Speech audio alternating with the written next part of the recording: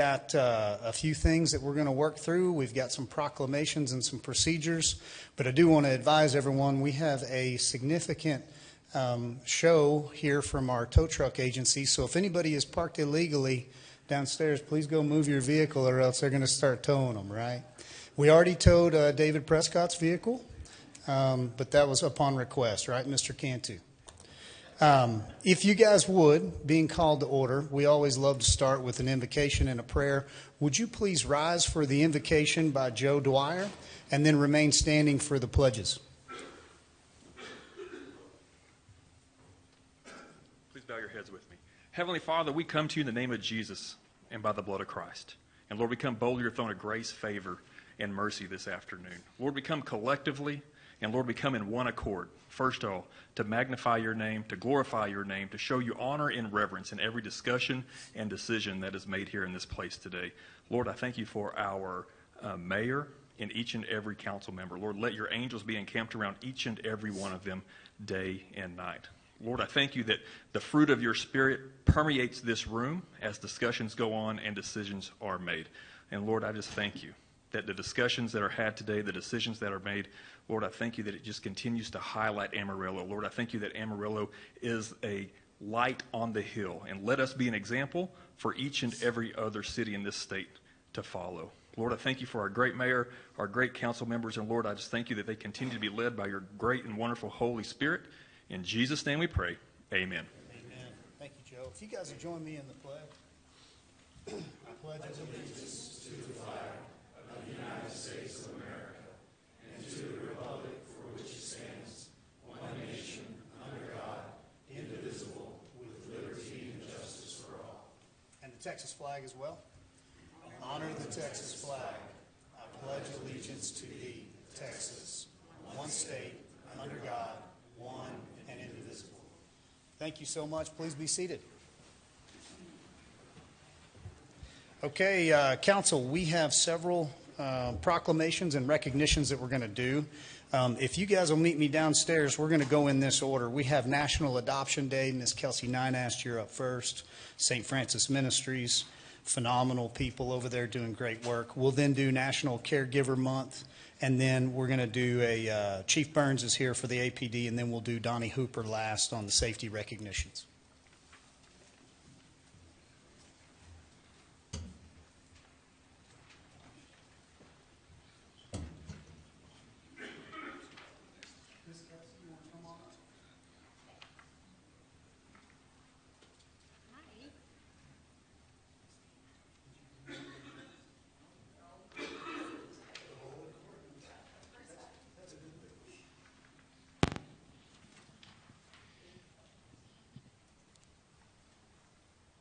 As we make this proclamation on National Adoption Day, it's a little bit more meaningful for me because I did grow up in foster care and was adopted at a later age, and so it's a day that I celebrate every year, as well as the month as we look at it.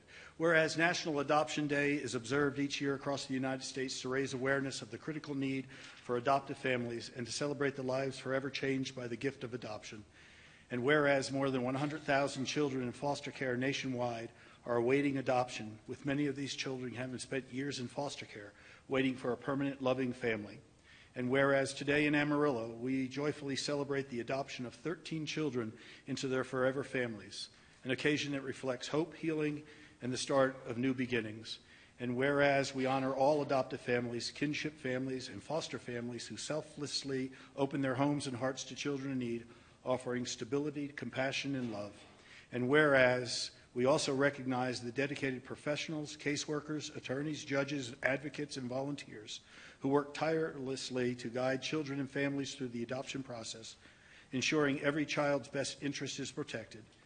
And whereas National Adoption Day serves as an opportunity for the Amarillo community to celebrate families who grow through adoption and to renew our commitment to ensuring that every child has the chance to belong to a permanent, supportive family.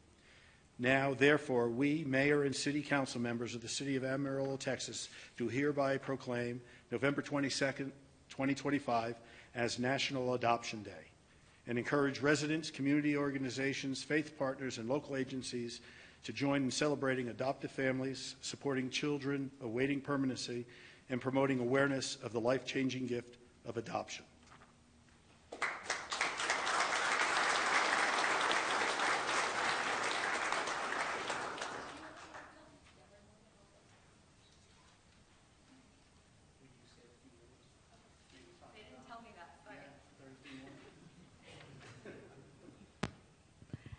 Hi, everyone. First of all, thank you to Amarillo City for doing this proclamation. National Adoption Day is one of my favorite days of the year. And yeah, this year we have 13 kids being adopted. And this year is extra special to me because we even have a 16-year-old being adopted. So, and if anyone is interested in adoption, please look us up because there's always kids who need a forever home, okay? Thank you.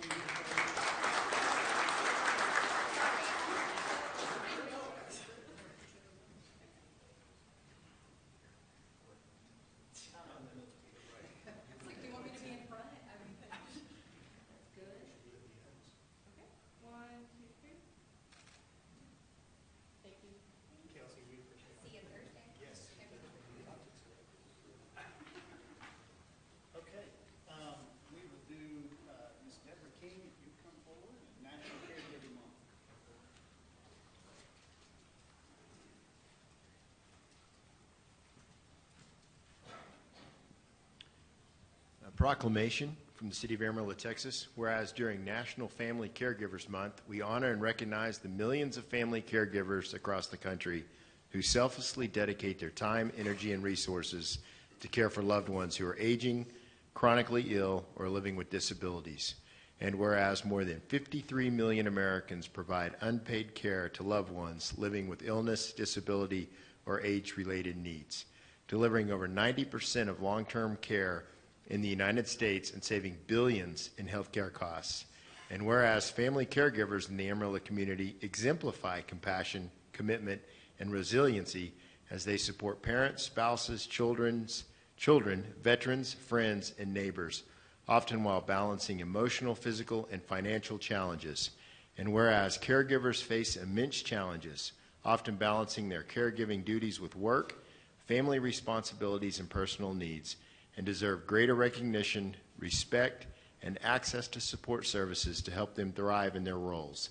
And whereas National Family Caregivers Month, observed each November since 1994 and recognized by presidential proclamation since 1997, serves as a time to honor the vital contributions of caregivers and to raise awareness of the support they need and deserve. Now, therefore, the mayor and city council members of the City of Amarillo do hereby proclaim the month of November 2025 as National Family Caregivers Month in Amarillo, and urge all residents to recognize these dedicated caregivers and connect them with local support networks, programs, and community resources that strengthen and sustain them in their essential roles.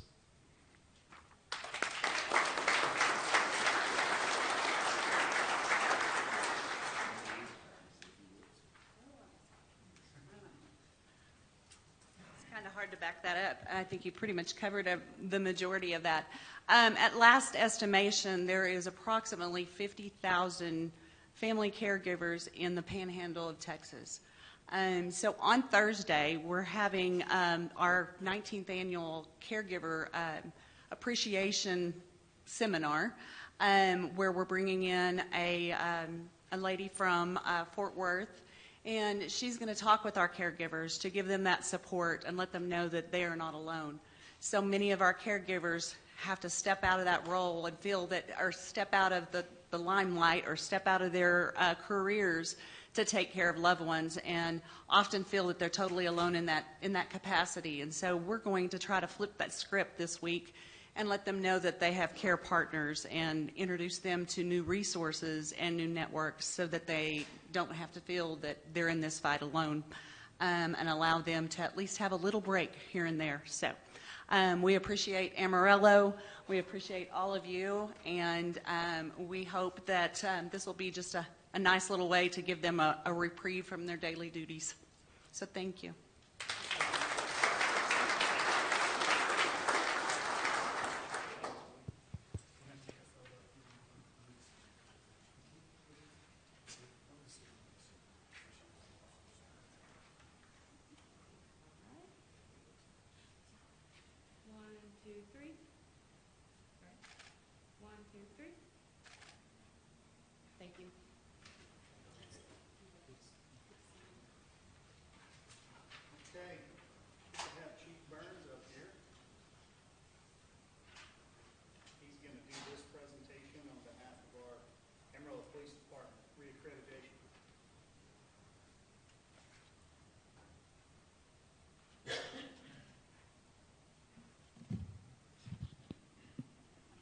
Mayor, council members, and citizens of Amarillo, good afternoon. My name is Sean Burns. I currently serve as the Region 2 Director for the Texas Police Chiefs Association. Today I have the honor of representing the Texas Police Chiefs Association as well as the Texas Law Enforcement Accreditation Agency.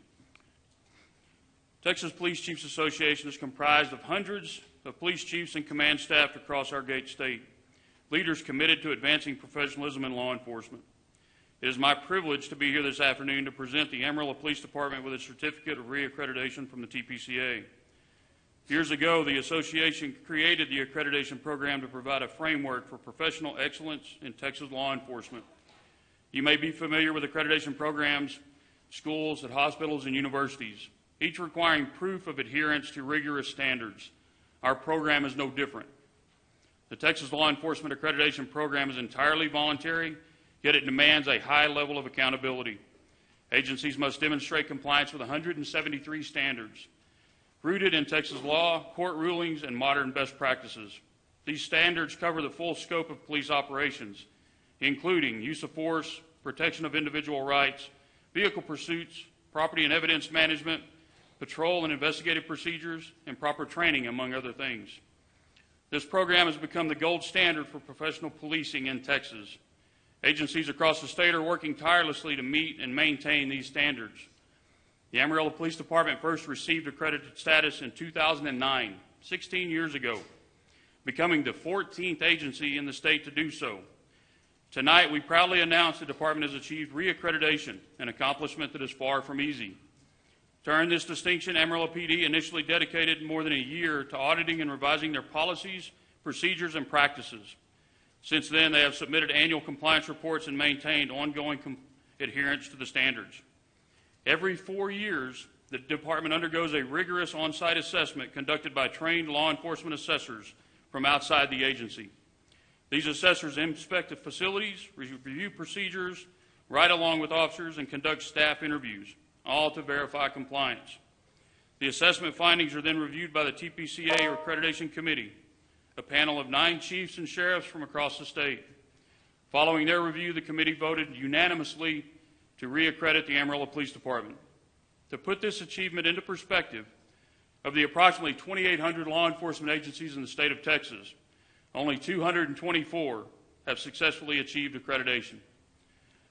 These agencies range from departments with just 4 officers to major metropolitan departments with over 1,900 officers. Regardless of size, professionalism is essential. Our communities expect it, and they deserve it. Today, we proudly recognize Interim Chief Jimmy Johnson and the Amarillo Police Department for their exemplary performance and continued commitment to professionalism. What does this mean for the city? It means your police department is not only meeting but exceeding the current best practices in Texas law enforcement. It assures city leadership and every resident that your department operates with transparency, accountability, and excellence. It confirms that the Amarillo Police Department is among the very best in Texas. The certificate I present today is symbolic. While it represents professional excellence, its true value lies in the process, the dedication, the discipline, and the commitment required to achieve it. And the work doesn't stop here. The department will continue to submit annual reports and in 4 years undergo another comprehensive on-site evaluation to maintain the distinguished status. Amarillo Police Department is truly a leader in Texas law enforcement, and your community should be incredibly proud. Chief Johnson, will you and your team join me?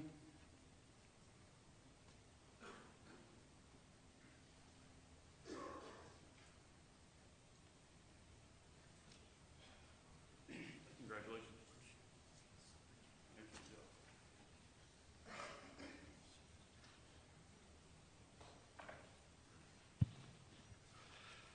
On behalf of the men and women of the Amarillo Police Department, I want to express our sincere gratitude for this recognition. Reaccreditation is more than just a certificate and a frame.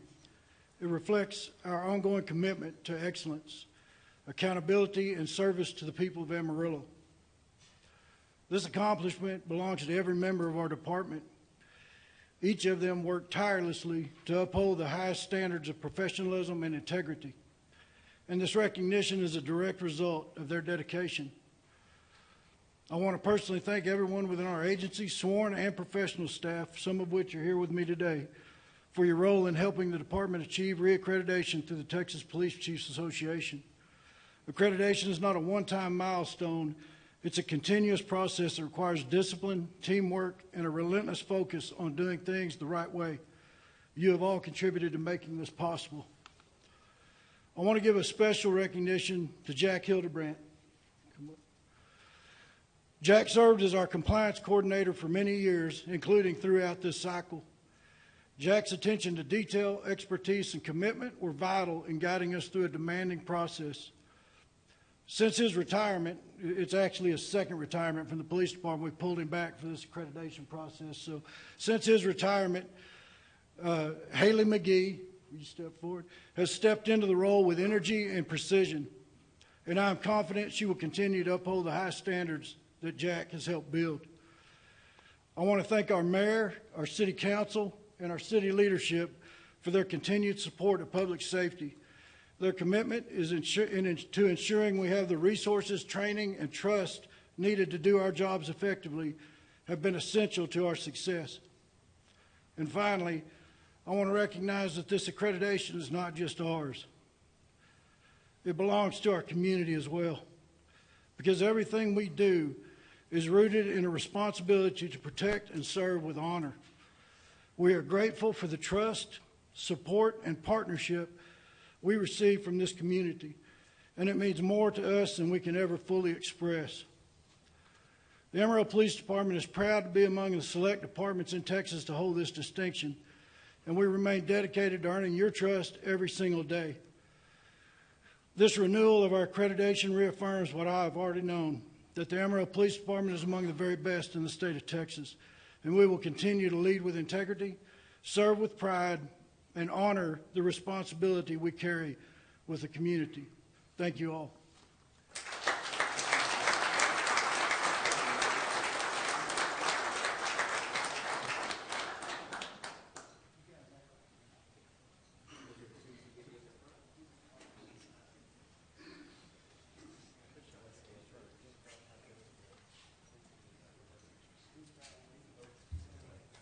Yeah, can we get 2 rows, please?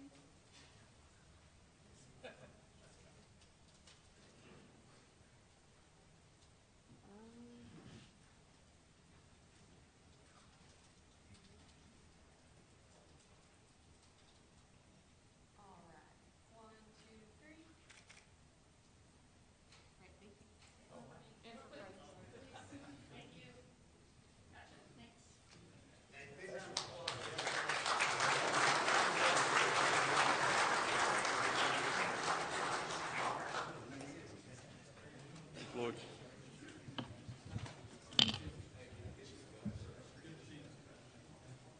All right, Mr. Hooper, we got one more. So I'd like to invite those up from utilities that are going to be recognized today to come up here to the front.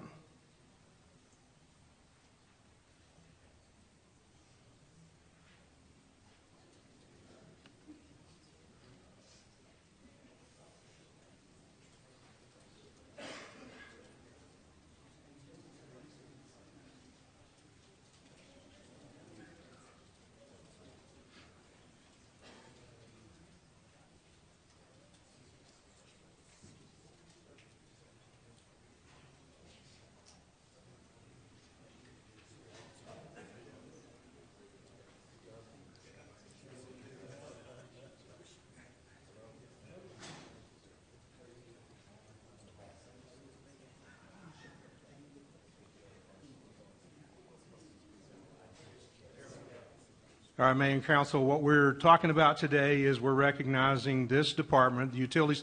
I say this is just a portion of the utilities department.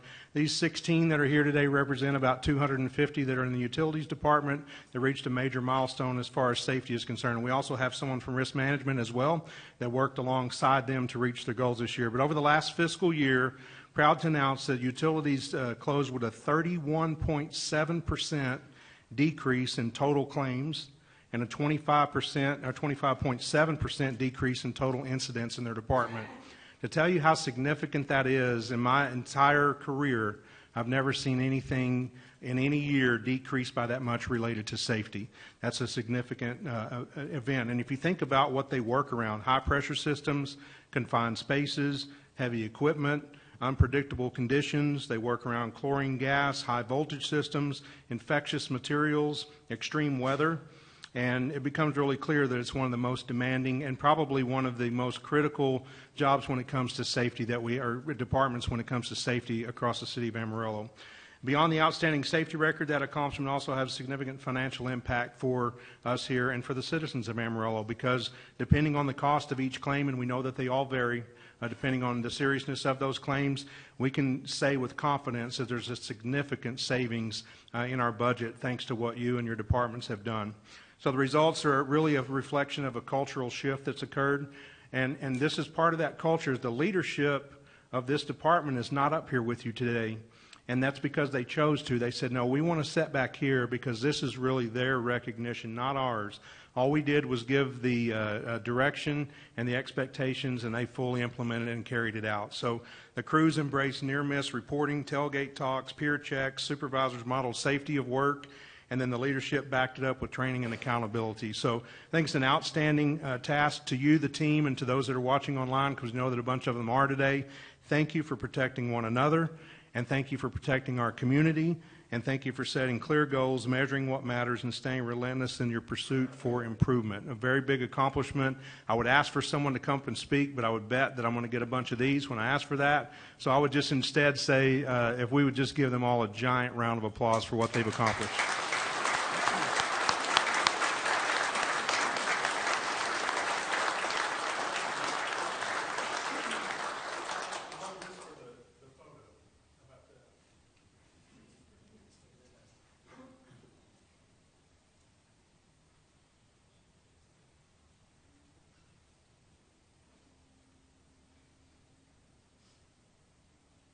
I can get you guys a little closer. There we go. Perfect. 1, 2, 3. One more time. 1, 2, 3. Thank y'all.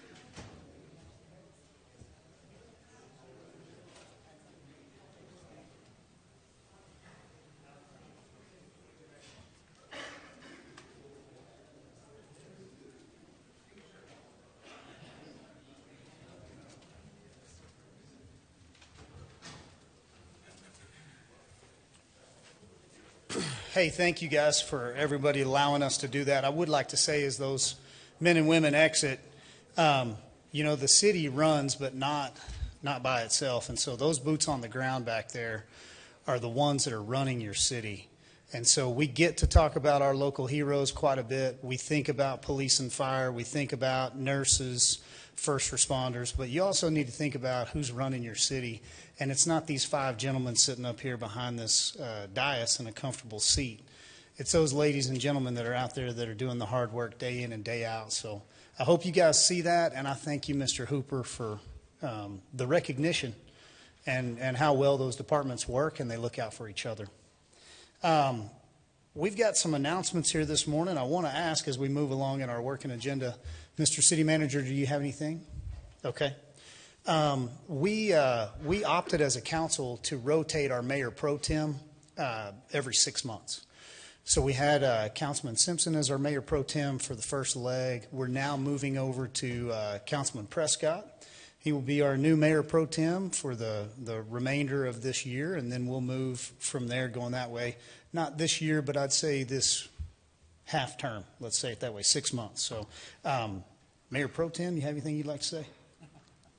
I don't, but thank you. Okay. Well, we appreciate you serving in that role and look forward to working alongside of you. We really have a strong council that works hard for you guys, and there's a lot that's going to be accomplished over these next months. So stay tuned. One of our favorite parts of the meeting is public comment. So I do want to just kind of give some reiteration. So public comment, once again, If you don't mind, it shows a great deal of respect when you limit yourself to your 3 minutes. Everybody else has limited their self as well. So we'd ask you to maintain your comments to 3 minutes. If you have something that you need specific, we do answer phone calls, text messages, and emails, of course. Feel free to reach out to any of us. If we can direct you after your public comment to the staff, they can step off to the side with you. We would ask that this is your opportunity to speak to this council if you'll face front, not necessarily addressing your constituents in the audience. And then if you have any paperwork or anything you'd like to give to us, we have Officer Jenkins right over here. You'll hand that paperwork to him. He'll hand it out. So, Ms. City Secretary, do you mind reading us into public comment? Yes, thank you, Mayor. Thank you for participating in today's City Council meeting. Your input and your opinions are important to us, and we're glad that you're here to share them today. At each posted meeting, we invite our fellow community members to address City Council regarding posted agenda items or topics related to city policy. During public comment today, each speaker will have 3 minutes to address the council. At the end of 2.5 minutes, a warning beep will sound to alert you that you have 30 seconds left to wrap up your thoughts. When you come to the microphone today, please state your name and whether or not you live in Amarillo city limits. If you are addressing council on an agenda item today, please state your position so we may reflect it properly in the minutes. If you are speaking to an item not on today's agenda, the Texas Open Meetings Act limits how elected officials may respond. Council may respond with statements of fact. They may ask that the topic be added to a future agenda, or they may refer the matter to the city manager, who can have staff step out and visit with you regarding your topic. We will be utilizing both podiums for public comment today. When you are called as next to speak, please make your way to the unused podium to wait your turn. Once all registered speakers have addressed City Council, the mayor may, at his discretion, call for speakers that did not sign up. At that time, anyone wishing to speak should form a single line in the middle aisle and take the next available podium as one becomes available. As a reminder, you are here today to address the Amarillo City Council, not the audience. As such, we ask that you please ensure your focus of all comments to your elected officials. Again, thank you for being here today. Our first public commenter will be Bobji Yalamanchili, and after Bobji, Jaden Gitchell may move to the other podium.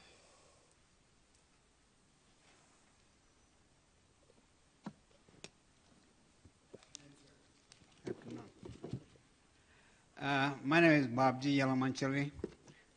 I came to this country 55 years back, and I have seen, all these years, how much trash and build up, over the years, people used to give brown bags, when we first came here. Now we have so many plastic bags, and it's flying everywhere like balloons. And, it takes a lot of cleanup in the city, to maintain very well. I need a lot of leaders in this town. I want every one of you lead to set up a group and start cleaning up the city. You cannot have it few people running around and then cleaning up. This is not going to work. We have so much trash everywhere, and the wind is not helping at all. That's a major problem here. That's the windiest city in Amarillo, and we have trashiest city in Amarillo. I mean, I see everywhere, there are some good neighborhoods, some bad neighborhoods. Not bad, I mean, it needs some help. So, I want everybody to participate in cleanups, not just me alone. In the last 40 days, I have been out there cleaning up every day, 2.5 hours. Every day. And he's a gentleman, he helped me a lot. We started, he'll talk about the creek. So I need a lot of help, everybody, set up a group and start leading, people will like that. I just want to post on the Facebook and just my alone. I want to post your cleanups efforts, That's what I want to see. Because everybody has to participate in the city. If you see something, you stop and go and then pick up something. Don't wait until next day, Every day is a cleanup day. It has to be like that. Then, we can solve that problem. Otherwise, the wind is going to take someplace else before you see it, So it is very important. Also, I'm concentrating on the Texas Panhandle. I have done it before. I, communicated with all the 61 school districts in Panhandle, and also that many mayors. I used to send the flyers and then, tell them, hey, you take care of your own neighborhoods. That's what I used to do, Okay, so I need help, I want to do some fundraising in the future. I need your help, to do that, because we need a lot of help. Okay, thank you very much. If we could get Ali Videnya to come up to the other podium, and Jaden, you may begin your comments. Greetings, Council. I'm here with Bob G. to represent. Oh, sorry, I am. We've been down at Plum Creek, which is just right there. We've got Walmart and then Tascosa Road, and we've been spending, at least 3 hours a day just going out there and removing as much trash as we can.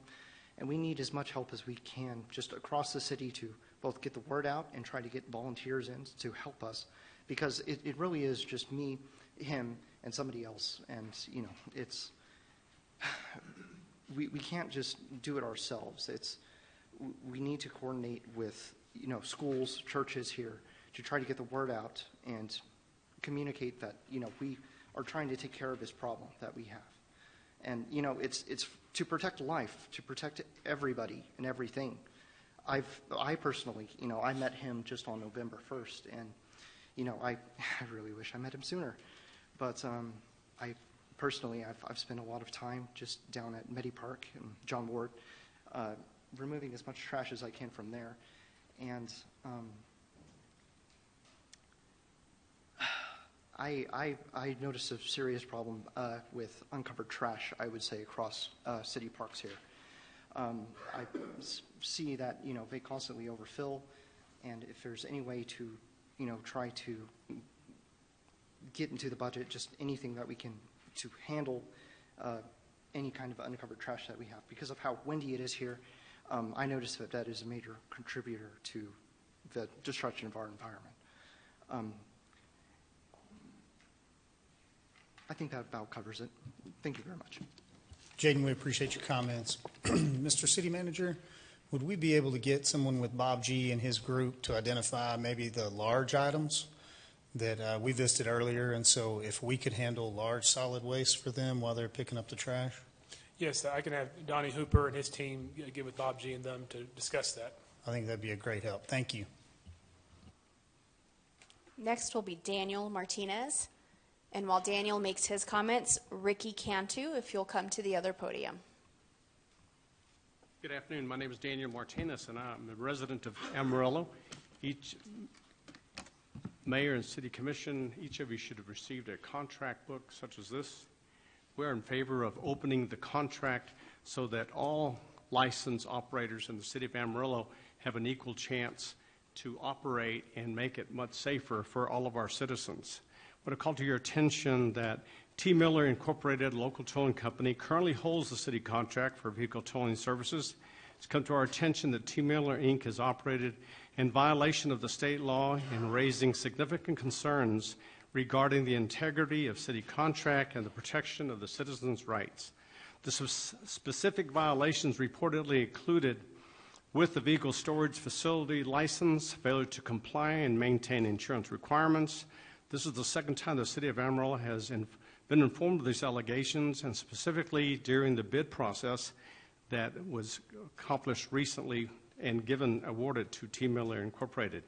These actions not only undermine the public trust, but also put the city at the risk of legal and reputational consequences. Given that T. Miller, Inc. is entrusted with the city contract, we respectfully request that the mayor's office, city commission, promptly investigate these concerns, and I urge the city to take appropriate correction actions that may include reevaluation and termination of the contract to ensure that future agreements and awards of the companies are strictly adhered to by the applicable law and regulations. Thank you for your time today. I appreciate the opportunity to make a comment. I know that your work is very important. I've been in your position, and the agenda never ends in terms of the need and want. Nothing is more paramount than the safety of our citizens. You know, recently, in a closing comment, I want to say that in a local football team, Amarillo High, was made to apply the rules of this season's season, where they gave up 6 of their games recently. They were held to a higher standard because of that. And all we ask is that T. Miller, with the City of the Amarillo contract, be held to that same standard and that they follow the rules of law. Thank you, gentlemen. We would invite Robert Runquist up to the empty podium, and Ricky, you may begin your comments. Gentlemen, thank you. Ricky Cantu.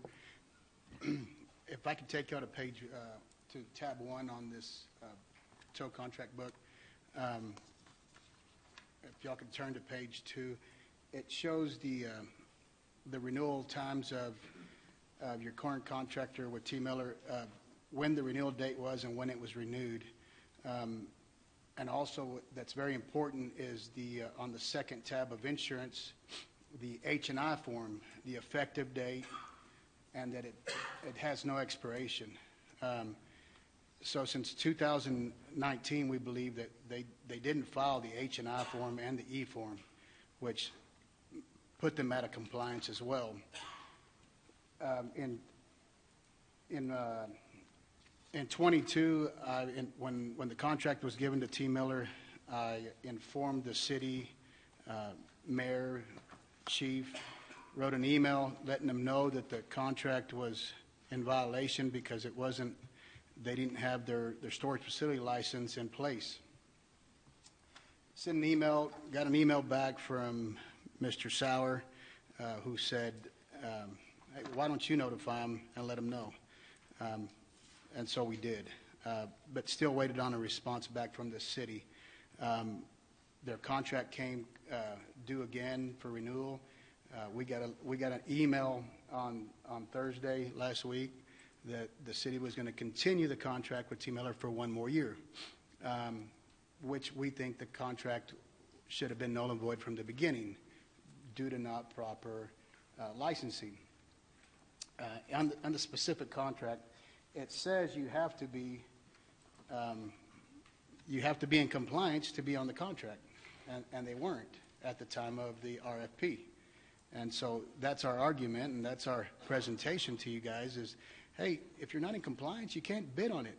And if you bid on it and you were awarded on it, somebody needs to hold them into compliance, right?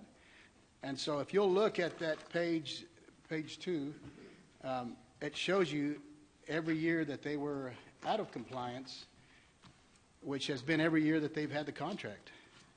They've been out of compliance, either didn't renew their storage license or didn't renew their tow license to operate the tow truck, which are pretty big penalties through the occupations code.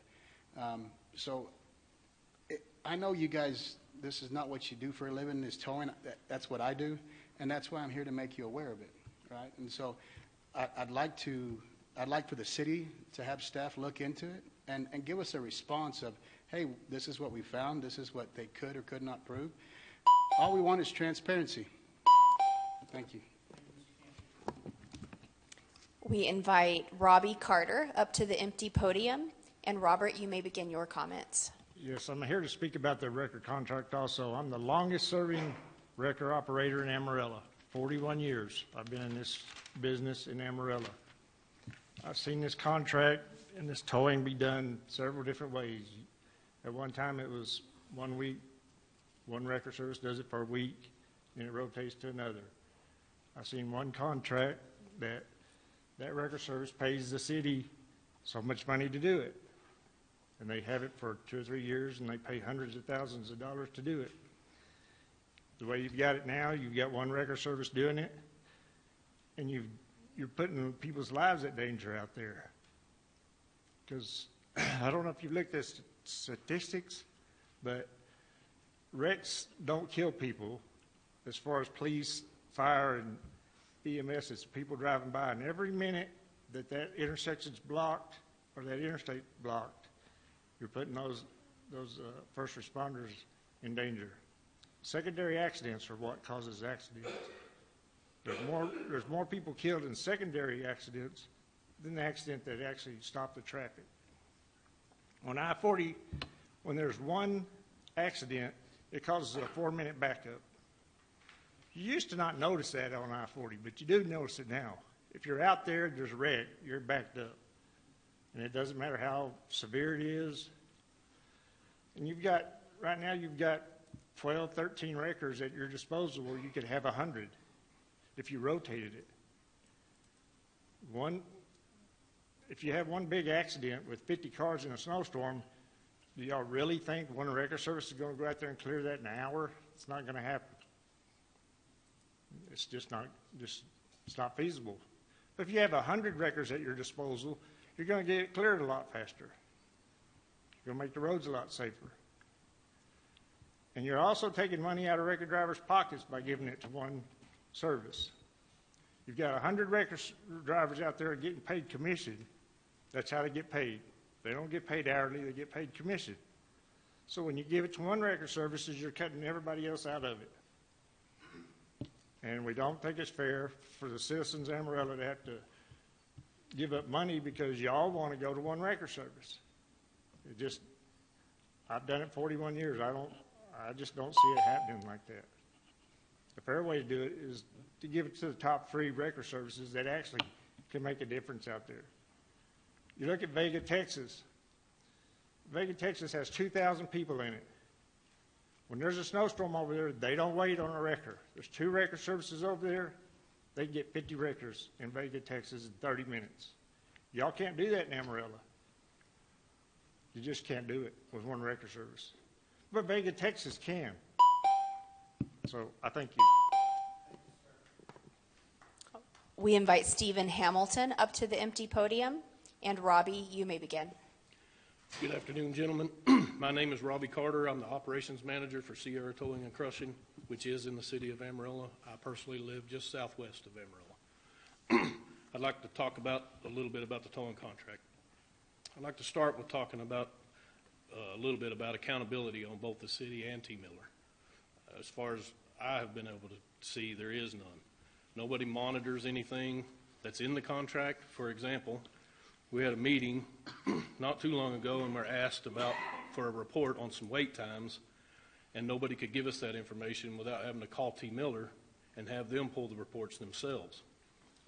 How does that work for accountability? Sierra Towing, along with all the other tow companies in this area, all use the same software. It's called Tow Books, in which you can go in and you can adjust anything if you choose to, wait times or what have you.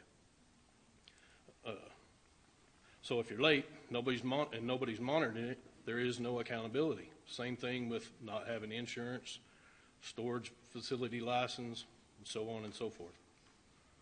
Now let's talk a little bit about right and wrong. All of y'all were voted in to represent everyone, not just someone.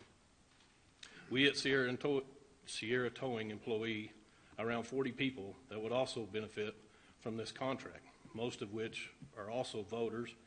So all we ask is that you think about what's right and what's wrong here and at least put this contract back up for discussion before we just hand it back over to one company with everything that shows that the city would benefit more by having a rotation.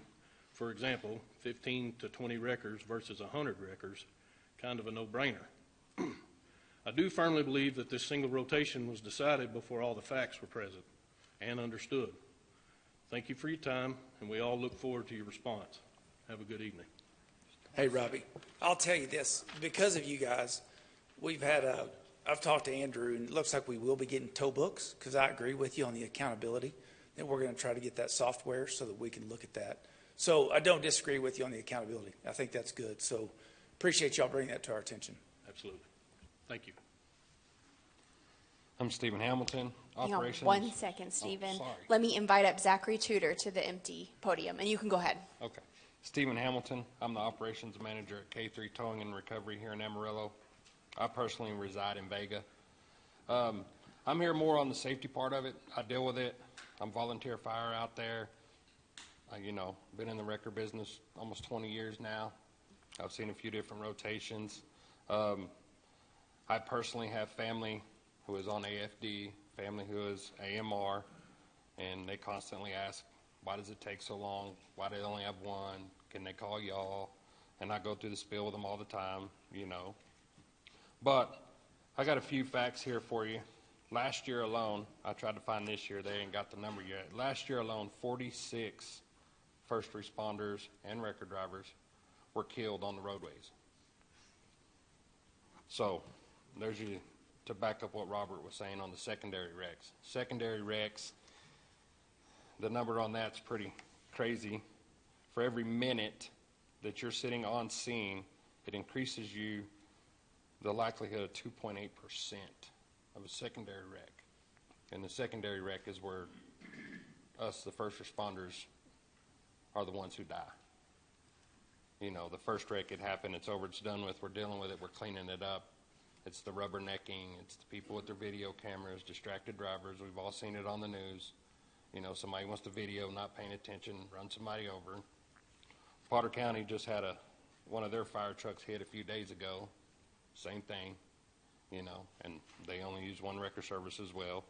So it just the safety part of it, it's not fair to your guys, it's not fair to my family who are in these departments that have to sit there and wait. If it's your family standing there waiting on the wrecker, it's not fair to them at all that they have to wait so long for a tow truck to get there.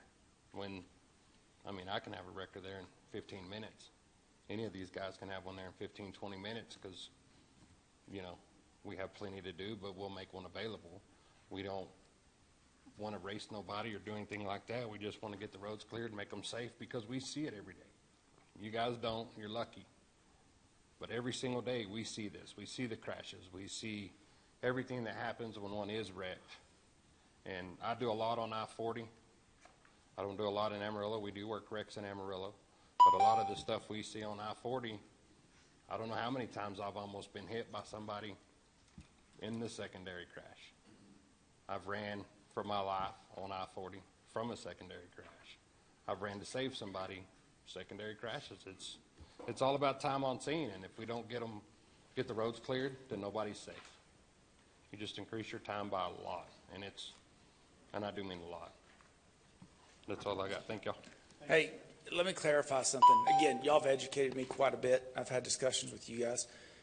In the contract, does it not read that if the current, the team Miller at this point, if they can't get there in 20 minutes, that it's advised to call someone, goes to somebody else? Is that correct? Ricky?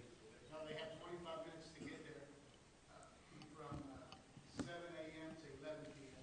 And they have 35 minutes from 11 p.m. to 6:59 a.m.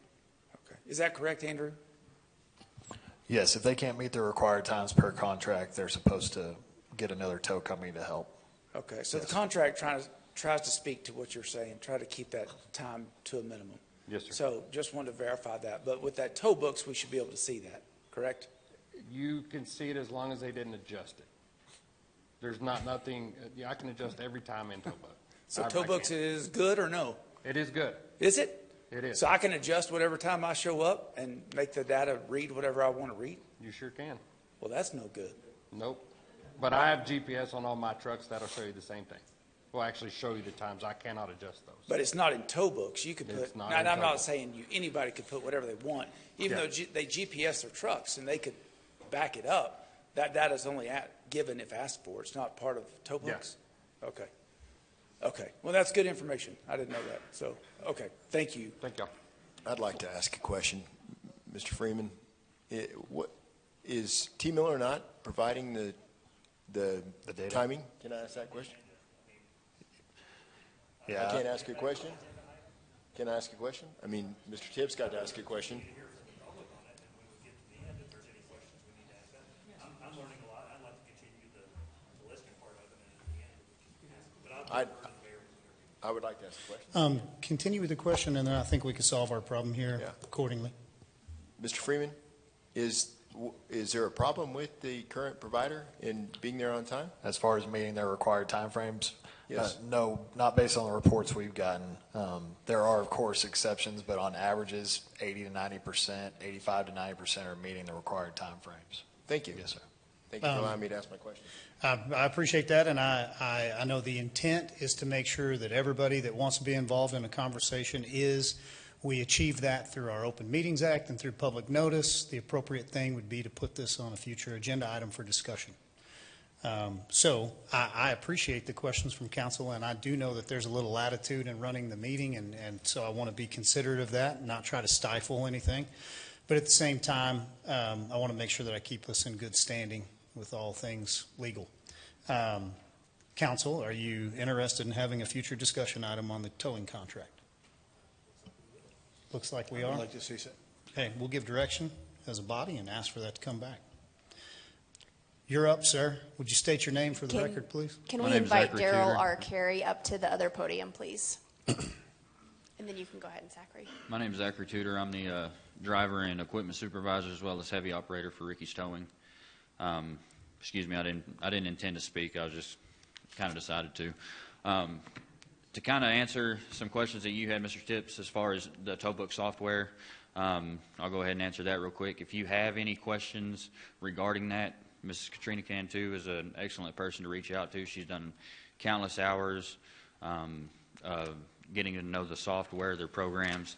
There are ways for the city to actually access that through dispatch and everything else that the roadside providers also use. They direct dispatch us through tow books, so that way y'all have a little more control to where whatever company is you're dealing with doesn't have the ability to go in and change all that. So I just kind of wanted to cover that. But also, I've been with Ricky for going on 5 years now. I don't have the, obviously I haven't been doing it as long as some of these other guys have, but I have been here long enough to have been with the company when we were on a rotation as well as now with the contract. And to kind of reiterate the fact of commission drivers, when they went to that contract, we hurt from it. We saw a huge difference. I'm a citizen of Amarillo. I'm a taxpayer. But that's how I make my living. That's how I feed my family.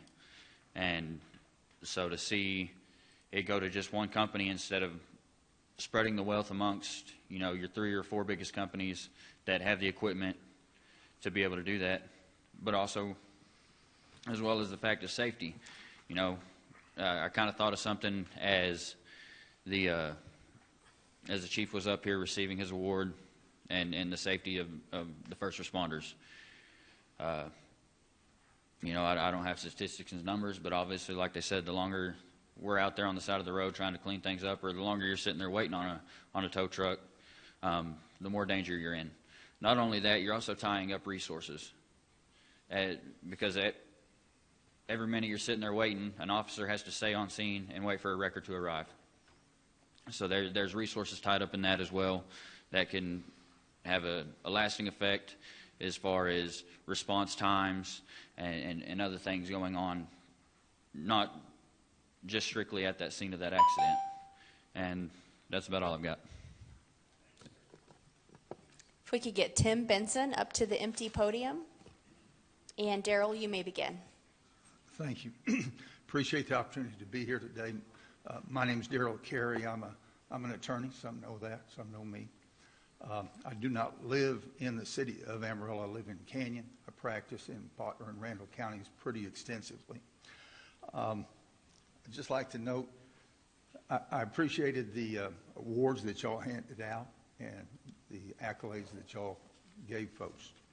A good exercise of governmental authority and appreciation. What they talk about, though, proof of adherence to rigorous standards, right? Policies, procedures, and practices followed. Professionalism is expected and deserved. Those were the things that your police department was awarded for. Accountability, transparency, excellence. Those things they were awarded for.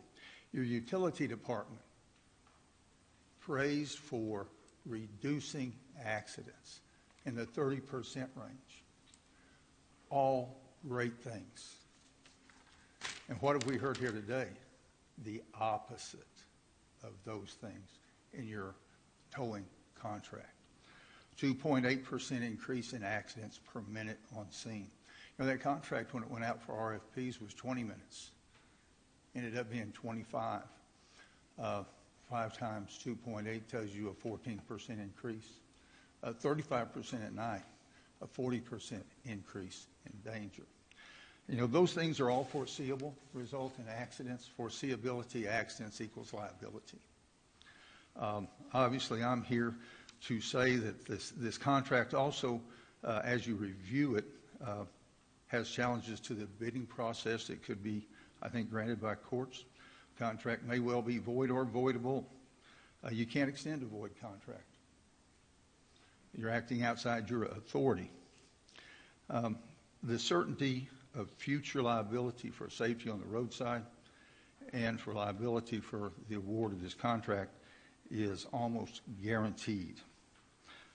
I would urge you to consider these things that have been offered by the experts in the field, the towing companies, and relook at how this is done. I would not extend this contract. I think it would be a big mistake.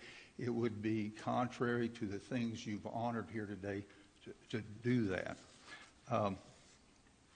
85% on time tells you one thing, 15% out of time.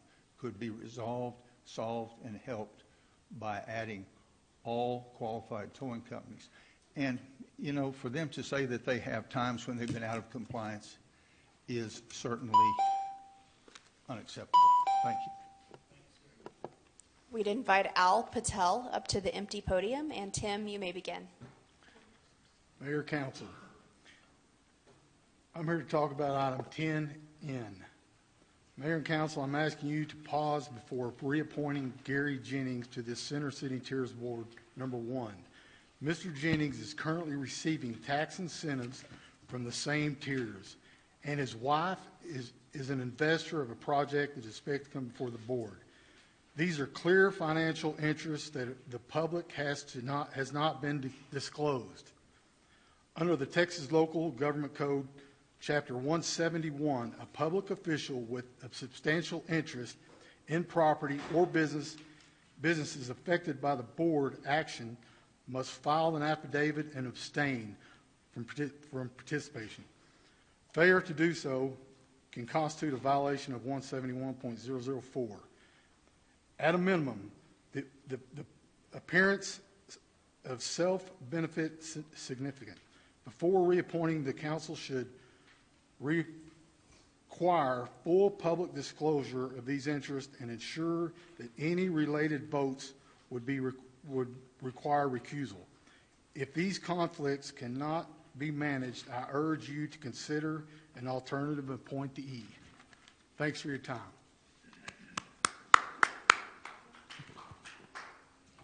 We would invite Alan Feingold up to the empty podium, and Al, you may begin. Thank you, council members, for your time. My name is Al Patel, and I reside in the city limits of Amarillo. Before you consider any appointment to this Center City Tiers Board, I'm speaking on 10N, I want to address a very serious concern. The conflict of interest that arises when a board member stands to receive or is already receiving financial incentives approved by the same tiers. What we are talking about is simple. You cannot be a referee and a player. You cannot sit on a tiers board whose core job is allocating financial incentives, reimbursements, and taxpayer-funded benefits, while personally standing to gain from those same approvals. Even if the individual claims they will recuse themselves, the conflict does not magically disappear. Influence does not begin and end at the vote. Board members participate in discussions, set priorities, signal approval, and help shape the discussions and decisions long before anything comes to a formal vote. The informal power is still a financial advantage.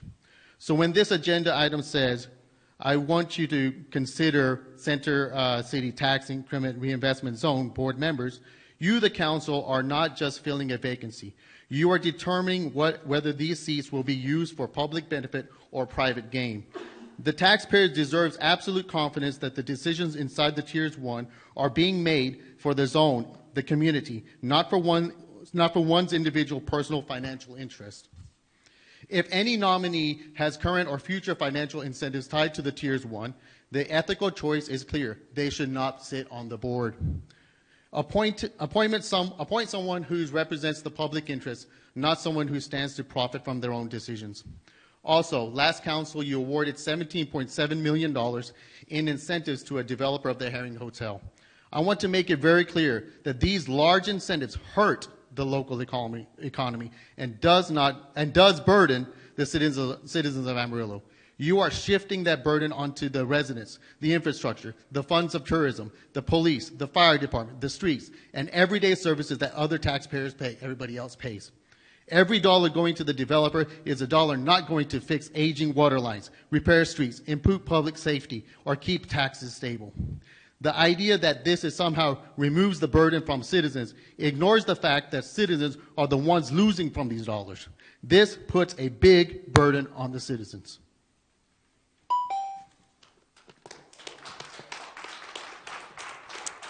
If Ali Videnya is here, you can take the empty podium. And Alan, you may begin your comments. I would like to ask permission for asking questions to your Director of Public Utilities and having him answer the question without the time being subtracted from my 3 minutes. Would you permit me to do that if the questions are strictly factual? Mr. Feingold, let's see if we can address this way, because last time we had the same request. Can't facilitate that here in front of everyone else. If you want to write these questions down, feel free to hand them to our, let's go to our city manager, and we would be happy to do a sidebar and answer those directly for you. Very good. I will not ask the questions. I will simply make a few comments. Very good, sir. In the last community investment program, there was $4 million that was allotted for project number 523198. This was with the Water Transmission Department to rehabilitate or replace what they called phases, that is sections of the water pipeline from Carson County as it ran along Fritz Highway and entered the city of Amarillo. That project, so far as I know, was not done. I don't think it's even on the plan as it presently exists. We should consider the whole matter of the water field in Carson County and the pipeline from it as it goes to Amarillo. I do not know when the last time, if ever, the city of Amarillo did a complete check on the entire length of that pipeline. But we need to do that soon and find out just how much will be required to repair that pipeline, both in terms of time, effort, and money. I would also like the city of Amarillo to inform us what the annual cost will be, which your staff estimated would be required for operations and maintenance of the infrastructure that's to be built in order to obtain the water that will be purchased from the city of Amarillo by the Fermi project. The quote on that so far has been that the Fermi project will pay $11 to $12 million for installation of some sort of infrastructure, but we have not heard from the city of Amarillo the actual amount in terms of operation and maintenance which the city will have to expend to maintain that infrastructure. We also need to get the difference between the revenues that you will obtain and the expenditures that you will have to make in order to obtain those revenues.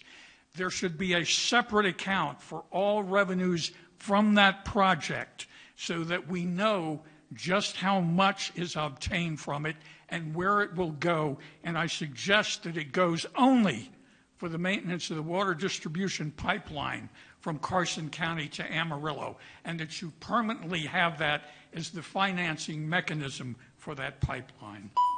Mr. Feingold, don't step away. What is that project number again on the pipeline? 523198. 523198. That's correct. Let And me it go to was- work for you on this. Mr. City Manager, if you could get a report on that particular project and confirm that that is the pipeline project that he is addressing that was the $4 million. And then if you'll email me on that, I'll be glad to engage with you directly and try to get you an answer on that project. Okay. As far Water as- Transmission Department is the category. Glad to get you an update on it. Thank you, sir. Thank you. Mayor, that concludes everybody that signed up for public comment today. Okay. I would wager that we got a few in the audience that would like to speak. We always allow that. I'm going to ask by a show of hands how many people would like to offer public comment that are here today. Not terrible. Let's just start right here with Mr. Skank. If you come forward, sir.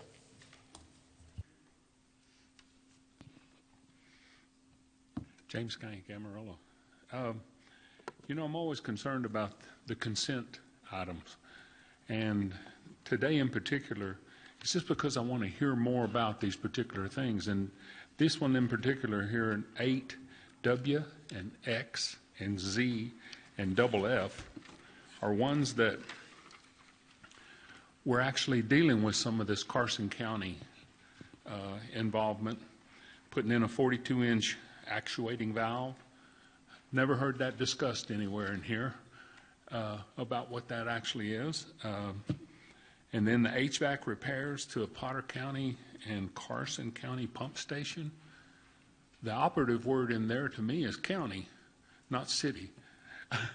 You know, and I just wonder who's paying for that. And I know it's comparatively it's a small amount of money, but it's the money. And Z is the pressure transducers, whatever that means, how, Floyd? Anyway, that's going to be used in Carson County. Carson County's become a part of our agenda item pretty quickly. And then double F, it's the contract to engage with the water rights on some of that area over there. If we could pull those from the agenda and just have a brief discussion about those, because we're concerned about transparency and stuff in all these matters of, you know, Fermi and water and nuclear reactors and you know, making things happen. So I'd appreciate that. Thank you. Thank you, Mr. Skank. And yes, we can gladly pull those off and address that those are part of our well field. So, Mr. Fisher, I saw your hand up. Is that right? Yes, sir.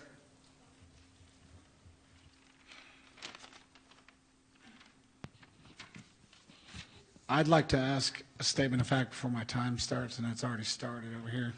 We can pause your time for It's right about an now. agenda item, and I think it's important for something I'm working on. And I'd like to ask the two gentlemen here on my left, how many MGDs does the sewer plant, the current sewer plants, process per day? Okay, so let me see if I can get you that answer. If you want to continue forward with your 3 minutes, and then we will do our best to get you the total MGD produced from both wastewater treatment plants. Okay, thank you. Thank you.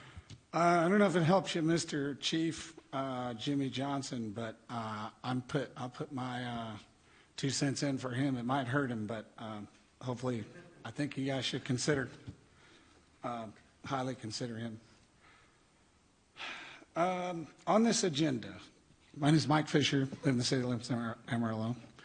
On this agenda, you guys are going to consider placing the ADC interim president, Doug Nelson, on a PID, P-I-D. Do you think he would go against anything that the city wants to do as a PID board member? What does PID mean? PID. Some say it's Public Improvement District. More like pay it, dummy. We know what a PID is. Don Tipp said it's a tax. Cole, you said many times Amarillo won't become Big Brother, yet every time an agenda item comes up to purchase surveillance equipment or software, you vote yes. I'm pretty sure. You could correct me if I'm wrong on that. Today, it's PinLink software. to do more of that Big Brother stuff. I think it's about $100,000. How is it possible to spend $7.3 million on one park lighting? Yet today we're going to add another $40,000 to that. You're going to pay somebody $70,000 a year to mow the well fields. I mean, come on, guys. You guys are business guys. You got to be able to lease that property and put some cows out there. And you could make money off this instead of spending money. I mean, you guys are business guys. I'd like for you to pull that off the agenda and talk about it. Got a minute left, so I'll skip down. Cole, you campaigned as a country boy, old truck, country roads, humble beginnings, but somewhere between the ballot box and that country club neighborhood you now call home, you forgot where you came from. You didn't run on the country club boy, but that's exactly what you become. Thank you. Thank you, Mr. Fisher. Always happy to continue to engage and go to work for you. What is the item that you were referring on the mowing contract, sir?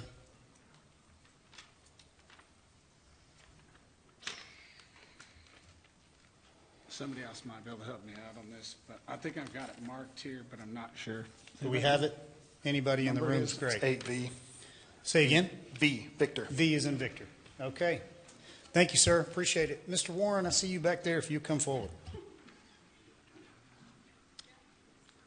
Yeah, Tom Warren, Amarillo. So this one is going to be probably a little bit different, but John 6:44 says, "No man comes to the Lord unless he's drawn by him." Last Friday, I attended a meeting that was really uncomfortable for me. I knew that I had a meeting to go to, and I knew what awaited, and I didn't really want to go, but I knew I had no choice. Like John 6:44 says, I was drawn by him. You see, I made a promise from my friend Jesus, and I kept my promise. I arrived, I watched the meeting start, and I followed the Holy Spirit. When it became evident that no one else would stand up, I did. What does that mean? Does that make me exceptional? No. The truth is that standing up was way beyond my comfort zone. It would have been so much easier to sit and just watch things play out, but that's not what I was called there to do. God has a plan for each of us and our lives, but will we answer him when he calls?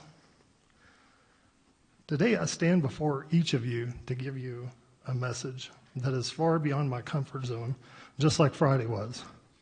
Delivering this message to you is in fact me being obedient. It has nothing to do with politics whatsoever. It has everything to do with you guys' eternity. Jesus has been calling out to each of you to see if you will answer. I know this for a fact. Many times in the midnight hour when he wakes me and draws me to prayer, oftentimes he leads me to you guys. I have given several of you words at different times that have been from the Holy Spirit, and several of you guys know what I'm talking about. He has said that it's important that you really examine yourselves and identify and remove all the things in your life that keep you and the Father at arm's length. Before you can hear from and be led by Jesus, you need to make a line item change in your lives and move him to the top of the list. You cannot hear him if anything, but most especially yourself stands in the way. He needs real leaders right now. He needs people that will stand when he calls them out, and they have a backbone of steel. So in this time, he is raising up new Davids, and he wants you to know that he's raising up new Davids. So I have delivered the message to you guys. So what you do from there, that's up to you. That's your responsibility. He wants me to express to you that it's important that you turn to him and hear his call soon. You are all running out of time. Thanks.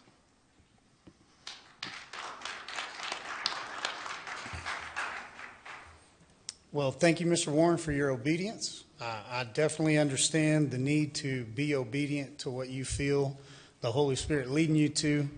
And I want to give a statement of fact. I know I personally appreciate every person that prays for me. And it means a great deal when people say, you know, we pray for you. And we understand, you know, that things aren't what they look like and that we're praying not just for the city but for you individually. So I also appreciate any brother that can help me keep my priorities straight. And so I have no greater priority than to hear, well done, good and faithful servant from my Lord and Savior when all this is over with. So that teaching in Matthew is pretty good to keep us focused on what we need to be doing, right? And so there can be fellowship in the field. We can be about our Father's business, and it's work in the field. And so the word says the harvest is plentiful, the laborers are few.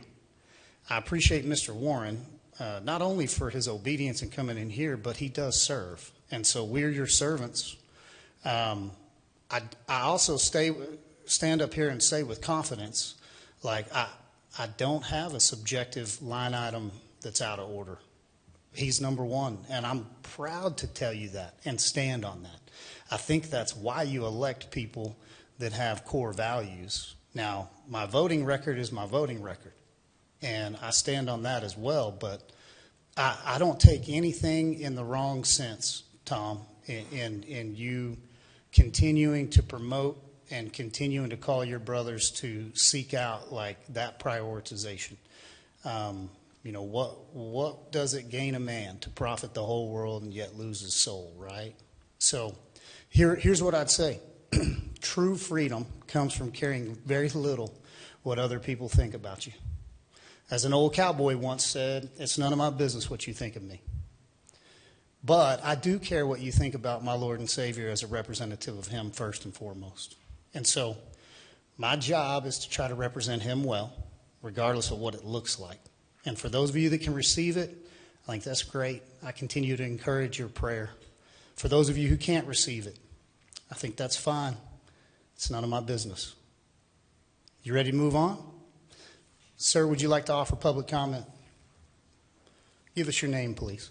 Yes, sir. J.C. Blackburn. I am the Law Enforcement and Emergency Services Liaison with K3 Towing.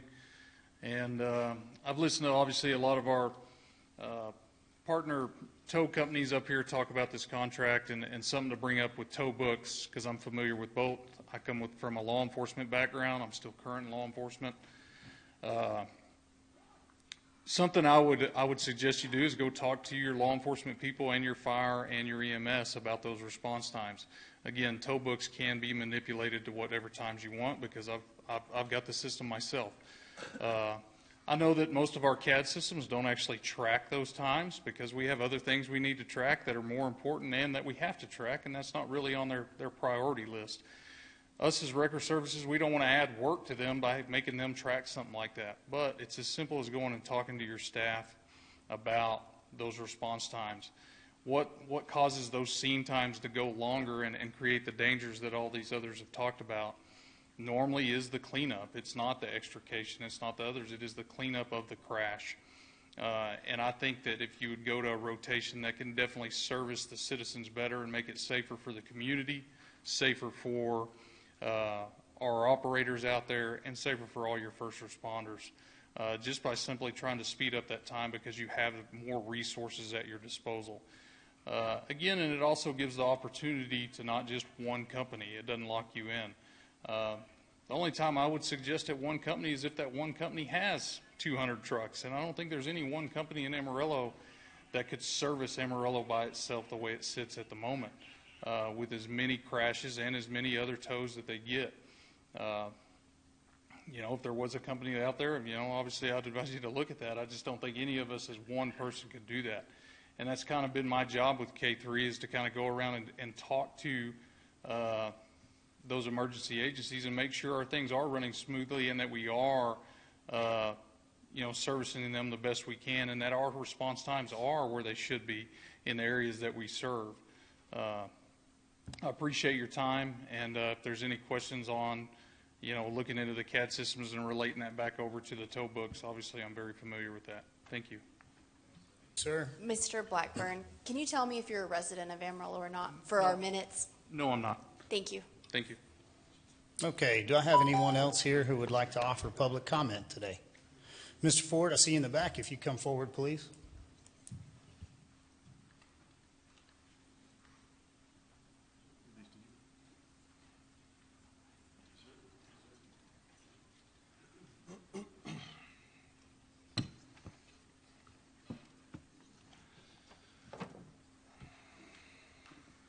Mayor, Council, Mike Ford, Amarillo, Texas. I was going to wait until they have it. I'll just get the introduction out of the way. Did you, Mr. Reed, did you get one? Okay. Oh, sorry.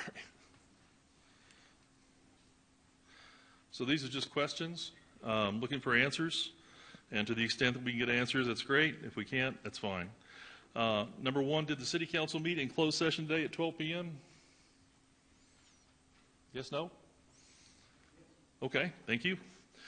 Number two, what part of the City of Amarillo Charter or Municipal Code authorizes the mayor or any city council for that matter in their sole capacity and absent a public act of the City Council to task the city manager and city staff with a 6 months project culminating in an agreement reached with the majority City Council, without the majority City Council knowledge or approval that was relied upon by Fermi to sell $700 million in stock in an IPO? Is there any fact-based answers that I can get on that, and what authorities exist in the municipal code or the city charter that allow that? Because I've looked at the charter, nothing exists there. I've also looked at the municipal code, nothing exists there. So any thoughts? Nope. Okay, thank you very much.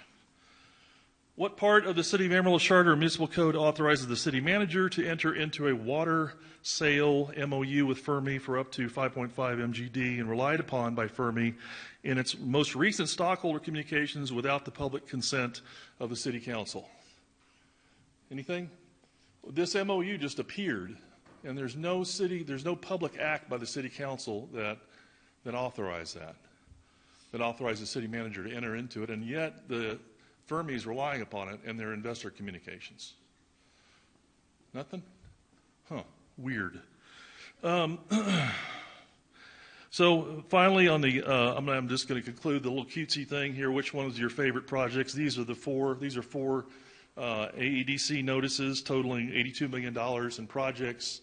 And if you know which one is your favorite project, feel free to call it out, but I don't think you have a clue what those projects are. Finally, please remove 8P from consent agenda on tangles. Also, Mr. Prescott, it is purely your right, and if you write this down, 551-042 under the Open Meetings Act, to request and make fact-based questions during public comment. That's your right. It specifically addresses 551-042, specifically addresses members of the public, and it addresses members of the government body. So if you have a question as an elected official, it is your right, by all means, and I defy anybody over here to stop you from doing that, to ask a fact-based question. And just as Mr. Tips did, he was asking plenty of fact-based questions. He was giving feedback. Nobody is going to walk up here and put you in cuffs for asking questions or engaging the public. I promise you that's not going to happen. But there's this desire to shut down public comment. And Mr. Simpson, you think that public comment is not the time for conversation? That's the only time for it. That's the only time the public gets. Thank you. I have a question. Mr. Ford? Sorry, a little surprised. Yeah. Thank you for that clarification. You have described multiple times since I've been on the dais actions of the Amarillo City Council as unlawful. Uh-huh. These are serious allegations. Yes. So for the benefit of the public, I have two very straightforward questions. Okay. Are you a licensed attorney in the state of Texas or in any other jurisdiction? That's an appeal to authority. That doesn't mean that I cannot opine on something. I'm actually an experienced practitioner in the Texas Open Meetings Act for a decade and a half. Are you a licensed attorney? Are you a licensed attorney? I don't have to be a licensed attorney to interpret a straightforward meaning of the regulation of the Texas Open Meetings Act. There's no requirement for that. As a matter of fact, the Texas Citizens Participation Act specifically allows citizens so to call out illegal acts by their city. You're not an attorney. No, I'm not an attorney. Thank you. If you're not an attorney, which we've just qualified, what qualified legal authority, specific statutes, case law, or written opinion from licensed counsel are you relying on for your conclusion to these actions which are unlawful? I would talk about the Souder decision in the tax notes case and the appeals court decision in the tax notes case, which gave the template for how the city of Amarillo was supposed to write public notices legal public notices, especially in matters of significant public concern. Now, those are So- straightforward decisions by two courts that found that this gentleman over here was, and a couple of others over here, engaged basically in a conspiracy to defraud the public of $265 million in tax notes. So I use those specifically because they are germane to the city of Amarillo, which the city of Amarillo has never dealt with. But there's a whole, almost a chapter in the open meetings handbook, which I used as a state official for a decade and a half to tell me how to comport myself in an open meeting. And I actually read the thing, and I actually followed the thing. And it was amazing because I didn't have people telling me I was running unlawful meetings. So the community, in my opinion, deserves to know that you are not a licensed attorney and you're not using legally grounded conclusions from counsel, yet What counsel those are are you talking personal about? interpretations. This guy? Are you talking about this guy? No, I'm asking where you're His getting your calculus- information from. His calculus is whether or not we're likely to be sued. That's the city attorney's. That's his litmus test on anything. I've been told by the mayor. So that's the litmus test for this guy. You had Alex Fairley stand up here as the chair of the AEDC, who said that our criteria for anything that we do should be, here's the line of the state law, and then we should be so far back that it should never be even questioned as to whether or not we're doing something. And everybody's, oh yeah, that's great. But none of you guys are concerned about that. The issue on public comment is so patently clear. It doesn't take a lawyer to interpret something. You're telling me that only a lawyer can stand up here and question you, Mr. Prescott, as to whether you're doing something illegal. That is BS. And I oppose you and anything you say on that. That is an appeal to authority, and it is a complete smear of anybody in the public who comes up here who has a brain and can read the state law and knows exactly what it is. I did this for 15 years. I have a public record.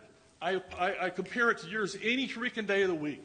Any day of the week, Mr. Prescott, I will compare my public record to your public record. I am opposed to backroom dealings. You just participated in one of the largest backroom deals in probably the history of Amarillo.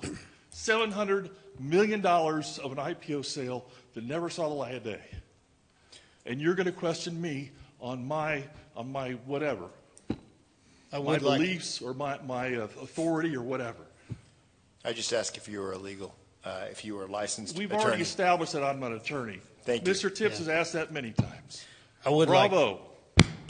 Thank you, sir. Bravo. I would like to make a statement of fact. I did oppose the tax notes that you're basing most of your conclusions on, and I was detained or deposed as an antagonistic witness, had to hire my own attorney when we walked through that case, and the right side won in that. Those were illegally procured tax notes, and we didn't move forward with the project. So I understand your side of it, sir, as somebody who's tried to work alongside of you. I also understand the side up here that is constantly being bombarded with allegations of criminality, saying, here the council is acting again criminally. So I know the room wants to move forward, but let me ask you a quick question. You do remember that we used to meet at 1 o'clock. We had executive. We would adjourn to exec like a typical meeting at the end of the day. What we did was we said, hey, we're hearing you guys. We want to more or less reinstall public comment. We want you to be able to speak on any item, not just items on the agenda, and we care what you have to say. That's walked us forward with a previous council that we also said, we could hear more of you if we started the meeting at 3 p.m. instead of 1 p.m., so we moved the time. We were pushing ourselves late evening, 8 o'clock at night, to get into an exec, not the best time to make pertinent decisions. So we said we could put the executive meeting at 1, get our executive meeting out of the way, and then run an efficient business meeting, which we've done in a marathon capacity for a long time. So if we're here for any reason, it's because we are talking to you and we are listening to you. It's hard for us to be assaulted as the criminals up here when the closed meeting that we had earlier, your request was that you got public comment before we go into closed meeting. If that's the case, then we move the meeting back to 1 o'clock and we do exec at the end, because that's all we were accomplishing. And so it's the intention of the law. And I'm not saying that you can't point to every jot and tittle in the law, but the intention is, let's hear the public. You're here today having a pretty vivacious public comment period. I would say we're probably waxing a little cold here with some people's patience, but we're trying to hear you. And then we're also allowing conversation. Mr. Ford. Mr. Mayor, the law does not allow you to pick and choose when you're going to allow public comment and when you're not going to allow public comment. If you let me finish, it says at any open meeting, the public shall have the right to address their government. At any open meeting. And so you have 2 open meetings today. You only allow that at this one. So it's your choice. Let me you've fix allowed that this then. construct with the city attorney. Let me fix that then, because now what we've done is we've gone the intention of moving exec early so that we could allow for public comment and more people to participate at 3 in the afternoon. We either need to open one meeting and just have one meeting that starts with an adjournment to exec, and then we re-adjourn or we re-enter back into here rather than noticing it separately. Or we need to go back to our 1 o'clock meeting so that we can get people on an airplane and out of here in time. So, Mr. Mayor, I spoke with one of the council members yesterday about this, and what's the net effect? You put a public comment, item 2, on your work session. Mm-hmm. What's the net effect? How many people are going to show up to that? 2? 1? I don't know, sir. I've had 2-hour-long public comment periods over this last month. You signed up for this job. Yeah, no, I'm just saying I can't have the same people giving public comment twice on the same topics that we're discussing. So you don't have any choice. If you have 2 meetings, they have the right to have those well, comments. then let me fix it. We'll engage with council and we'll see how we go back to making sure you guys understand this is one meeting. If it's being noticed as 2 separate meetings, we don't need it that way. And so we want to fully adhere to the law. That's our intention. We have no reason not to hear you and not to discuss with you. Thank you for engaging with us here today. If it's a work session, you intentionally have done that because it's not broadcast on TV. Glad to correct it then. Yeah, and then it's super simple to fix. I mean, there's no reason just to even be messing with this. I would say this has been completely within your control. You can fix it. It's your interpretation, but it's our intention, and so let's see if we can rightly align this. Let's put up the law and see what the rest of the people say. At 551.007 C, let's put up the law on the screen and see what the rest of the folks say. Thank you, Mr. Ford. Is it just my interpretation, or does it read exactly that? We'll work in it. Do I have anyone else here today who would like to offer public comment? Yes, sir, Mr. Adair. All right, that's going to be a real hard one to follow. After last meeting, I believe the Take It in the Gas page put you in a oversized pair of boots and a nice-looking jacket. And today I showed up to the council meeting and was greeted with these stickers that you had made up. And I just want to say that, at the end of all of this, I know a lot of us get serious about a lot of this, but at the end of all this, it's still nice to see that we can have some humor in this and find some fun at the end of all of it. The second thing I would like to say is I agree with a lot of the tow truck guys.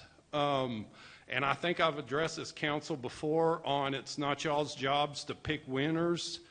And the way I've seen it in a lot of other cities, one call goes to one company, one call goes to the next, and they have a sheet and it just goes. And I think that's the way that that should be handled. On the third thing, I see that we're spending a lot of money on flock cams, real-time crime cams. There's some more money being spent today on some other software stuff.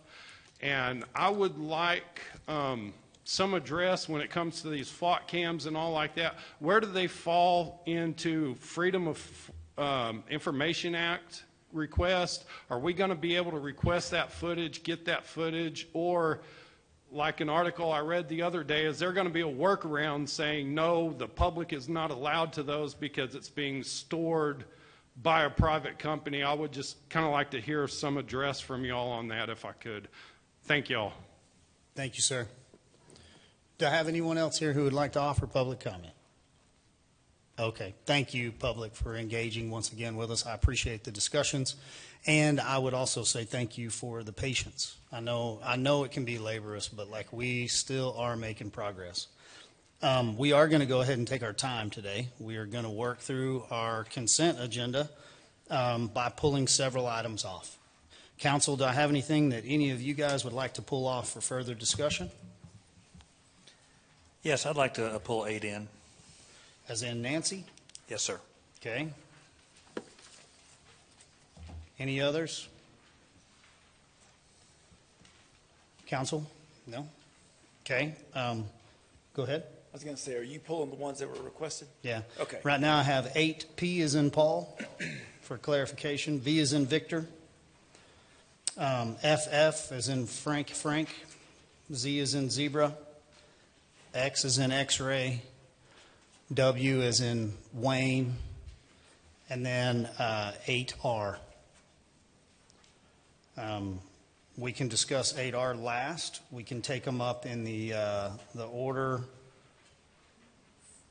that they exist in alphabetical order. If we could go ahead and entertain a motion first for the remaining consent agenda.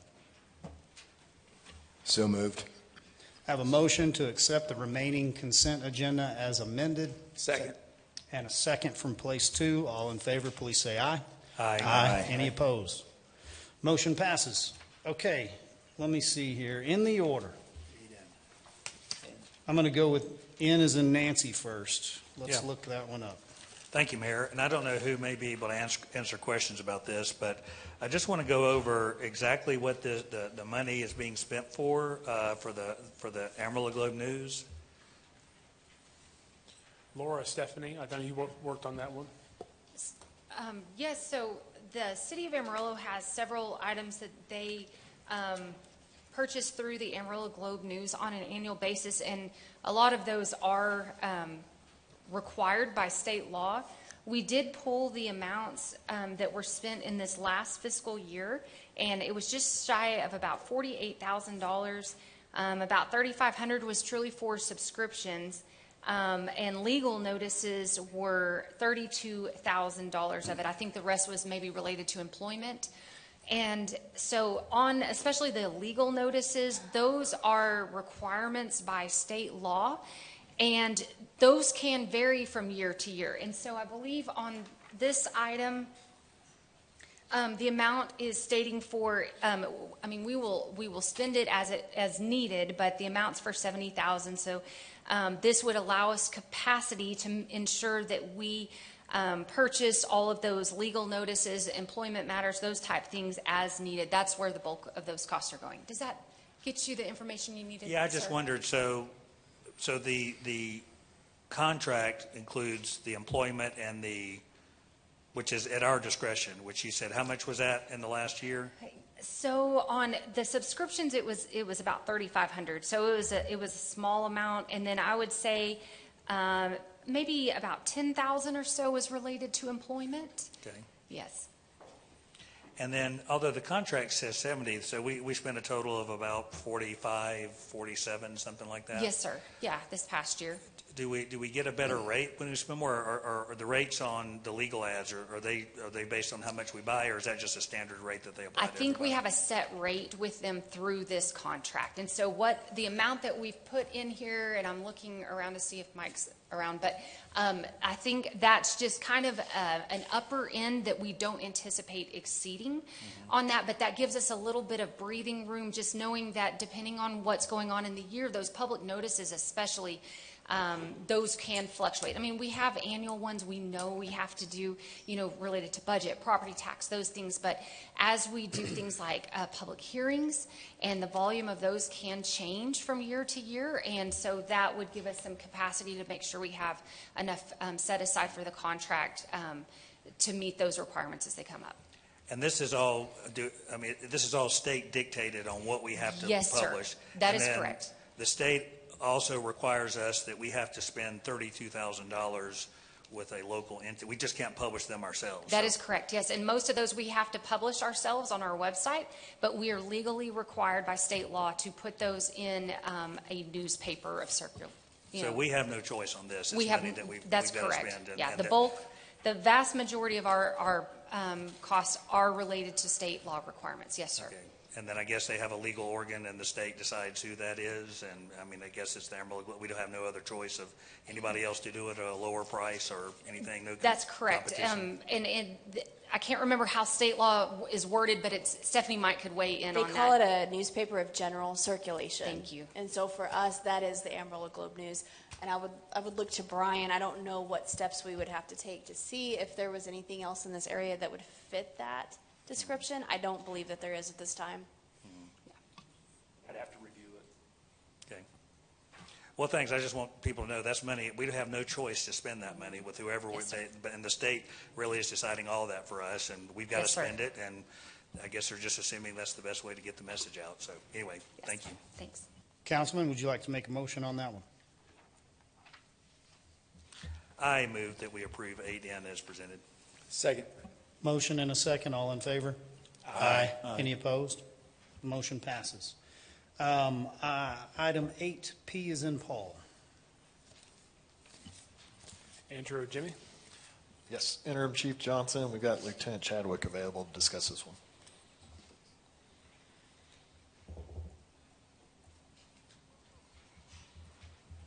So, Chief, I think this is an important one because it leads us down the road of technology, and we've discussed some of this in the previous. And so as much as you can cover in how we handle data, where this data comes from, what it's associated with, not associated with, even our real crime center, and anything else you'd like to lead us to. Well, since you asked those specific things, I'm going to defer to Shane Chadwick, Lieutenant Chadwick. He's the coordinator of our regional crime center. He'll have those specific answers for you. Yeah, there's a couple things that I heard today, so I think I'll start with Flock, if that's okay. They talk a lot about the Freedom of Information Act, something you'd have been very familiar with. Texas is actually governed. We're not. Texas municipal law enforcement doesn't have to do a FOIA. That's for federal things. We have to go through the Texas Public Information Act. So just so everybody knows, flock safety is something that we only restore that data for 30 days. Treat it like intelligence as we would even our intersection cameras. So we have somebody from the public wants to come in and get that data. The only time that they're allowed to have it is if we have put it into a case. So once it becomes part of a case or a criminal case, then yes, it's open to a Public Record Act, and they can receive it. We only save that data for 30 days, and then it's purged. Any other request would have to go to the Texas DPS. Texas DPS also receives that data, and so that'd have to be a question directed at those guys. But they're the reason as far as the Freedom of Information Act on the state and municipal level. Now, as far as the technology that we're bringing for PinLink, which is called Tangles, we've been looking for this particular piece for a long time. Something that happens with you guys, we get threats to sometimes you guys, sometimes to the city, sometimes the public infrastructure. We manually look through social media to see if there's any such thing. This is just automating that idea. It only looks at open source. Even in the dark web or deep web, it's still open source data, stuff that anybody in this room, if they want to, they could type in Cole Stanley, and anybody make a comment about you, they could see it. Even if it's your favorite recipe for meatloaf. If they want to find it, they can find it. For us, it automates some of those processes. So if we're constantly looking for things like a great example, human trafficking, drug trafficking, danger to infrastructure, things that would be of relevance to us, it's constantly looking for that, sending us alerts. So, I mean, you can imagine the trillions of social media messages that hit all, whether it's the World Wide Web, dark web, deep web. You guys would not allow me to hire enough people to monitor that. So PinLink is actually something that's being used by the State Attorney General, being used by Texas DPS, being used in Dallas, being used in Fort Worth, being used in Houston. So it's a fairly well-used product, which is why it's one of the last ones, because some of the other ones that we saw, they just were not very robust for what we want it to be. Yeah, it's a little pricey. But again, I mean, for us to be able to truly provide security and safety for this city, and as it gets bigger, we have to have the ability to consume tons of data. I promise we're not looking for mom's meatloaf recipe. We're only looking for things that are criminal or have a direct thing to do with public safety. As far as transparency, that is why we view the surveillance cameras and those things as intelligence rather than as investigative leads, because we don't want everybody to be able to come in and ask for every video, every LPR piece of data that we have for whatever nefarious reason. And that's not just for the public safety or because we're hiding something from. We don't want Google to come ask for it or Meta to come ask for it. We just simply deny it. They have the same capability. If one of our LPR leads to an arrest, we recover a stolen auto, then yes, they have access to it just like anybody else. But the state of Texas and Greg Abbott were smart in that they went down the same road as Florida, and they protected that data from this very thing so that people can't just come in willy-nilly and ask for everything that comes across the desk. So let's jump into that just a little bit. How many flock cameras currently up around the city that you have underneath your control? Currently 79 operational. So we have 79 cameras, over 110 square miles. Tell me where the majority of those are located. Well, the vast majority of them came through grant funding, so they're part of a PSN zone. It was a federal program called Project Safe Neighborhood. So if you want to see the vast majority of them, they're going to be in the Sandy Center area, the north side of town, some of our more violent sections of town. And are these areas, are these intersections, I mean, LPR stands for license plate reader, right? And then you've got your flock cameras, and so are any of these cameras directed into anyone's private property? No. Okay, so No. these... In fact, the limitations of them, typically 2 lanes of traffic is all they're able to actually read. So these cameras, 79 of them right now, produce data that goes into your regional crime center that can be real time. So when I steal a car and I'm gone and evading whatever, then you're finding me by that evening and arresting me, and you know where the car ended up on the south side of town is kind of historically what we've seen, right? Sure. We've seen an increase in our crime fighting department from being able to utilize these. Now, we do want to be vigilant. It's not that we want to be casual in this. There is an appropriate balance. When we say Big Brother, like, I agree with you. I think that if our system is affording things and placing cameras around in places that you are not normally giving your public consent, then I think that is Big Brother. So, with our cell phones, everything that I'm posting voluntarily, everything that is being said about me involuntarily right now by somebody else, those are all open source and things. That's what PinLink does. It goes through and it AI datas that and pulls together a profile. It's like Google search, literally. Yeah. But I think that's an important point to focus on, though, Mayor, because sometimes that gets missed. Is this is open source material. So correct. If everybody will just imagine an investigator and analyst perusing through page after page, web page after web page, anywhere they can find and things they don't know about, they're not going to be able to get to. This assists them in doing that. This is all open source. Nothing we would need to get a warrant for or anything like that, which is another good point. There are still requirements on us, constitutional requirements to obtain warrants when we're doing some of this stuff with our technology. It's not just a free-for-all. I appreciate that, and I know that gets missed. It's open source. I also appreciate the delineation here from kind of Flock and some of the other, data software tools that you're working through. I think for me, in the last time that this came up, we were trying to get a reference point, so I researched a local business. I won't give their name. They're a good-sized company. They've got a few floors. They house in around 30,000 square feet, which sounds large. They had over 200 cameras in and on that property.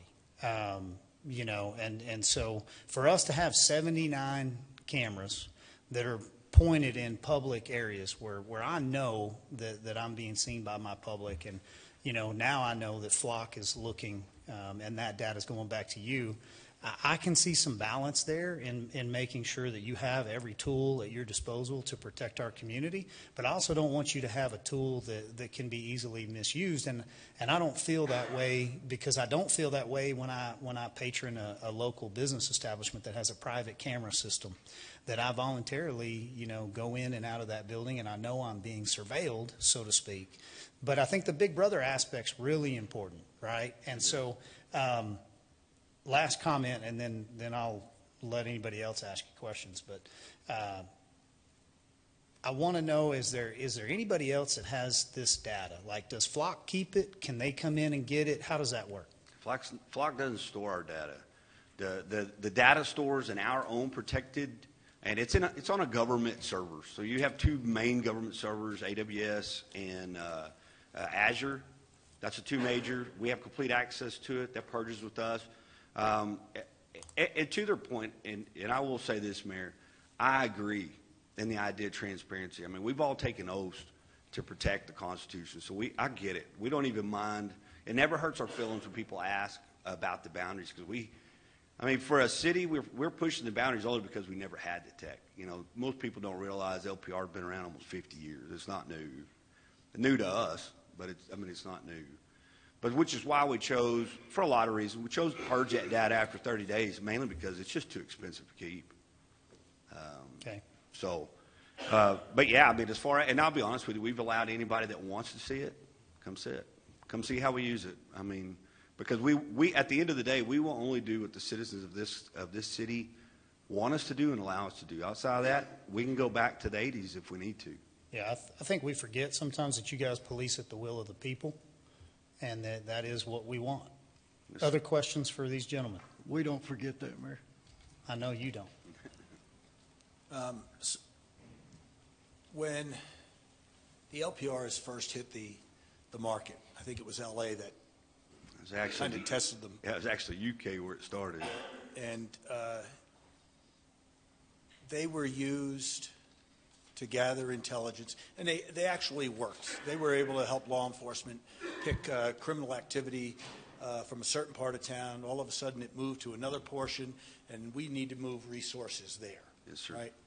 And so we know, in law enforcement, we know this works. Right? But on the public end, they're concerned that we're not capturing data when they're not doing anything. I mean, we obviously are, because as people go through those intersections, we're capturing that data. And we're only storing it on our servers, right? It's on our cloud servers, yes. And we're using the cloud, yes. right? Yes. And so, but we own that. It's At ours. least we lease that end of it. So there's really less of a concern to where that data is going, because we're the ones that control it, and how we use it. That would be the scary thing to the public, how that data is used. Do you use that for predictive modeling? Not really, and I'll tell you the reason why. In a given month, and this probably will come as a little bit of a shock, we on a given month, 15 million to 20 million plate reads. It's truly a haystack. Right. And we have to have a needle, an idea of the needle to look for to even look in that haystack. So predictive modeling, I mean, I can tell you how many license plates come through it might be handy to traffic. They want to know how many cars are coming through a road, but not really. I mean, to some extent, yes, we can say that, is our project safe neighborhood? Is that really a legit zone based on some of our other LPRs? Yeah, sure. We can say that this camera on this day had this many hits on criminal activity as opposed to one maybe out south of town that had very few. And that's where we do a data-driven or an evidence-based approach to where we put these in the first place. If we have a camera that's not picking anything up, well, we'll move it somewhere else to see if it does. Thank you. Thank you, gentlemen. We appreciate the explanation. Do you mind if I add one more thing? Yes, sir. Anything you need. So, and I know we got a late night, but this, at the end of the day, this is not about the technology. This is about trust in the police department and the government. And that is hardwired into the American DNA because of where we came from, to distrust the government. And that's a healthy thing. But I would just like to say that we have not struggled. This is not the first time we've struggled with technology and policing. If you read the history of policing, when we went from horses and foot patrol and put the first officers in cars, that caused a lot of outrage a lot of concern from the public. All of a sudden now, an officer who only had access to about a block-wide area now has access to the whole city. You know, they're going to be everywhere all the time now. When we went from revolvers to semi-automatic pistols, another piece of technology, that was another one that caused controversy. This is not new. It boils down to trust, and it's in how your department, how your government is going to use the technology. It's not the technology, and it's about the person using the technology. And that the only way you're going to keep that the way it should be working is a proper vetting process with who you're hiring, strict policies and manuals, strict training, and a strict accountability. Because the truth is that I took an oath to preserve, protect, and defend the Constitution. I was at IACP this year, International Association of Chiefs of Police, and 17,000 chiefs and police officers from around the world stood up in that conference and took their oath like we do every year to remind us of the oath we took. We were called to serve people, to serve and protect people, and we're doing that calling. The fact of the matter is, if I took this piece of technology out right now and start firing rounds off in this room because I violated my calling, because I violated my oath, there's absolutely nothing that's going to stop me from doing that except Officer Patron over here and Officer Jenkins over here, who in about a quarter of a second would put me down. That's about how long it takes to pull a trigger, a quarter of a second. These are my friends. I love these guys, and they love me. I would do anything for them. They would put me down in a heartbeat if I tried to violate my oath in that way. So this comes down to trust, and we want our public to trust us. We think our public does trust us based on the support we've got. And I will extend, if anybody, Mr. Adair, if you or Mr. Ford or anybody else wants more clarification on the technology we're using, please contact me, and we'll set something up. We'll get with you on that. Okay. Yeah, open invitation, for real. Yeah, well said. I appreciate that. Thank you, Chief. Yes, sir. Thank you. Council. Motion. I would make a motion that we accept. Second. Motion on item 8P to accept as presented. Motion and a second. All in favor, please say aye. Aye. Any opposed? Motion passes. Item 8V. I'm going to skip R for a minute. Okay.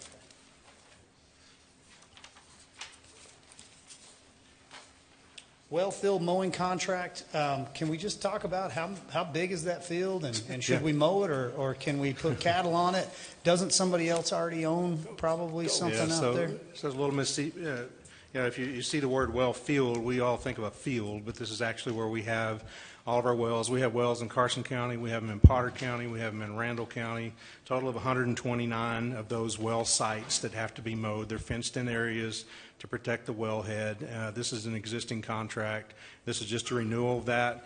One of the things that happens in a non-rainy season, if we're in a little bit of a drought, we probably don't pay out this entire contract. This last year, we paid out the entire amount of that due to the mowing that's required at those areas. We did have a conversation.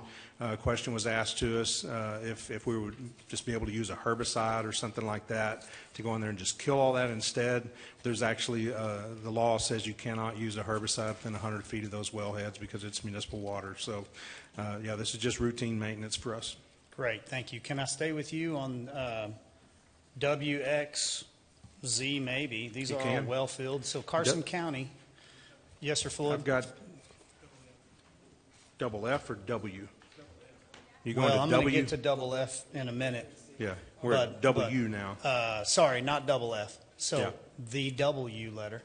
Yeah. So on this, just it says Carson County. Are we paying for things for or on behalf of Carson County, or is this our well field? This is our well field in Carson County. Located inside of Carson County. That's correct. These are our water rights. That's correct. So these are assets that we own. Correct.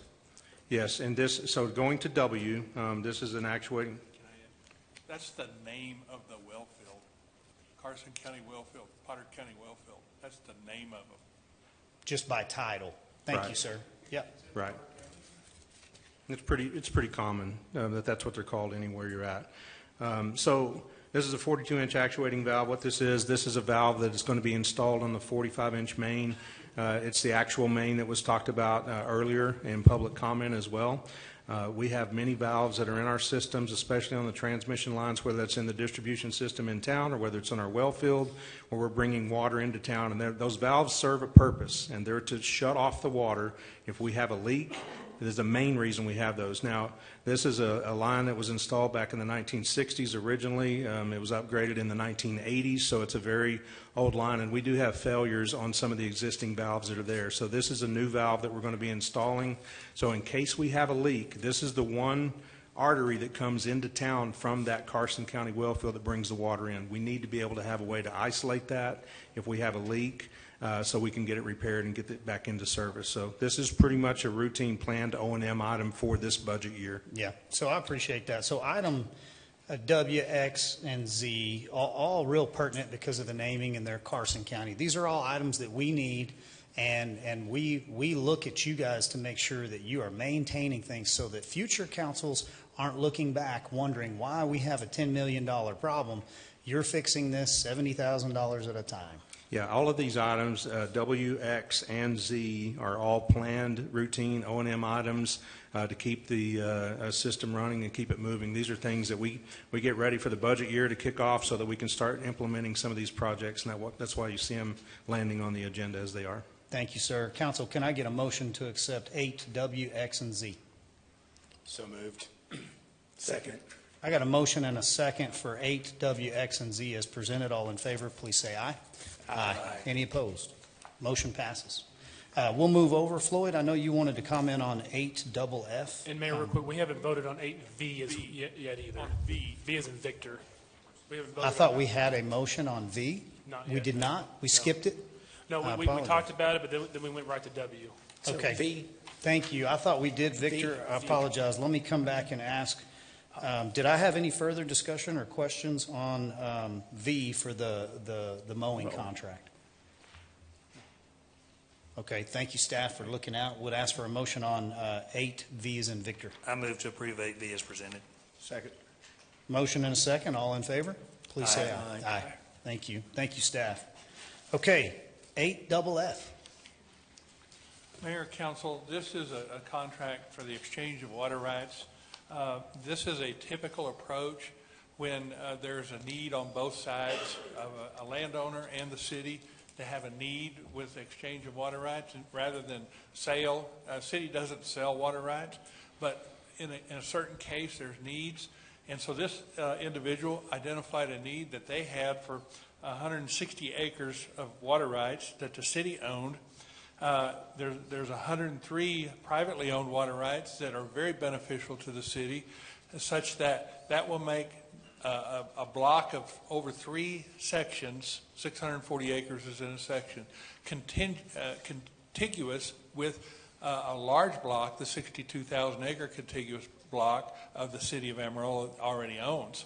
The benefit of that is that we can operate and drill wells on those 3 sections under the large permit rather than have individual well permits. It's much more effective, efficient way for us to manage the water rights. The 160 acres that we're giving up is not necessarily that important in the scheme of drilling wells.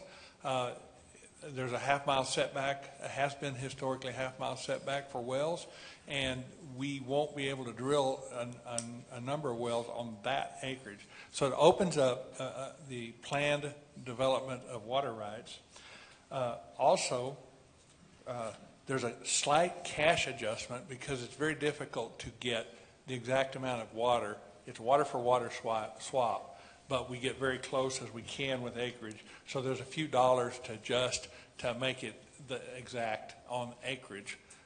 We didn't want to split up the 160 acres because that's the typical 1/4 section in agriculture where they of 640 acres. So that's that component of it. But staff is recommending this because of how efficient and effective it will make your development of additional resources in the Carson County well field. Thank you, sir. Questions on 8, double F? Ready for a motion if y'all are. I move as to. Oh, go ahead. Moved as presented. Second. I got a motion and a second. All in favor, please say aye. Aye. Any opposed? Okay, that's 8, double F. Hang in there with me for just one more. 8R, I'll direct your attention back to an item that popped up because in the supporting documents behind, inside of the packet, it references a FY 23-24 funding as well as a FY 25-26 funding. So item 8R is animal management, welfare, site improvements. So this is a $386,000 contract award. I want to start by saying I'm in favor of the award. I'm definitely in favor of the upgrades and the improvements. So I think the way that this can be explained is more like kennel improvements, but here as it reads sidewalk and drainage. And so typical understanding is not necessarily are we working on the kennels. So here's what I would ask, Mr. Freeman. I know you and I spoke about this earlier today. Can you tell me why that's being funded out of two separate sources and how much in each? Yes, sir. So it's the main walkway between the kennels that has had major deterioration due to the drainage from cleaning the kennels multiple times a day. So that's a major piece of the infrastructure out there for ADA walkability, using wheelchairs, and then also just the drainage to keep the water from doing the same thing as it's done in the past. So that was the reason for the project. But as far as the funding source, the 23-24 CIP, we had $267,000 remaining in a kennel renovation, which this relates to the kennels. That was kind of held on, didn't have enough funding to do a particular project, so we're proposing to combine it with this year's CIP, which is $650,000 allocated for E&I, so just general improvements to the facility. But really, you could go either way with the funding source. We were just using the older CIP, and we'd still have remainder from the current CIP. So either way, council wants to fund it. Yeah, so the reason that I pull it off to discuss it is I just want to make sure council sees what staff is currently working on with CIP and how we function, so that as we've walked through a budget very, very painstakingly, and we're also digging into old projects that we're aware of. Like we've got projects that we've finished and we're trying to close them out. Staff's doing a good job of working through those. This is how the train continues to move, even though we haven't got all that homework in yet. And so, council, you understand you're the appropriations committee. By the charter, you appropriate funds on an annual basis. So you show up and you give your vote for the budget as presented. This budget was $570 million, maybe? Is that where we're at? And it included $113 million of CIP projects. Some of those projects, about 19 million of them, reside in your general fund, and that's that one-time money that's coming out. Well, not all of that 19 million can be spent within that given year. And so what's very, very difficult is to see that there's not a continuation report that's being filed at the end of each year. They're not giving you an update when you adopt your next budget that has those line items in it, where now you're tracking, oh, out of that 19 million, we still have $18 million to spend. We don't know that, right? So this is one example of a 23 budget. And so can we confirm, was this voted for by that council on an appropriations? It was appropriated. It wasn't just a project that was created. It was approved during the budget within the CIP schedule in the back of the budget. Yes, sir. So this isn't peculiar to just this one project. We have lots of these. Yes. And our city manager is working through these and trying to pull these together. What I had asked was, council doesn't want to get one at a time, well, we got some savings over here, or we still hadn't spent this money. Identify all of the monies, because we may have a large project that would really help the community that we're not going to even discuss or look at unless we know, well, you have a large amount of money. As we go through the budget, a good example this last session in the work session, the question was asked, like, we don't have a pot of gold at the end of the rainbow somewhere. We don't have money sitting out there. And staff answered, no, you don't. Like, this is all the money you have on the appropriations of your current budget, what you're giving. Like, this is it. We've neglected over the last several years to identify that there are monies that have been appropriated by previous budgets and previous councils that haven't been closed out in those projects. And so it's a really good thing. Like, this is a great problem to have if you catch it. It's a really bad thing if we just continue to work forward and we don't know. Because you guys, you think we know, and we need to know, right? We need not only for us to understand how much money is still remaining in any of these projects that have been appropriated, but we need you to know that as well. So, Mr. Path, I know you and I had a long discussion earlier today. Do you want to weigh in on kind of what direction you're heading, and then where you're going to take us, and maybe how long it'll take you to get there? No, yeah, I appreciate you briefing the council on the conversation we had today, the information I relayed to you. So, so we're working, our CIP committee has been working on this for a few months. It's one of our secondary jobs as we're trying to just get things done operationally, but we've been working our way through all the different CIP accounts, all whether several years old, and so working to close those out so we can bring them back to you, which ones are still active and which ones are closed, and how much money is available in drainage, utilities in general. So I'm getting with staff tomorrow as one of our meetings tomorrow to talk about the next presentation to the council. So the next stop in this process is to bring it to you all as a governing body, and that way we can present to you all the work we've done, educate you all on the process and what we've learned, the things we're going to do differently going forward. Obviously, as the mayor said, I talked about this morning with him. This has been a long time coming, so we've been working hard a few months to try to figure out how we got here, and so we've learned a lot of good things, and so we'll be working with our staff and internal audit to do some policies, and but working on that next few months to bring it back to you in a presentation. So we want to, as the mayor said, we don't want to just bring you lots of little bits. We're trying to group it all together, but we're working on that next 3 or so months or so. Yeah, and so I want council to hear a couple things here. One, our city manager is working on it, and he is tasked Neil Gerber, and Neil's doing a fantastic job in what I can see just in a few conversations back and forth. We're going to figure all this out. They're going to figure all this out. This is a good problem to have, but I want you guys to hear me say we do have money. Like, we do have monies that are on the books that have been appropriated that have not been spent. And they're sitting there. Some of those monies need to be spent on exactly what they were appropriated for. We haven't done the project for whatever reason. And there's some legitimate reasons as to why, and there's probably some reasons that, aren't as legitimate. But we need this council to be able to direct all of the monies that we can identify that have been either appropriated, or if there's any money sitting there that haven't been appropriated, because you can only do this exercise once a year. Unless you amend that document. And so I think for me, even though I've been here for 4 years now, I did not fully understand that our CIP is a continuation in and of itself. And without monitoring that very, very closely, those monies and those projects can easily end up kind of off books, off of your, out of sight, out of mind.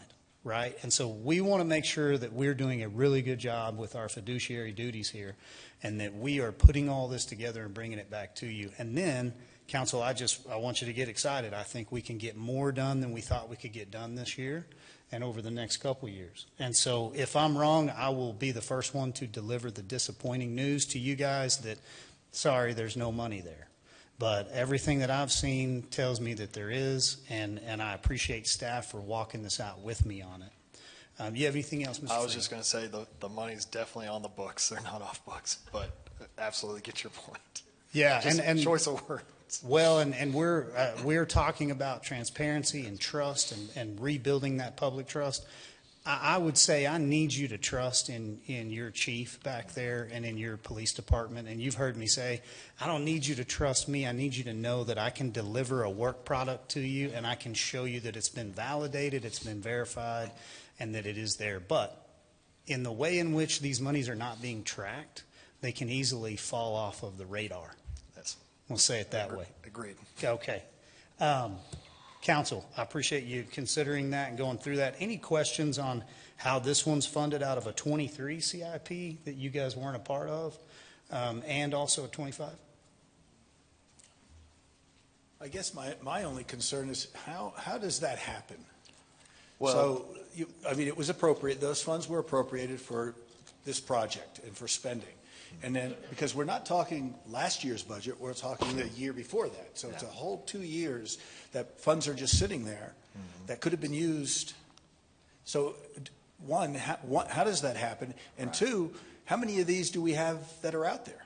Well, that probably goes back to mayor's comments. There are a number of projects. Victoria's in the room. If you want a little more history of maybe the last couple of years, I know just recently we've bid this out prior to the current year's budget, and you can tell it's almost $400,000. There was just not enough funding to do a full project, I think was a large part of it, and trying to prioritize what AMW could spend on to get the best value of those dollars. So it was just a matter of timing, and now we've got more funding that can be added to the pool of money to do a good, solid project out there. From that, when that project's not done, so the practice has been to just leave the dollars there. Well, past practice was also to move it to another project. Okay. Yes. But that has changed with this council, and now before it gets shifted to another project, it comes back for council approval. And I will also comment that I think this was always planned as a multi-stage project. And Jerry Danforth, I know he and his team have worked diligently on this and could probably give a little bit more explanation on it. But I don't think it was ever planned to do this all as one big project for multiple reasons. And Jerry, you might want to weigh in a little bit on that. Yeah, Councilman Reed. This project actually had multiple issues with it. First of all, ADA was a big component of this discussion.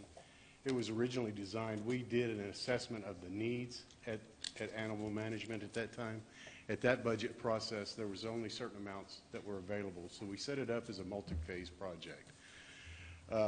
ADA came in and reviewed the walkways, and they made a determination that if we were to do this project, we had to bring the entire facility up to ADA standards. Well, at that point in time, we were looking at $2.5 million worth of work. We obviously couldn't do that, but we had clearly identified that that problem existed in the walkways, and the state vet has actually penalized us because that's a place where germs can collect in cracked concrete. So the first phase was the one walkway in between the kennels on the south side. So we had to go through a review. We sent an appeal to the state of Texas. It took us 8 months to get a response from that appeal. And we worked with local ADA inspector, we worked with local engineers, submitted that multiple times, and like I said, it was 8 months later we got a response to that. At that point in time, looking at the phasing, we were already moving into the next budget process. So that allowed us to address, once we got the waiver from the state to allow us to do this work, now we're looking at the additional funds that you guys were bringing forward to us. Now we can do phase 1 and phase 2. So you see the number grew accordingly. So now we'll be able to do phase 1 and phase 2 and look at the additional needs going forward. All of this is part of a comprehensive plan to look at the total needs of that facility. And we look at each structure in that light when we look at it. So that was really the reason for the pushback and the delay. The response from the state being extremely slow, and then the timeline changing, and then the next budget process. So you can see how we ended up a year and a half later. Now we're ready to move forward with the additional funding that you approved in the CIP this year. We can add it to that and do phase 1 and phase 2, and potentially look at additional work on the kennels with the additional balance. But that would come back to you as basically a separate project, not as a phase 1 or phase 2 project. Does that make more sense? Okay. Thank you, sir. And that's a situation sometimes. Most of our projects can get done rather quickly, but there are some on occasion that, for whatever matters, whether it is waiting for approval from the state or just we ended up realizing that there was an issue with design. We had to go back to the drawing board, or we had other priorities, other things came up that we took our attention away. So on occasion, some projects do go to the back burner, and so but we try to get to them eventually. I think as other priorities come up, this council understanding their need to reappropriate the money that way, and I appreciate the new financial policy. I love the way that works. This will be one more lever, one more mechanism that really keeps us trued up as we walk this out. And so not only do we have projects we hadn't got to, but we have projects we've finished, they just hadn't been closed out, and there's monies remaining. And so rather than leaving those monies sitting out there, being able to pull those back together, even if it's considered a smaller amount of money, this council still has the opportunity to reappropriate those monies moving forward for the good of the community. So I only say all that just because I had a little concern about how does this get presented to a community where you hear it the right way. I don't ever want to tarnish the city of Amarillo or the staff that's working on this. I want us to maintain the perspective that this is a really good thing. Now, I don't agree with the bookkeeping efforts or methods, but I definitely agree that this is a good thing. Anytime you've got a mayor, council, and staff that can go and find and locate existing funding, man, why, who did you elect, and are we doing that job? That's exactly what we hope, So the problems are immense. There's lots of things out there that we need to get to, and so we look forward to getting that report back. Council, I got one item left here before we take a recess. I would just add one thing to that Yes, but I think one thing we need to keep in mind, these CIPs, if there is money to be found and we find it and we realize that we don't need the previous project that it was approved for, we can obviously, but this is one-time spending. It's not operational. The pot of gold discussion was kind of on the operational part. So it wasn't that we were looking for a pot of gold on CIP. It was more the operational things that we need to continue going is where it continues to get shrink. So I think and I appreciate it if we find things that we can reallocate and projects that a previous council approved we don't need to do anymore, that'd be great, or to make sure that they've got done. But on the other flip side, I don't want people to think we've got all this money in the operational budget, because that's continuing to see pressure because of constraints that are put on us. I think that's well said. Right now, it's a unique set of circumstances to struggle to add a position here or there, or to cover overtime or whatnot, and as the departments work diligently to make sure they maintain their balanced budget, we are trying to identify monies that have projects that are closed, that have savings tied to them, so that we can go and get to the next set of priorities. And then we'll continue to look for ways to fund that ongoing budget in a good way, which you've seen this council and previous council do. So thank you, Councilmember Simpson, for that. And I'm finished on my end. If anybody wants to give a motion for 8R, or we can do further discussion. I move to approve 8R as presented. Second. Motion and a second. All in favor, please say aye. Aye. Any opposed? 8R passes. With that, we'll take a 15-minute recess and be right back for discussion. Thank you.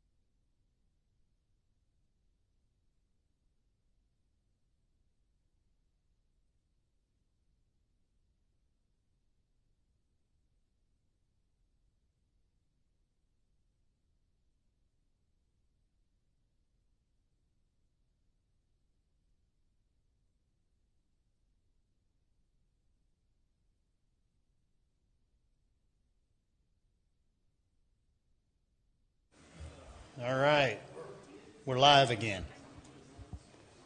We're going to get everybody heading back up here and get ourselves called back to order. Making progress, moving into our discussion items. Let's see what we got first is wastewater treatment plant update, Mr. Hooper. Thank you so much. I'm going to see if I can forward through. There we go.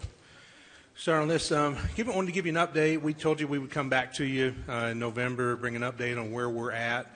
We've had a lot of things that have occurred since the last time we gave you an update on the wastewater treatment plant project. We're still a long way out. I mean, we're looking at 2031, 2032 before we're finished with this entire process. So it is going to be a marathon, not a sprint. And we're going to continue to update the council and the public as often as we need to keep you updated with where we're at. So the first thing I wanted to update you on, Mayor, you had suggested that we create a committee, a subcommittee. We did that. We completed our first meeting last week. It was a very successful meeting, I felt like.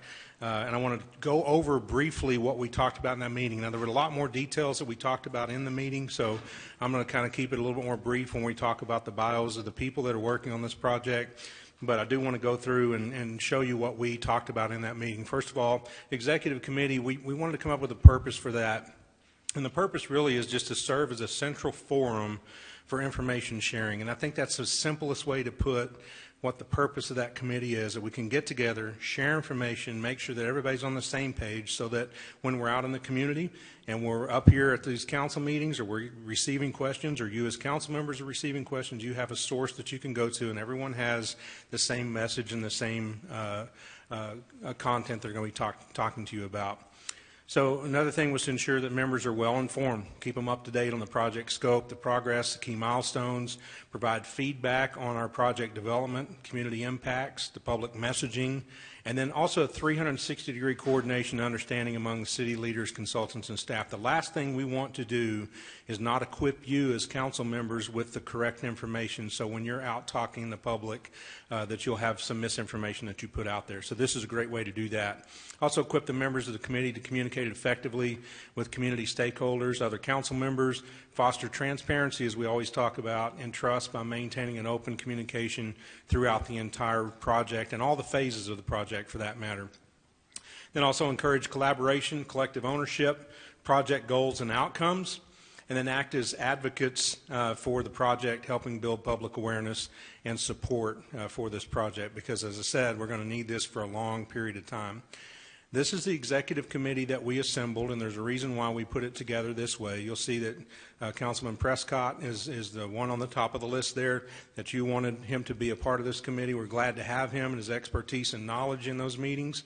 Of course, the city manager, deputy city manager, myself, Rich as well, the other assistant city manager, Laura Storrs, the CFO, which will be a part of this group until there's a transition for her retirement, and then we'll replace her with Katrina. Stephanie, we have her there to keep us organized and also to make sure that we're putting the agendas out. We're sharing all the information that was in those meetings with everyone that is on the committee. Shannon Tollison, who's the interim director of utilities, she's one of co-interim directors of utilities for the regulatory side for those conversations. William Johnson, who's the other interim director of utilities on the operational side. And then Shari Kendall, who has been handling, she's in our planning department, but she's been handling a lot of items when it comes to grants and funding opportunities. Then we'll have one Kimberly Horn representative as well at all these meetings. Now, on this very first meeting, we had our entire external team and our entire internal team in that meeting because I wanted Mr. Prescott, for one, to be able to see the faces, hear the bios of each person that's involved in this project, both internally and externally. And the reason for doing that is because I think that there's a conception out there that, and it's me and Jerry, we had a few conversations with a couple of people and we decided to build a wastewater treatment plant. It's much more complex than that. So I want to show you the design and construction project team and talk specifically about what each person is doing on this project, and also just a brief piece about them. Now, we shared full bios with the full committee about their education, experience, and all that, and I think we'll forego that. I have those documents. I'll share that with council if you'd like to see those. So this is the internal project team.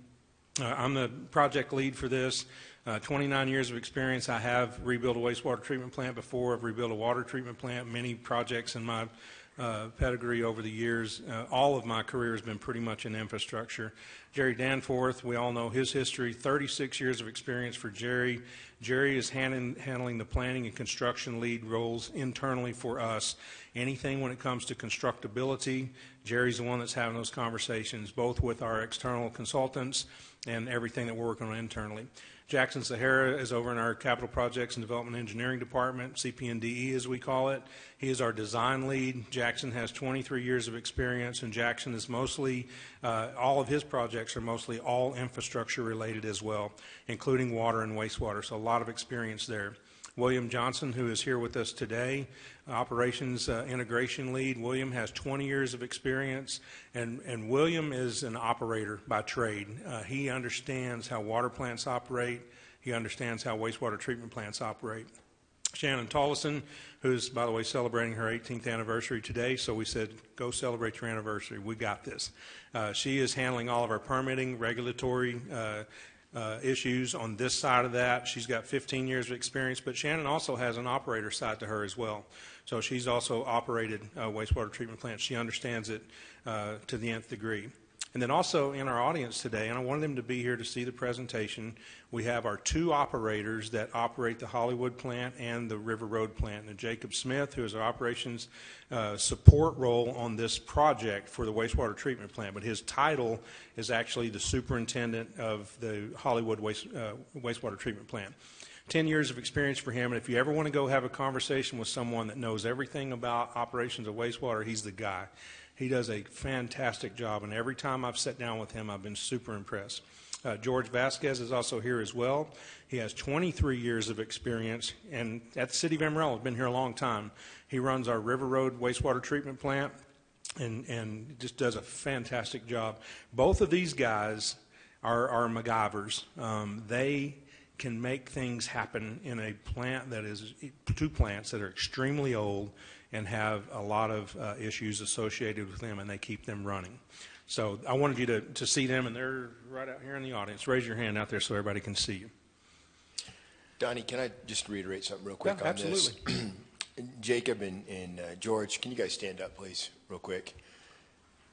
During the election, there was a lot of rhetoric and political nonsense about duct tape and baling wire. I was part of that. And I want to apologize to you two men, because you keep the city running. And as we go through the complexities of these projects and what you guys are doing at 2 a.m. or 4 a.m. when parts break down, keeping antiquated tooling and things running, I mean, you're true heroes in the city. And people don't realize that. And for me, I apologize for those comments about duct tape and baling wire. And I give you full support, and I'm so excited, Donnie, about the team that we have. But please accept my apology for that callous remark, and I look forward to the day when we have more than enough tools and ample supplies to make this happen. But I think everybody in this room ought to give you guys a round of applause for what you do.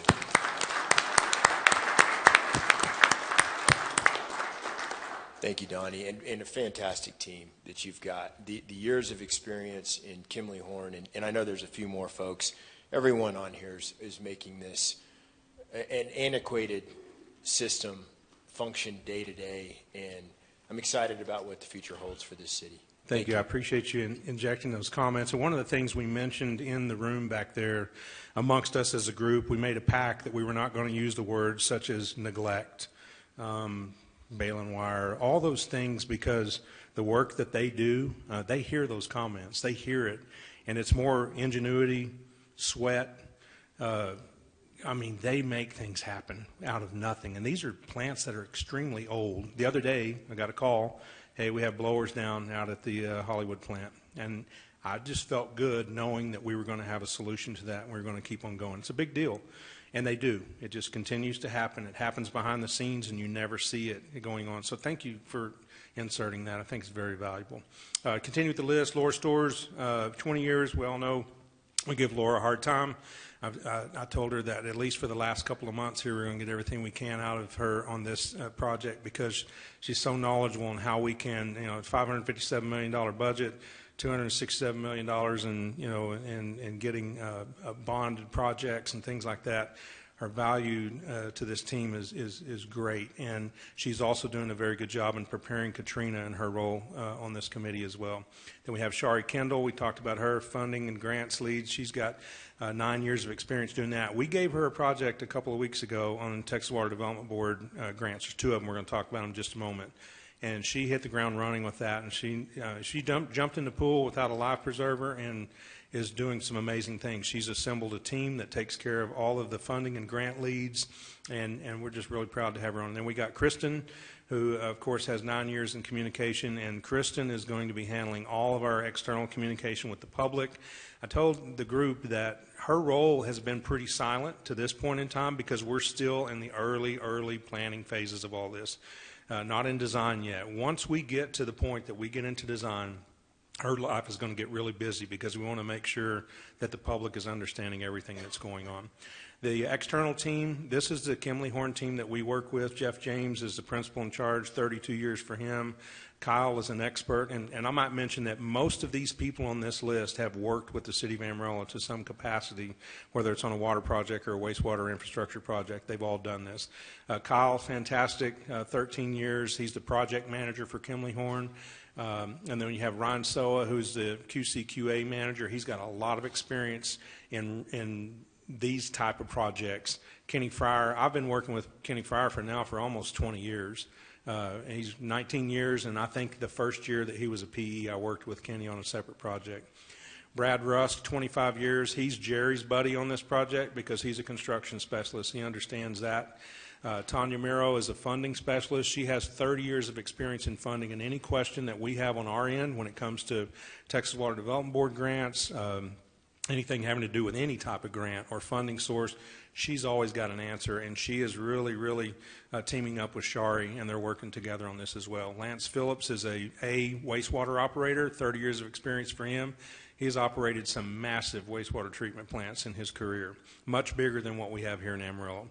Darby Adams, treatment design permitting lead, 6 years of experience for her, and Taylor Towns, wastewater master lead with 7 years. Now, those are 2 of the least experienced as far as years are concerned, but they are brilliant people. And this group here, just so you know, our internal team meets with them on a weekly basis, and sometimes it's twice a week.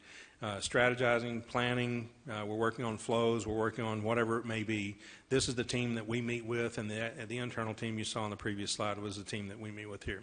The quick history of the project, go back to the need for upgrading, expanding our wastewater treatment facilities was number 1, capacity challenges. We do have immediate challenges with permitting, especially at Hollywood. We have growth-related challenges as well, and we'll walk through all that here in just a moment. In our aging facilities, to talk about 60 years for Hollywood. The last major upgrade was done in 1995, and Amarillo had a population of about 165,000. River Road, same thing. It's over 100 years old. The last major upgrade there was in 2002, and the population of Amarillo is around 170,000. So we've grown since then. We've had a lot of things happen since then. Technology has changed since then, so that's the need. The original concept that we brought to you was to build a centralized wastewater treatment plant that would handle all the wastewater in Amarillo at one central location. The facility would be designed for 25 years of projected growth. And then the River Road wastewater treatment plant was going to be converted to a large lift station that would bring everything back to that centralized plant. Construction of an interceptor pipeline will go from River Road to Hollywood to get that waste lifted from River Road back over to Hollywood. And then you all remember the pivot. We evaluated that approach, and Jerry and I got together and started saying, we don't like this approach. We want to go a different direction on this. So we evaluated the concept of going back to 2 plants versus a single centralized plant. We evaluated the need or the ability to rehab or repurpose portions of the Hollywood plant. At the same time, in conjunction with constructing a smaller new facility, it would have a capacity of about 10 to 15 years. Instead of that 25-year look, back it up to 10 to 15, more affordable, and again, as we talked about taxpayers today paying for today's rates. We evaluated expanding and upgrading the River Road plant instead of converting it to a lift station to see what that would look like. We also evaluated landlock issues at the River Road plant, and we evaluated the flood control, floodplain issues that are going on at Hollywood. They're still ongoing. Nothing's changed out there. It's still the same floodplain issues we've been facing all along. Then we also evaluated the 25-year design versus a 10 to 15-year design to see what that would look like. There was a lot of work that went into that. So the conclusion was that we did have the ability to rehab or repurpose portions of the Hollywood plant in conjunction with constructing a smaller new facility that would provide capacity for 10, 15 years instead of 25 years. Today's ratepayers paying for today's upgrades. And again, keep in mind, that's building a new facility at Hollywood, but much smaller than the centralized facility was going to be. River Road plant assessment took place, and I'll show you the results of that in just a moment, determined that we can have the same approach there for that facility. River Road is not landlocked outside of its existing property lines, and we do have some available acreage on the site itself to do expansion work. So we feel pretty confident that it fit the need to go with this pivot that we've been talking about. Flood control, floodplain issues at Hollywood can be resolved. We have other means and methods that we can take care of that rather than moving the plant completely out of the flood zone. So here's the project right now currently at a 50,000-foot look. To design and construct two new, smaller wastewater treatment plants simultaneously. So they'd both be built at the same time, River Road and Hollywood. Design and construct a new interceptor to collect new industrial loads from the South Basin. And I've got some slides I'll show you in a minute about those basins, because we say that word and it's common talk for us. I want you to be able to see what we're talking about with those basins. Replace critical infrastructure at both existing plants to ensure functionality during construction. This is going to be a critical piece of the project. In other words, we're going to have to take a look at it and say, what's going to get us in the next 5 years while we're building? What do we have to do to maintain the plants? Because we can't take them down. They have to continue to accept waste. Design piping for new plants so that both the old and new plants can be utilized. And what that means is when we get finished with this project, we want to be able to use the capacity of both of those plants, have a diverter where we can use the new while we make new improvements to the old, and then we can use them both. If that evaluation works. Now, this is the project 2, would be to evaluate those. We're not so sure that's going to happen after we finish phase 1, but we will head into project 2 and have been immediately upon completion of current project construction. We're talking about 2032 for project number 2 here. But we got to start thinking ahead. Some other things, decisions on additional expansions versus rehabilitation of existing facilities, that can only be determined at the completion of the current project, and then we will also have an opportunity to look at new growth analysis. Over the next 5 years, I mean, we can use these analysis all we want and say we're going to grow to this population, and you'll see that in a moment, but we may not. We may exceed it. We don't know. I think it's better in 5 years that we can re-examine that and see what our true growth is now and recalibrate it, if you will. We will be issuing permits at both existing facilities. We'll renew those, and we'll also get new permits started for the being applied to address the new plants, capacity, additional discharge points, et cetera. Also, industrial pretreatment program is a need. We're going to have to enhance that program. We have one now, but it needs to be enhanced so that whenever we're bringing in big industry that has a BOD level that is difficult for us to treat at these facilities, that it's in control and they're bringing us a product that we can treat with the retention time reduced as much as it can be. So the River Road assessment was a pretty big project that we did. We completed it in August of this year, and this was something this council approved for us to go and do.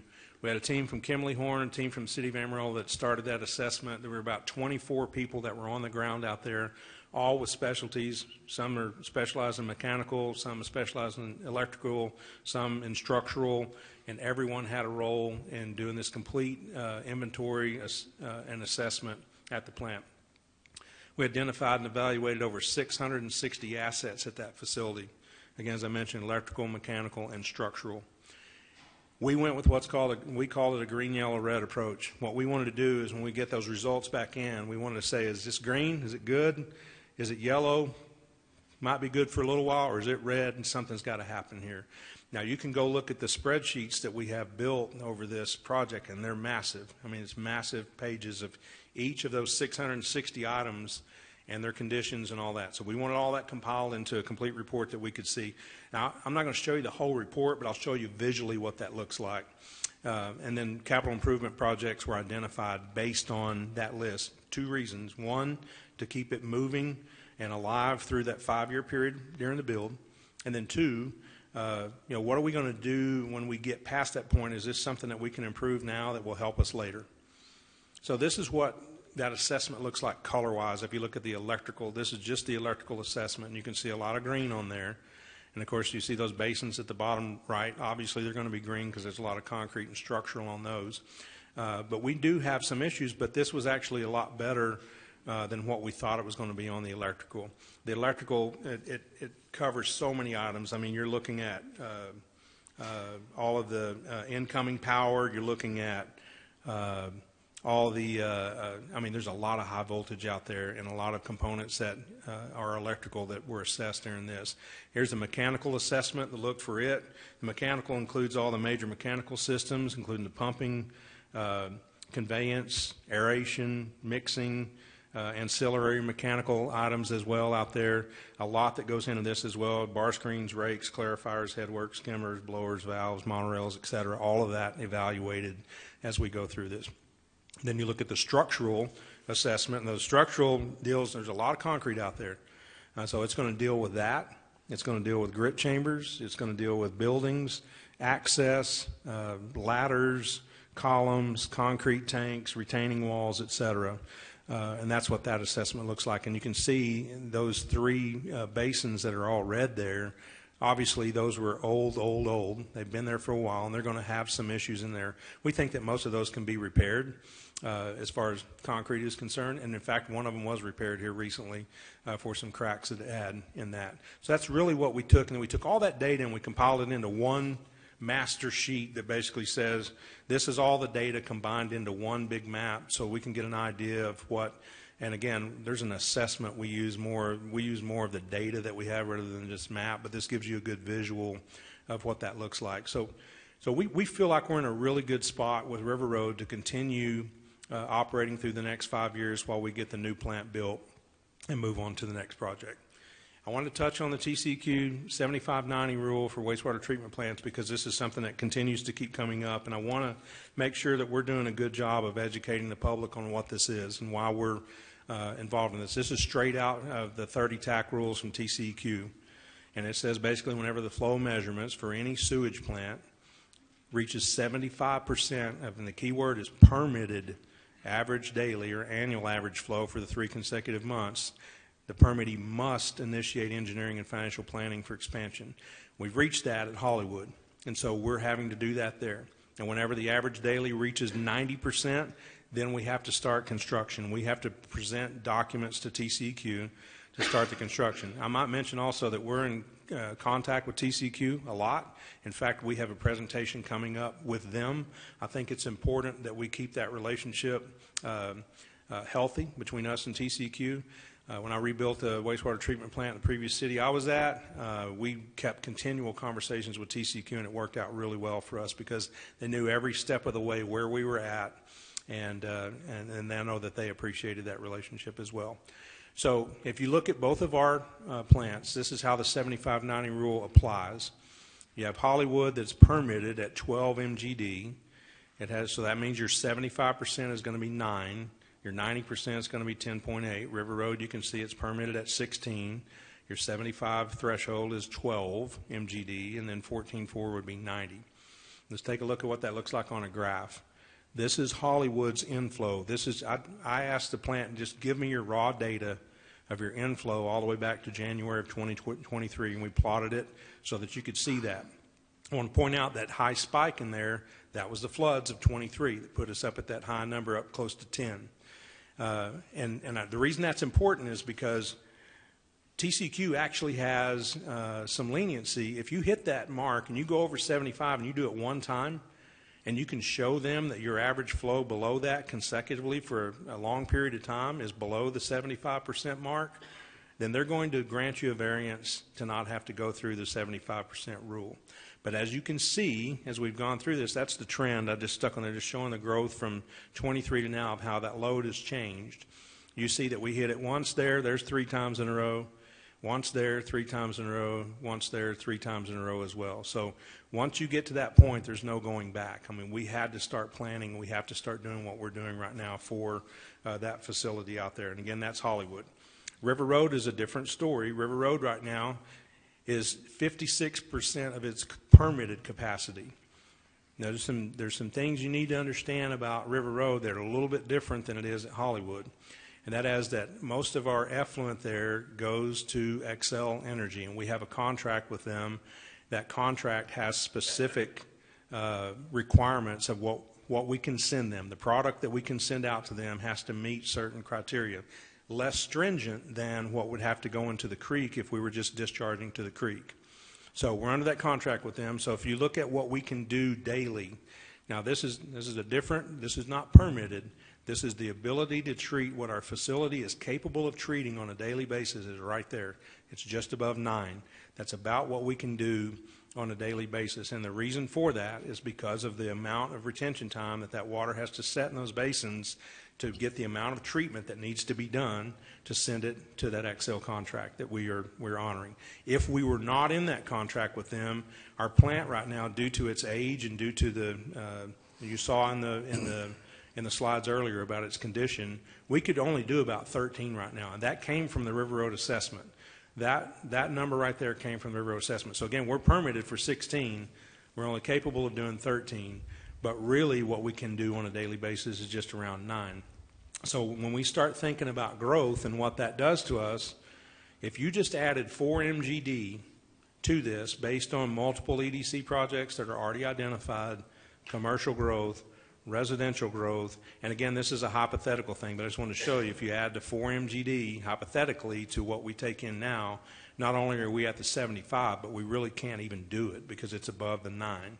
So that's the challenge we have at River Road that's different than it is at Hollywood, is just our ability to treat the waste out there. Don, can I ask a quick question, sure, just to give some good averages before we move on to projections? Safe to say Hollywood Road right now averages 9 MGDs? I mean, you can go back and look at the slide and see that that's your average. Would that be fair? I hadn't run the numbers for an average on there, but I would say it's probably fair, yeah. And then River Road averages 8? Well, they're close to 9 as well. They're close to 9 as well. And then Northeast Interceptor, will that increase the amount of capacity because of what it moves? No. It won't, okay. No, and I can talk about that in a moment. The Northeast Interceptor is a way to get more waste out to the River Road plant. It's a way to deliver it from areas of growth that we don't have a way to do that. We talked about this earlier, I believe. There was a conversation, somebody I was talking to on council about that, that some of these projects that we have coming into town, and EDC can tell you this as well, where they're wanting to put those, we have no way to get that waste to a plant without building some infrastructure. So the Northeast Interceptor is a way to get that from those industrial areas out to our plant. Okay. But it does not increase what we can treat at the plant. In fact, depending on what that industrial load is, it could also hamper us as well. Okay. Donnie, I'm sorry, go ahead. Go ahead. Well, Donnie, can you go back to the, not that one, the River Road graph? And so what I heard and what I learned is that we really at 9 MGD, when we have to slow down the treatment, that is to meet that requirement for That's Xcel. correct. So in all essence, we have a 9, not a 16 or a 13 MGD. We really have a 9 to meet the and so that I think that the public gets confused because we're seeing that, hey, this is a 9 to a 16, that would give us 7 MGD.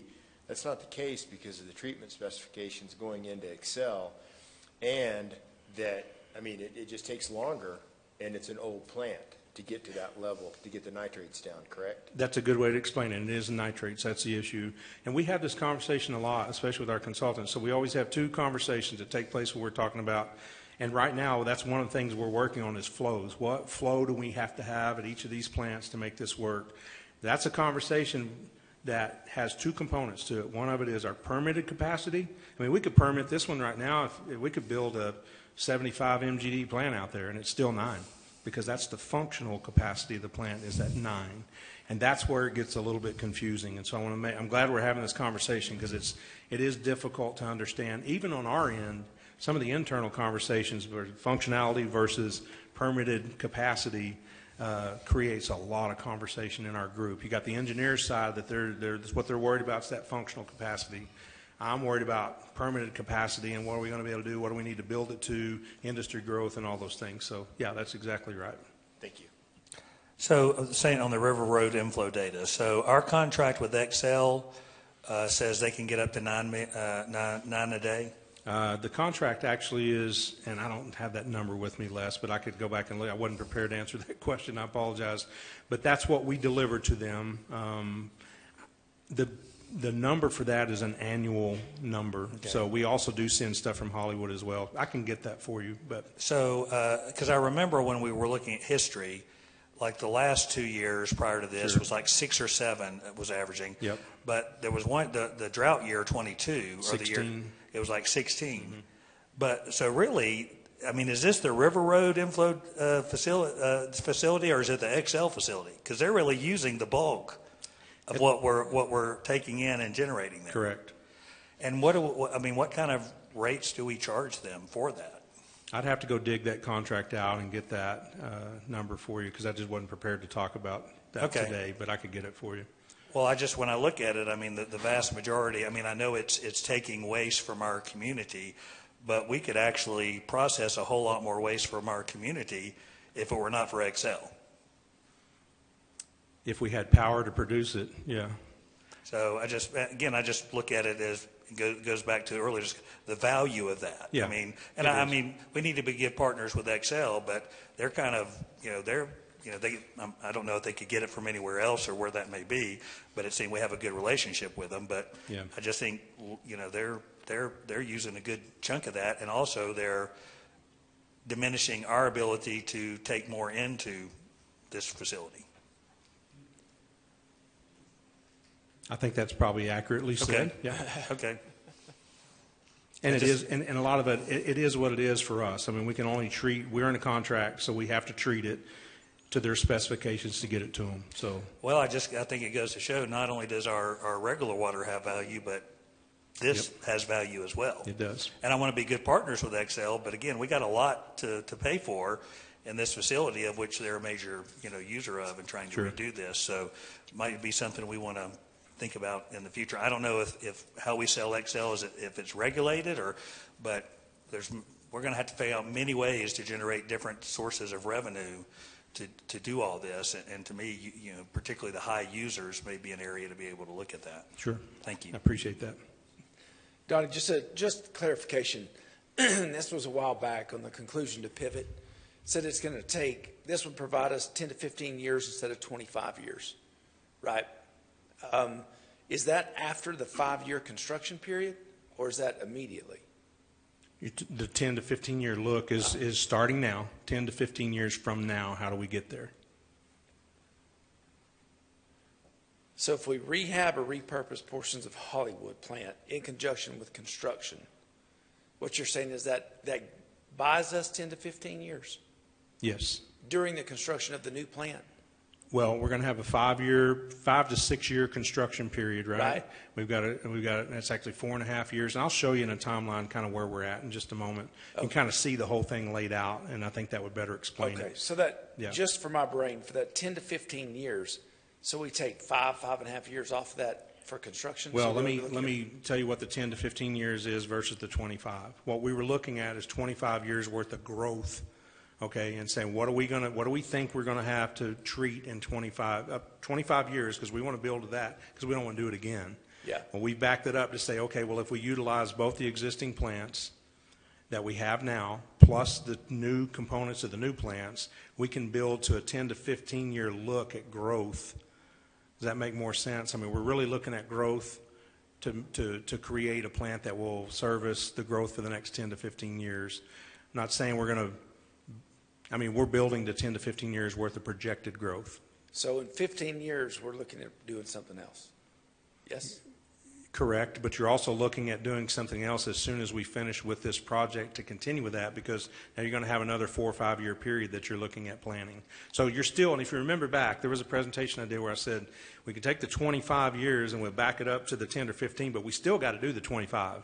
We're just going to take it in chunks at a time. So I don't think the project is going to stop and we're going to be done and say, okay, that's it. We're done for the next 10 years. Right. No, we'll have to start doing something as soon as we finish the It's project that it's we're more working of on a now. phasing approach. Yeah. It's more, I mean, we could charge the current ratepayers a 25 or greater expense, or we can charge them the 15, and then when we actually need 25, the ratepayers at that point can then take it from there. And so there's a pretty big delta when it comes to 25-year versus 10 to 15-year, and how much can the current ratepayers sustain now versus over time.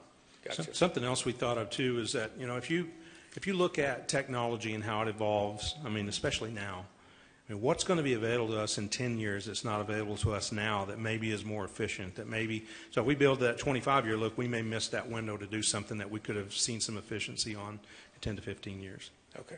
Thank you. I just like to say we can't continue to repeat the sins of the past. We need to continually operate and continually grow these plants, and we can't ever have a recess. I mean, that's what's gotten us to this position today, is taking time off and not investing as we need to, just a constant catch up. And I really like that. I mean, we're looking at a 10 to 15 year payout, or for this first project that gets us within compliance, but each generation accepts their position as a citizen of the city and pays for those additional upgrades, regardless of what the population is.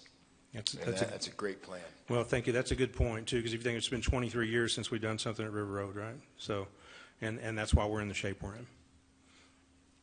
So this was that slide just showing you what a hypothetical for MGD would do to us due to growth. We know of projects that are coming that are going to have higher usage. We want to be able to utilize the Northeast Interceptor to get the waste to River Road, so we know that we're going to be putting more in there.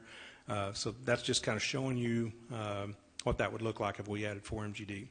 So here's the growth chart for you. This was something the planning department put together for us. It was just showing what their projected growth was, looking at about 2027, I think it was 208,512, and it's based on the comprehensive plan. It's based on known incoming developments and proposed target industries that are coming. And then if you look back all the way out to 2050, the 253,836. So originally, we were looking at, okay, what do we have to build for that 253,836? We back that up and we start saying, okay, what do we got to build the 210, or whatever that number is for growth in there. So does that maybe answer your question a little bit better, Councilman Tips, that you had earlier on growth? Okay. I want to show you this because this is important. This is our basins. You hear us say that word a lot. These are, you see everything that's in blue flows to the Hollywood wastewater treatment plant. Everything in pink flows to the River Road wastewater treatment plant. Some of that is done via lift stations. There's 54 lift stations in our system. Some of it is done, you want to utilize gravity as much as you can. So that blue basin, gravity feeds for the most part. I mean, you're going to have ups and downs and hills that you're going to have to lift wastewater, but most of that flows to Hollywood. Most of the pink flows to River Road. That's that dividing line that we see that runs through Amarillo, and you can see it in the topography. Just drive down Western from one end to the other and see the hill, both sides of that. We have to lift some of that up. Some of it we don't. But I wanted you to see that because here's why it's important. This is just a map that I had GIS create because I want to show you the red. That's the Northeast Interceptor. That is just out north of the airport area there. And then you see the green lines in there. Those green are sewer mains. They're big sewer mains, and anything that are 18 inches and above are shown on this map. We cannot change the direction that those flow. The ones that are green that are going to River Road, that's the way they go. The ones that are green that are going to Hollywood, that's the way they go. And you would have to go in and change everything in our system to make those flow to a different area. So I know there was a comment made that 50% of it will go to River Road, 50% of it will go to Hollywood. That's really not the case. It's what is existing that's there is going to flow there. Now, we're going to move some of the new waste to the Northeast Interceptor to get it to River Road, to get it out of the Hollywood Basin, just above the airport there at Centerport and some of those areas. So, but that's the value of having it, that interceptor that you'd asked about earlier. If you zoom in on this, this is what else you'd have to change. You zoom in to where those dividing lines are. These are just the distribution or the collection lines that are in the alleys. They flow a specific way. We can't go and change the flow of that. We can. I mean, it's possible, but you would spend billions and billions and billions of dollars to change the topography of Amarillo to move all that. So I just kind of wanted to clear that up a little bit, that the system is already built. What we're building is accepting the stuff that's already coming to it, if that makes any sense. Funding update for you. Texas Water Development Board General Revenue Grant. This is one that's sponsored by Caroline Fairley. This is a fantastic opportunity for us. This is $20 million. It doesn't have any strings attached to it. This is money for us to use on design. The first deadline for that was November the 3rd. We had a letter of applications filed on October 13th. The next deadline is December 4th. We are in the process right now. In fact, I think we've already submitted all the documentation necessary for this one, for that board meeting that Texas Water Development will have in December. So we should be finding out the final results of that soon, and I think this is pretty much a done deal for us. We just have to wait on board approval to get the final word on that, but that will be $20 million that we have coming to us. The next is a Clean Water State Revolving Fund through Texas Water Development Board. This is a $60 million low-interest loan. First deadline November 3rd. Intent to apply was filed on the 13th, same thing. Next deadline is December 4th. This is the one we've been working on. The application process for these is massive. Shari has done an amazing job assembling her team to apply for these and to make sure that all of the paperwork is done correctly. If you get a couple of things out of order on there, you're kicked off the list, and you have to wait for the next round. So we're trying to make sure we get this right and make sure that we have the opportunity to get $60 million that we could put toward design of this project as well. And we have a third funding mechanism we're looking at, and that's the Army Corps of Engineers for $38 million. I know that recently they were furloughed, so our conversation stopped with the Army Corps of Engineers, and now they're probably back to work, we hope, so we can resume our conversations with them. Our next steps with this one is to be sure and find out the restrictions associated with it. A lot of the Corps of Engineer grants have restrictions associated with them, and we want to make sure that we're not getting ourselves into a position where it's going to either restrict us by time or things like that. But we do have a project identified that I think is going to be perfect for this, and it has to do with flood mitigation at Hollywood, and it's something that's right up the alley of what Army Corps of Engineers does. So I think we have a very specific purpose that we're going to be talking to them about, and hopefully we'll be able to receive that. We will continue to explore any and every opportunity that we have to get funding for this project. So we're not done. These are just the ones that we're working on right now. Next steps, I created this at the request of Councilman Prescott, and he said, hey, when we get to that meeting and you present everything, one thing that we didn't have is a full timeline, and I don't have glasses to read up there, so I'm going to pull my sheet out and look at it up close right here so I can get it right. This is a draft. I will say that 10 times. Draft, draft, draft, draft, draft. A lot of these things are still unknown as far as the timeline is concerned. We know that right now, where we are at is right there. We are at the preliminary engineering and master study. We're working on that. We should have that completed in the next couple of months. We're also working on funding assistance. The next things that are coming are permitting. We have to start that. That's about an 18-month process.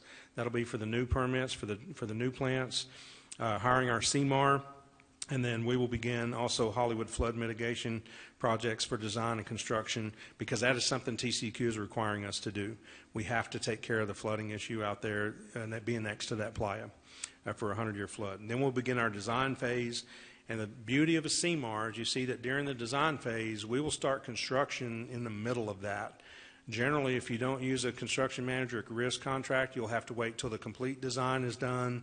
Then you have to go out for your bids, and then there's time associated with that. So we would be looking at mid-28 before we could even start on this. But with the CMAR, we should be able to start, we believe, construction in some phases of those guaranteed maximum prices, or the GMPs as we call them, on this project in 27. So that just kind of gives you an overall look at where we're at. And then you see at the very end, when we get to that part right after 2031, and again, these numbers are going to change, so don't take this to heart. This is just, I just want to kind of give you a high-level look at where we're at. But once we get to the end of mid-2031, we'll immediately begin taking those plants down to start doing an analysis on them to see what is salvageable, see what we're going to have to do to make them be a part of that more functional, larger two combined plants. Now, there's a possibility that we may look at that and say it's actually cheaper to add a new train to the new facility, if we want to expand. It may be cheaper to do it the other way. We don't know yet, and we won't know until then, because you got to remember, you cannot take either one of these plants down until we have something in its place. So with that said, just remind you of this. I know that everybody always wants a price, and my resolve now on that is I'm not going to give you one, because the last time we even uttered something out there, it became the Bible. It was going to cost this much, and we just don't know. And we're not going to know until we get that opinion of probable cost. That's the first time we're going to have anything even close to what this is going to cost. And we're in the middle of the PER now, and I think we'll have a better idea. But I really think until we get to the OPCC, it's really difficult to give you a price on this. I will tell you what our goal is. Originally, we were looking at $2 to $3 billion, quite a delta between those two numbers. But the goal is we're trying to get this thing under $1 billion if we can. It is going to be what it is. But I think working through the CMAR helps. I think being able to utilize existing facilities as they are is going to help. We're doing everything we can to value engineer this, even pre-design, so that when we get in design, we really are already ahead of the curve on that. And I think the team has done a great job on all that. So with that said, I know that was long, but I really want the public, I want you to be totally informed of everything we're working on and what we're doing. So if you have any questions, I'll be glad to try to answer those. Thank you for putting the presentation together, getting the committee, and I think you have a world-class team. I'm so excited, the team that you put together and the direction we're going. Thank you. I appreciate that. I've got one question. Although we don't know how much it's going to cost, we know we're going to have to pay for it. Where are we kind of on the rate study, or do we know when that's going to come back to take a look at? I haven't spoken with the rate consultant in the last month or so, but I know we should be getting it here soon. And so, Donnie, have you talked to them in recently? fact, there was an email that came this morning that they were wanting to get a meeting scheduled for next week so we could at least have a discussion about some I things. haven't got that far yet, so we'll circle back with them soon. Okay, good. Well, I think that's a discussion we also need to start having. Sure. It's not directly related because we don't know how much it costs, but when you start to do the math, at $1 billion, absolutely, it's a lot of money. So I think the earlier we start working at that, the less we have to, people are going to get sticker shock all at one time. So. Well, and Councilman Simpson, that's a good point. One thing we worked on during the budget this year was, to go ahead and start, and it was what Laura wanted to make sure that everyone understood, that we've got to start those rate increases now. And we did this year, and we'll continue to do that until this happens to ease into that. So I think that's a pretty good plan moving forward. But you're right, that's going to be a critical piece for us to talk about. Yeah, thank you. Okay. Well, if we do that, are we earmarking that money in a specific fund that is like a no-touch fund that is going to be for whatever phase of the wastewater treatment plant? Because we don't need it to go to any other projects necessarily. Let me tell you where. So this will be a great segue back into the conversation y'all had before we took the break about CIP projects. So this year we identified, I think the rate increase was approved $11 million. Is that right? What it was total for CIP? Yeah, the rate increase was 5%. Yeah, and I think the number that we had for CIP projects and utilities is right at $11 million. We have identified $200 million worth of CIP projects in utilities, not just now. These are projects that are there. We never have enough CIP to create the projects that we've identified. So what I have instructed utilities to do with that, start working toward these two facilities if you can. I know there's other CIPs that we have, in making them functional so that we can get through the next 5 years. That's what they're going toward. So in essence, it is going toward the project, if you will. Does that make sense? So we've taken rate increase to the payers, but that's just to stay afloat. So we're not taking a rate increase in, preparation for this. Well, those are one-time expenses. Right. Yeah, so. I get it. And if I can add to that, so the plan would be the essentially $5 million that's created by the 5% rate increase this year will go to fund $5 million of one-time spending towards capital projects. That same $5 million will be in place the next year and the year after that and the year after that. And at some point we will need to issue debt, and we will have ongoing annual debt service. And this rate increase that will continue to be in place can be captured to help offset some of that annual debt service that we know is coming in the next few years. And so maybe, and I'm just saying hypothetically, maybe in a couple of years when we have to start issuing debt for these projects, instead of having to do a 10% rate increase all at once, we may only have to do a 5% because we can capture this 5% that we just used one-time spending on in prior years. Does that make sense? No. I mean, I'm just saying, okay, so we're capturing $5 million additional dollars a year, which I know we could use for debt service, but we have $200 million worth of projects. And I mean, if we're going CIP versus debt funding, I mean, that's a different story. So if we're taking this $5 million and we're just putting it towards. We're going to put the $5 million towards part of the $200 million, but then in future years, we may not be able to do more of that $200 million. But it's the projects, what we're trying to focus on, Councilman Tips, is the projects that would be associated with this project. In other words, everything that we need to do, I mean, we're going to do it now, we're going to do it next year, we're going to do it the year after. Okay. We've got to start getting those things in order because this has got to happen. So, but all the while, you have $200 million worth of other projects that need. Well, and that's nothing new to any of us. I mean, this is the world we live in every year. And in fact, I've never had a CIP that funded all the CIPs that we have that we need to do, that we've identified, if that makes sense. Yeah. I mean, I get it, but I mean, I guess each budget session, we're going to be banging against this door the same way of like, well, we got to prep for this. Hey, this is coming. We got to save for this. And hey, I mean, so we can't really say that this last increase was for this. Oh, I think we're going to be seeing, we may have to stair step it up to pay this debt off. I mean, there could be increases every 6 months. Sure. I think it's a better way to do it than waiting to say, okay, how much is it going to cost, and then raising everybody's rates. But you're going to get that continued, and I think that's why looking at the funding sooner rather than later, and mapping this out and what the roadmap looks like. Not just. I just go back. I think business rates are something that we really need to to look at. I'd like this plan to help be as soft on residents as possible, but everybody's going to have to pitch in to help pay for it. I agree 100%. We just have to be careful in the messaging of the reason for it. I mean, we've got to step it up. I agree, and the sooner the better. But what is it for? We're just prepping for this. Yeah, well, and Jerry brought up a good point, and you remember the maps that we had up of the River Road assessment that were up there? So those are items we're identifying now that we're going to go ahead and move forward with because we know we've got to keep that plan alive. Does that make sense? Yep. So a future, we could have taken the 5% and just set it aside, but the thought process was, why set it aside? We've got a lot of expenses we can be doing now with that money. So then a future council can say, okay, when it comes time to doing the issuing the debt, you can either keep the 5% we have now to go towards CIPs, or you could put it towards the debt. And so that's the decision the future council will make. But we're starting to stair-step our way into that to give the future council some options instead of cliff climbing at that point. So it's going to be a pretty big increase if we wait till then. And I want to clarify something too. So the 200, I'm saying 200, that's just a roundabout number, but I have a list. But that's all utilities. That's not just wastewater. That's distribution. That's everything. Okay. Thank you.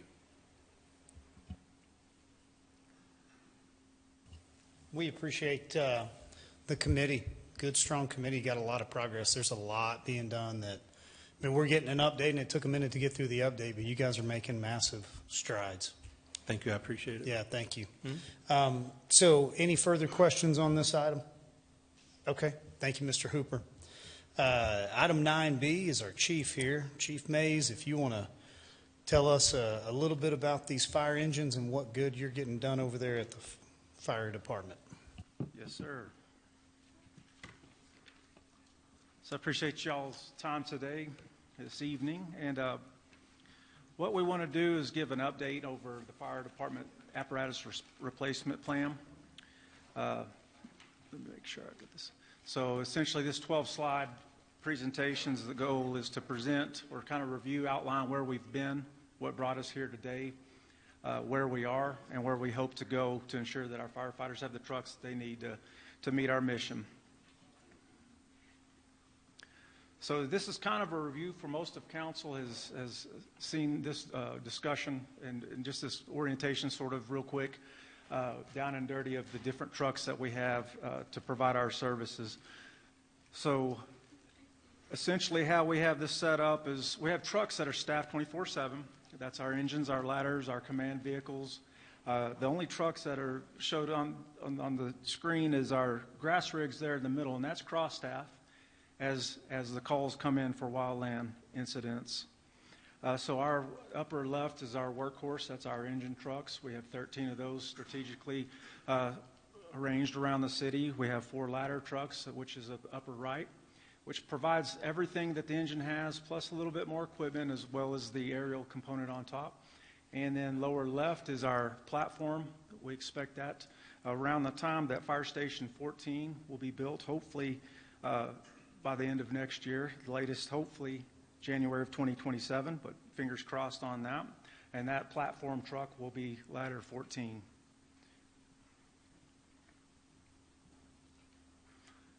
So essentially what got us here when we brought this plan forward, Chief Koba, my deputy of support, was looking at the data and trying to analyze where our repair costs are really starting to peak and go up, and just to give some kind of an option and a plan going forward for mayor and the council to consider, and for our city leadership to have an idea of our need in that area.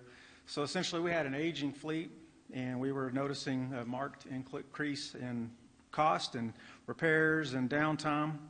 And so we looked at an option that had a 7-year plan, replacement plan, a 10-year replacement plan, and I don't recall if it was a 12 or a 15-year replacement plan for each truck, but we ended up going with the 10, which is kind of a compromise of that plan, of the plans that were available. And thanks to mayor, council, and city management support, we were able to fund and order 8 new fire trucks, which were 6 engines and 2 ladder trucks, and that was at a cost of $13.3 million. Our expected arrival of those vehicles will be hopefully February 2028, and I'll explain some of the hopefully in the vague terms that I'm using as we go. So we are in year 2 of that plan, which is to order 3 engines, and we'll cover a little bit more on that a little bit later. So our plan, if we could progress with this, and of course we have to lay it out in increments like this, because we can't tie the hands of future council, or we have to be very careful how we go about that. But in 2031, our hope is to remove 2 of our reserve apparatus from our fleet, just so that we're not always ever increasing that number of the trucks that we have in our fleet. By 2039, all of our trucks, all of our engines will be on a 10-year replacement schedule. So, and that, again, that's where we hope to go. So we're with the manufacturer Engine 1, and after evaluating where we were, we didn't want to just assume that we were getting the best deal or best prices, and what we learned is it's expensive anywhere you go to order fire trucks. But we went with Engine 1 after visiting their facility, and we noted a sturdier build, a sturdier design, you know, a lot of ways that they've integrated technology and how they've designed our fire trucks. We've noticed from that manufacturer, as well as the vendor that I'll discuss a little bit later, that they're a lot more responsive anytime that we come to them and say, hey, we need to implement these changes as far as how our equipment's going to be configured on the truck, or all the different areas like that. They've been very responsive, so we've been happy with that customer support from that end. Again, the cost is high with every manufacturer. However, the quality truck that we're getting, plus the service that we're getting to keep that going, we notice that we're getting more truck for the same price. Safe Industries is our vendor. We were with the group, the title at that time was Lone Star Emergency Group. They were acquired by Safe Industries. They've been awesome to work with as well. They've been very responsive at each stage of our dealings with the fire trucks, from the build to the delivery and to the warranty work.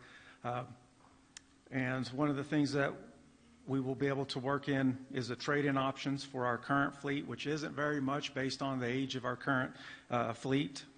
Our oldest 6 trucks, if we were to turn in our oldest 6, or actually 8 trucks, we've got a price for $77.5 thousand just to turn in 8 fire trucks. So you don't have a lot of that value when you're nearing the 20-year mark for the trade-ins. So, and I do have a handout if y'all needed to break down of what that estimated snapshot of what that quote would be if we turned in our 8 of our oldest trucks right now.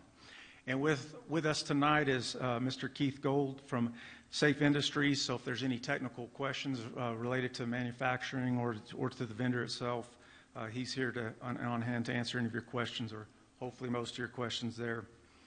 So when we put in the order of the truck, we have a build time and wait time, and we're waiting in line. And when they start the actual build, it's 3 years, which is terrible. But when you're wanting to order something and pay for it, you want it as quick as you can get it. But we understand ever since COVID that it seems like that's just been the way of everything for some reason. But we're hopeful that there are forecasted improvements with that as they've ramped up their production and different processes in how they're building them, and as well as staffing up with more personnel. So we've heard early hopes from 36 months to 2.5 years instead. So again, that's not great. When I got on, it was around a year, and you thought that was terrible to wait a year for a truck. But so at least we're moving in the right direction. We noticed with this year, Chief Koba did a great job of projecting where he anticipated the price increase to go up. He had it at 5 in our projection, and it did come in at 4.5, which is near 40 grand in savings there. And we don't like to see any increase. Nobody likes paying more for anything, but it sure beats the 30 to 40% markups that we were having in recent years after COVID. So just a few of our current fire engine stats, and this we've broken down into our frontline engines. And again, there's 13 of those online, and then we have a number of reserve trucks, I believe 9 reserve trucks that are out there. So our average age of our frontline engines right now is right at 8 years with 95,000 miles, with our oldest being at 12 years. Our reserve engines clock in at 18 years, 140 average miles, 140,000 average miles, and our oldest reserve truck is 22 years old. We've got a couple of slides here with just some graphics to illustrate the current age. On that, the dark blue on the left-hand columns, you'll notice the dark blue. That's all of our frontline trucks. And again, that's our ages for each of those trucks. And the lighter blue is our reserve engines. Next slide has our current mileage for each of the engines. And again, dark blue on the left, light blue are our reserve engines on the right. Our fleet manager, Dustin Dorman, he does an excellent job keeping us rolling and keeping us in service on the streets. He's very careful to monitor the mileage and the engine hours, and he gets with our personnel on the operational side to recommend any time we need to make some changes as far as swapping reserves with current engines. And for instance, engine 5, if you'll notice on there, we're kind of peaking in mileage, along with engine 11, and we do have a plan underway to swap engine 5 with our reserve engine 49, which is 13 years old. Engine 5 is 11 years old, but the mileage will buy us a little bit more time. And again, I noted on there that engine 11 is up there as well as matching engine 5 as far as mileage, but it is at a slower station. So we do try to do our best to make sure that we're monitoring the mileage that's going up and rotating those to some of our slower districts as far as call volume. So where we're at today and what will be presented later on in the non-consent item 10G is to request council approval to move forward with the plan of purchasing 3 more fire engines. This would be to a tune of just under $4.7 million or $1.6 million each. And this purchase would include all the equipment minus the SCBA or the backpacks that we wear with our air supply. They would come with a 10-year warranty and a guaranteed buyback. And Safe Industries offers a buyback, a floor of $300,000 on any truck. And with that, we can take that offer and take that money or that value. We can do our own legwork and sell it. And there's various vendors around where if we could work with purchasing and whoever else we need to see if maybe we could get a little bit more in return for that trade-in. Or we can outright buy that, for instance, if for some reason we decided we wanted to acquire a truck and just own it and maybe move it to training, just to be a training apparatus, that would be an option for that. So again, we're here today to seek your approval for the purchase of 3 fire engines. And that would be part of our year 2 of the current replacement plan. December 9th, the next council meeting, the city would conduct the competitive sale and award the debt financing.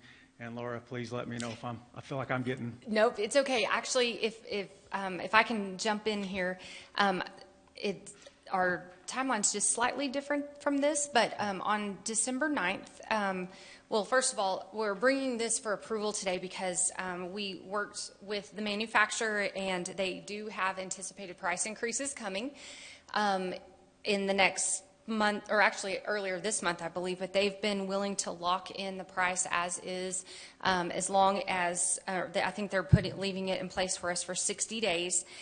So how we're going to work through that, and just so you know, the price increase would be just shy of $210,000. So what we're looking is on December 9th, we would actually bring a resolution, a reimbursement resolution. And what that would do is allow the city to go ahead and pay the manufacturer for the upfront pre-ordering of these 3 fire engines. Then we would proceed with a competitive sale for PPFCO debt on February 10th, and then we would receive the funding from the debt issuance on March 10th. And as soon as the funding came in, we would reimburse ourselves from the debt issuance.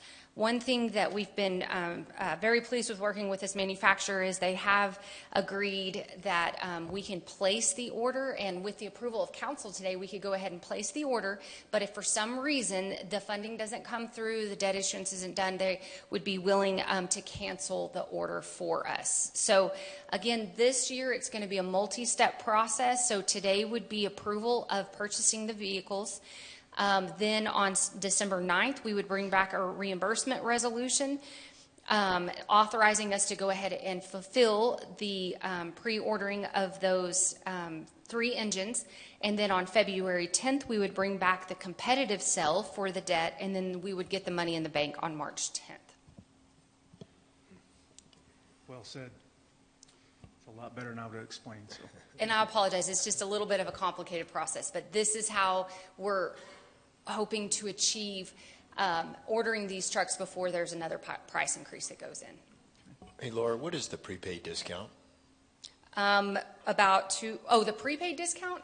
Well, all that it does is it puts your place in line to start building it, and we'll get it in approximately 3 years. But if we wait and don't put our pre-order in, let's say for a few more months, we calculated it would be about $210,000 more on top of this.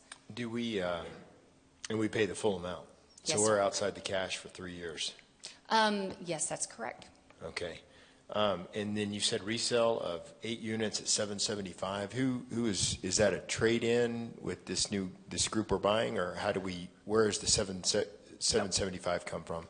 The 77,000, that was a quote put to us. We took our 8 oldest trucks. 2 of those were ladders, 6 of those were engines.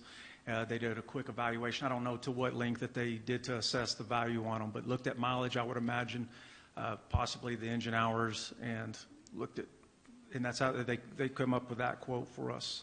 Who was that? I'm sorry? That was Safe Industries.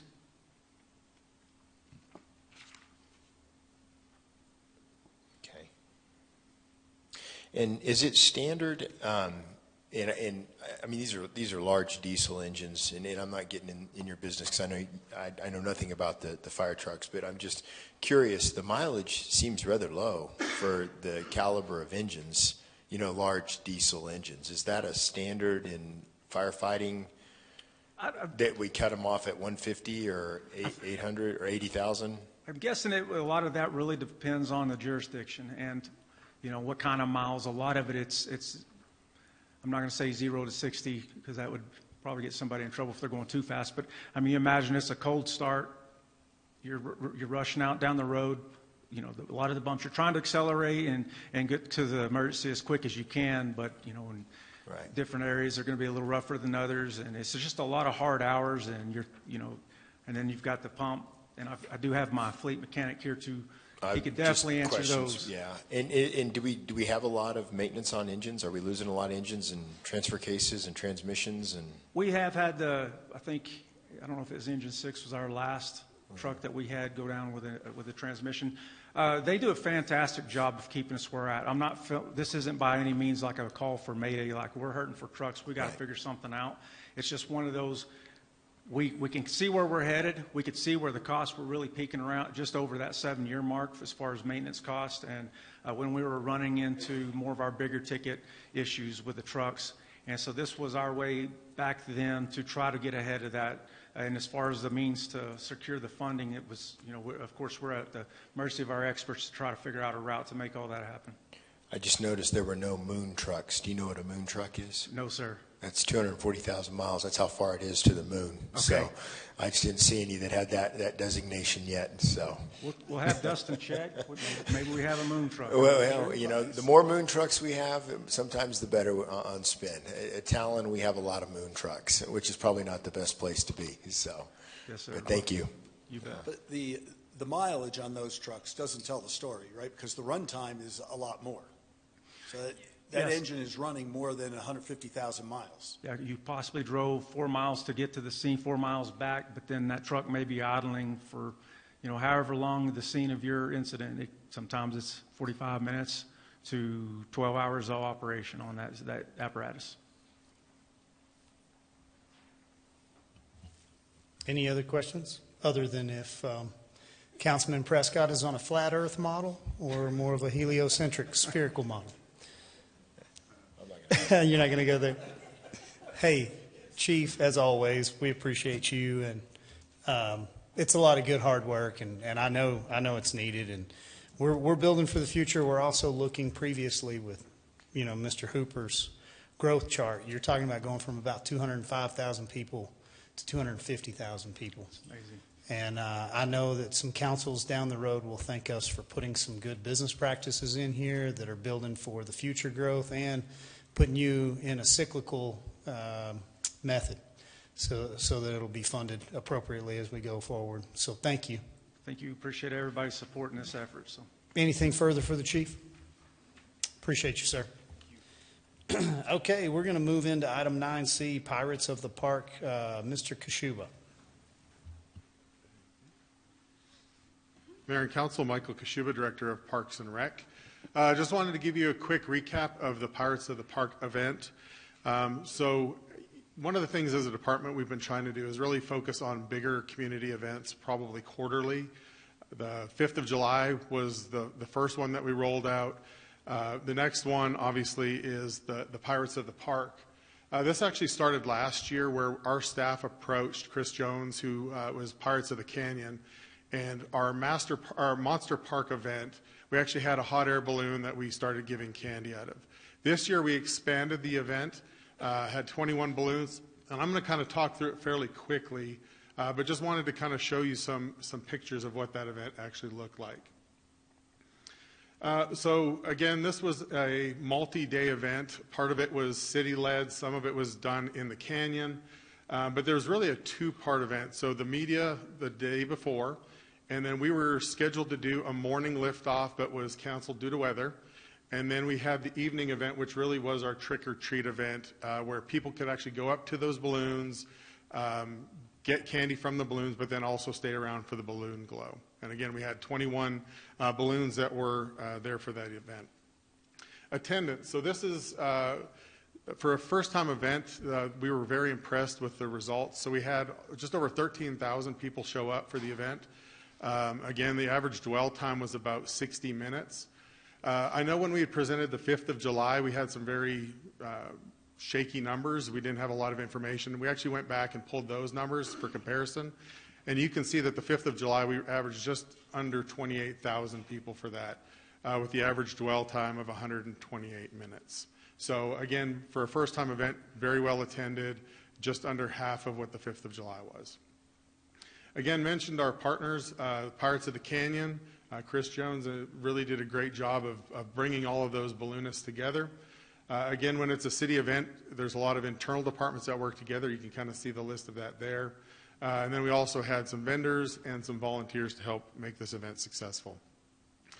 There were some sponsors for this event, but they were really more for Pirates of the Canyon. That way they could help fund those balloon crews and pilots to come and be a part of that event. So here's a list of their sponsors. Food trucks, again, we had 10 food trucks. Wasn't sure how big this event was going to be.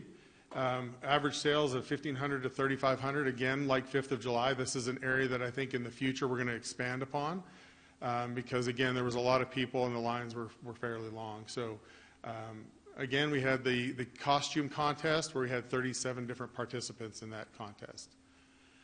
We had the Kids Zone, which included things from Nerf gun wars to the kids area, bounce houses.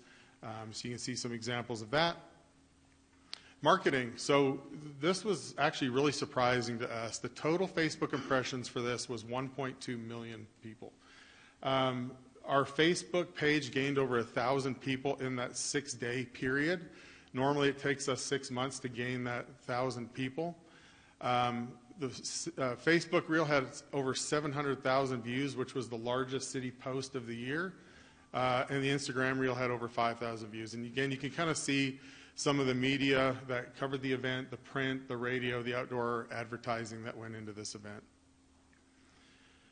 So what did it cost us?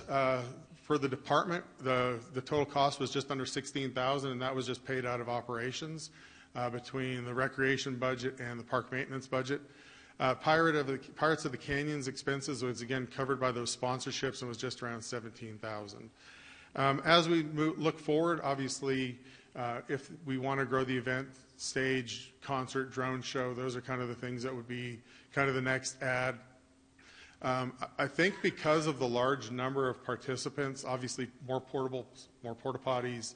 I think another thing is going to be traffic control.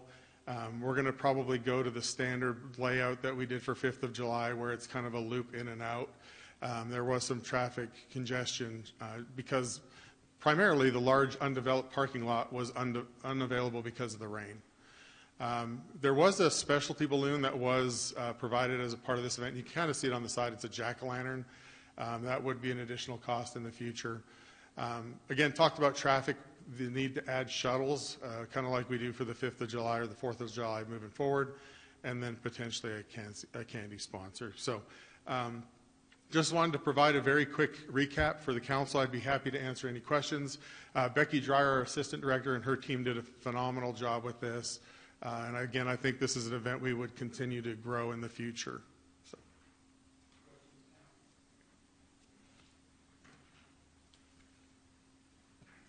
It's fantastic, the increase on Facebook in just that short amount of time. The one other thing I wanted to bring to your attention is we are going to be doing a Christmas tree lighting. So again, we talked about 4 different events a year. So we're looking at the July 4th, probably a fall event, which is like the Pirates of the Park. And then we do have the Christmas tree lighting November 29th at 6:30. That will be at the Civic Center. We'll also be showing Polar Express at 7 o'clock for anybody that wants to show up. So that would be the next event that we're putting on. Great job, Mr. Kashuba. We appreciate all the hard work. Please tell your team that it definitely doesn't go unnoticed, and we love the events and want to continue to support you guys. Thank you. Thank you. Council, that completes discussion items. Do I have any requests for future agenda items? Not at this time? Okay. Les, did you request a future agenda item? That was like 8 hours ago. So. Yeah, can you remember what it was? I don't know if any of us can remember it. There was a towing contract? Well, we ask if we, I'm sure that's something that we want to discuss if the staff thinks it needs to be brought to us at some point. So towing contract for discussion.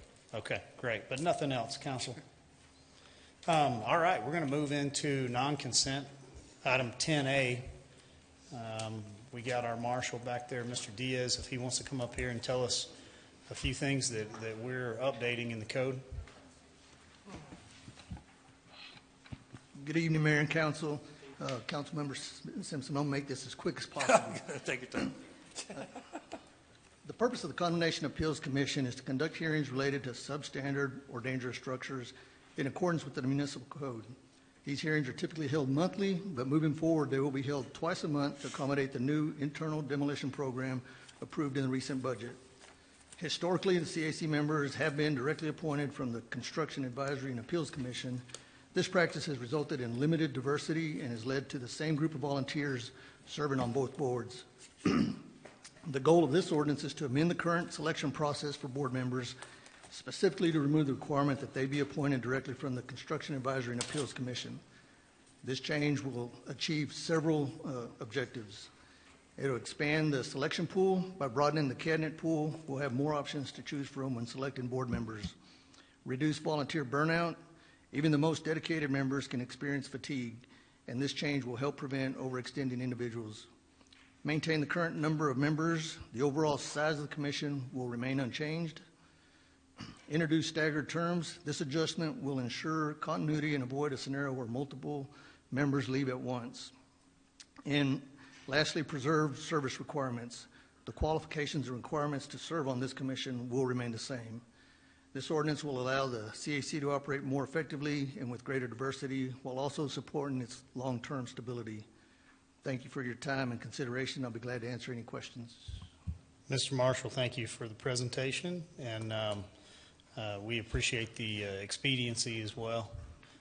This one makes a lot of sense in being able to get good quality individuals that can serve and then not having to do kind of double duty. So anything that you aren't recommending about this, anything that you want to add?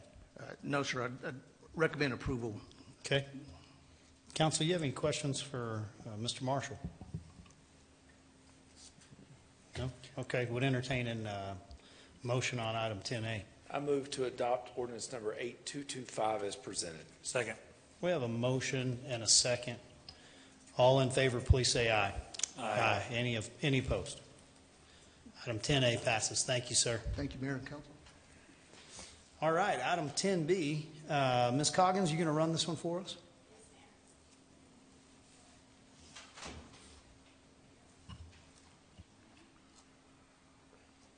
Okay, Mayor and Council, we have before you today ordinance 8226. This is an ordinance to discuss some changes to the code regarding boards and commissions. And so we visited with you before about bringing some changes to update the code, to codify some boards that hadn't been codified. We are looking to remove some obsolete boards and then making just a few changes on attendance and membership. So we'll run through that very quickly on these slides. If you have a question, please stop me. We've had several new boards, and they are listed on your screen. These are boards that have been added previously either through resolution or ordinance, but not codified. So we recommend bringing these into the code.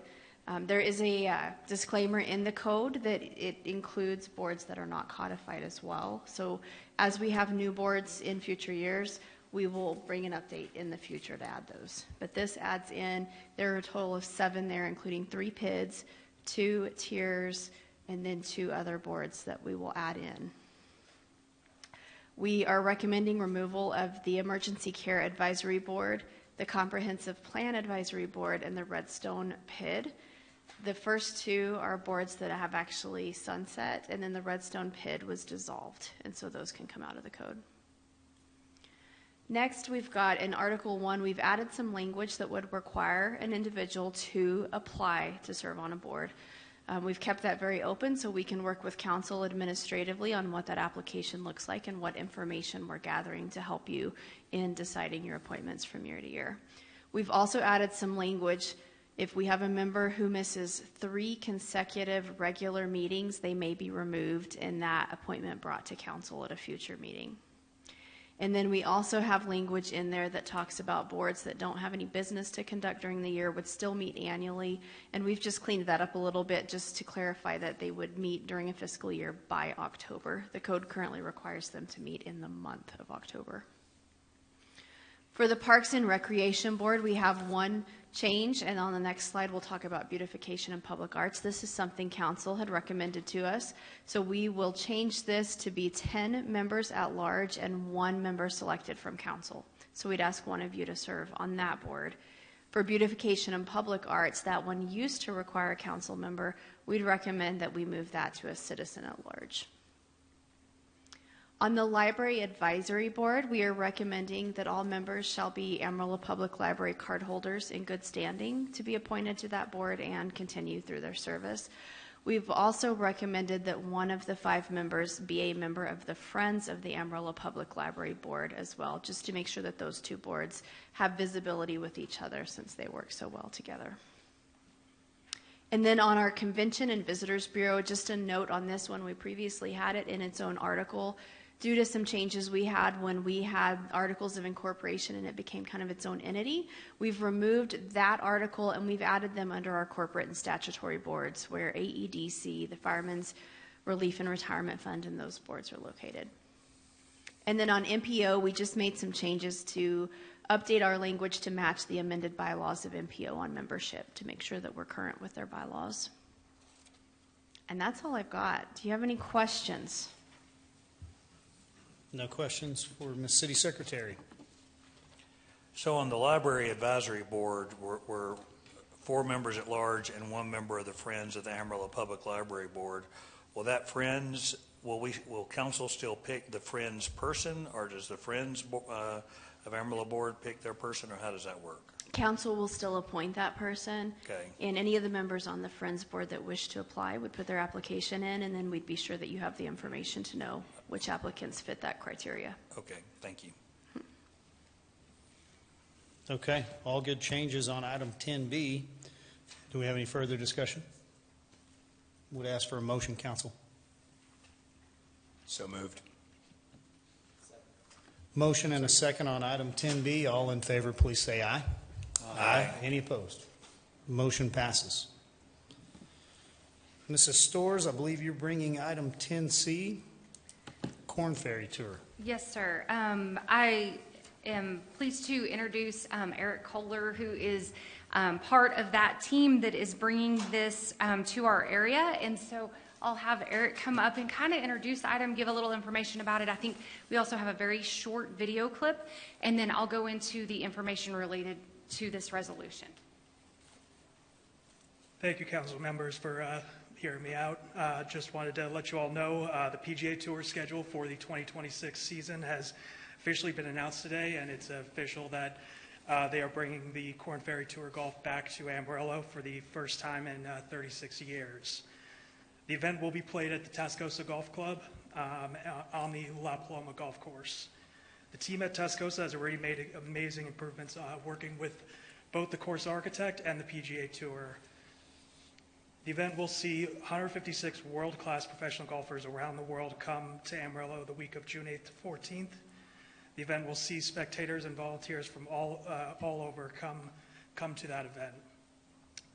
The AccuNet Classic just recently announced Amarillo National Bank as the presenting sponsor, so the new name of the event will be AccuNet Classic, presented by Amarillo National Bank moving forward. With more than 700 PGA Tour titles, 35 major championships, and 8 FedEx Cup champions, Corn Ferry Tour alumni make up 82% of the PGA Tour's current membership. We are excited to be in Amarillo and showcase this great community to the golfing world in 2026.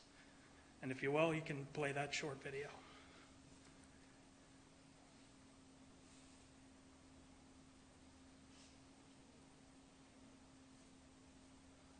Making it on the Corn Ferry Tour means they can make it on the PGA Tour. His 3rd victory this season. Meet the newest PGA Tour winner, Matt McCarty. Bath time in Mexico. To learn more and get involved, please visit AccuNetClassic.com. We look forward to seeing you in the Corn Ferry Tour at Tascosa Golf Club, June 8th through 14th, 2026. Mark your calendars now. There you go. Thank you, sir. Making it on the Corn Ferry Tour means they can make it on the We appreciate the update, the presentation. We're excited, thankful to have the PGA Tour back in the big city of Amarillo. It's going to be at a great time with all things that are happening within the town and the country, birthdays and such on Route 66. So thank you for the presentation. We look forward to it. Thank you very much for having me. Mm-hmm. All right, so this item is consideration of a resolution, and what it does is it authorizes the city to seek and distribute state funds pursuant to Article 5190.14, Section 5C of the Texas Revised Civil Statutes for this event for the 2026 Corn Ferry Tour. And so essentially what we do, and we do this for a few other events here locally, one of those being the WRCA event that was just held. And so what the state of Texas does is they have an event trust fund that is used to help recruit events that could go to other states across the nation. And so if you have an event that chooses to come here to Texas, if they meet certain qualifications, they can work with the local municipality to apply for funds through the state event trust fund. And it's a long process, but it starts kind of with this resolution that the city is authorizing us to go start working on this state application. And essentially what it does is it looks at all of the sales tax or the estimated sales tax that is generated by an event like this based on the number of participants and the number of people coming into our community. And what the state does is then it requires the city of Amarillo to put our local portion in this event trust fund, and then the state, once everything's approved, will give back the state's piece of the sales tax along with the local piece of the sales tax. And then what the city of Amarillo would do is pass the state's portion of the sales tax on to the event developers. So it's kind of an incentive to help recruit some of these big events into the state of Texas. And it's worked really, really well. We've done it for years with WRCA. I know they're very appreciative of us. We feel that this Corn Ferry Tour will be a really good applicant into the state fund as well. So one other item related to this is we do work with we work with an economist that does all the stats for us and helps us with the application. And the group with the Corn Ferry Tour has agreed to pay those costs, so it won't be coming out of city taxpayer dollars. Are there any questions that I can answer for you? That's great. You have any questions, Councilman Simpson? So how's the determination of how much money they can get? Is it based on... It's based on this. So when you do an application, you kind of do an estimated attendance for the event, and then there's all the economic factors of how much sales tax that would generate.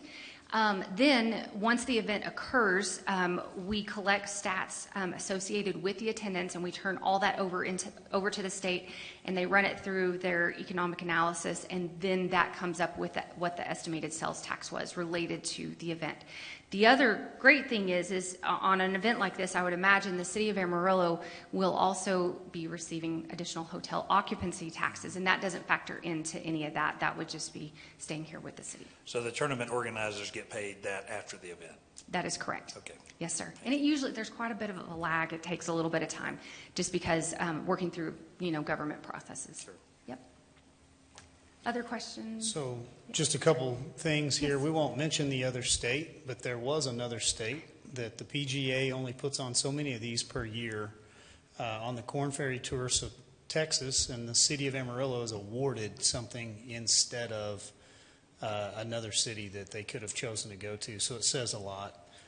Your sponsors, I believe, have given a 5-year commitment, which also speaks to a really good local economy and some stakeholders that believe in, family events, golf, the community, and the PGA's just the best thing you can have at a local golf course, The city staff is already working really well.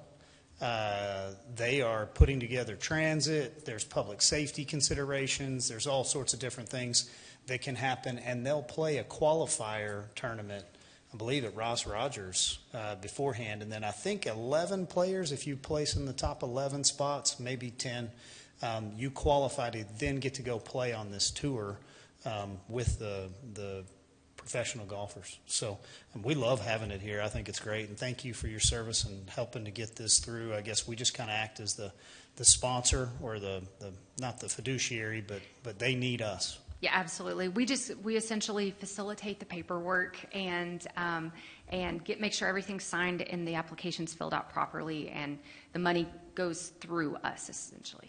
That's great. Well, we look for a great turnout. We'll have a lot of local support, and then appreciate the city's full endorsement and support on this as well. It's a lot of work for us, but it'll be a good deal. So, council, anything further from Mrs. Storrs on item 10C? Would ask for a motion. I move to adopt Resolution 11-18-25-1 as presented. Second. Motion and a second. All in favor, please say aye. Aye. Any opposed? Motion passes. Item 10D, Mrs. Coggins.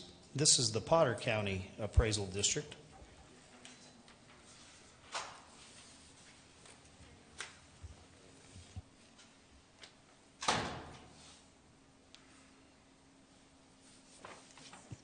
So this resolution is for council to cast votes for the Potter County Appraisal District. The ballot that we received that's in your packet has two candidates, Chip Hunt and Mitzi Wade. These happen to be the two candidates that council nominated. You have 322 votes that you can cast for the Potter County ballot. You can cast those equally. You can cast them for one of the candidates. And Jeffrey Dagley, the chief appraiser for PRAD, did update us. Both candidates do have votes at this point in time, so they will both be appointed onto this board.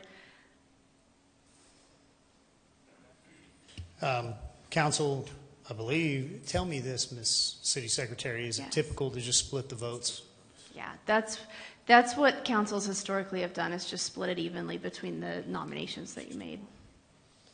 So, and in that case, this would be 161 votes for each of these candidates. Gentlemen, I think that's a good practice, and I also think Mrs. Coggins is letting us know that it's not necessarily going to weigh whether they get to serve or not with the other votes that they've already received.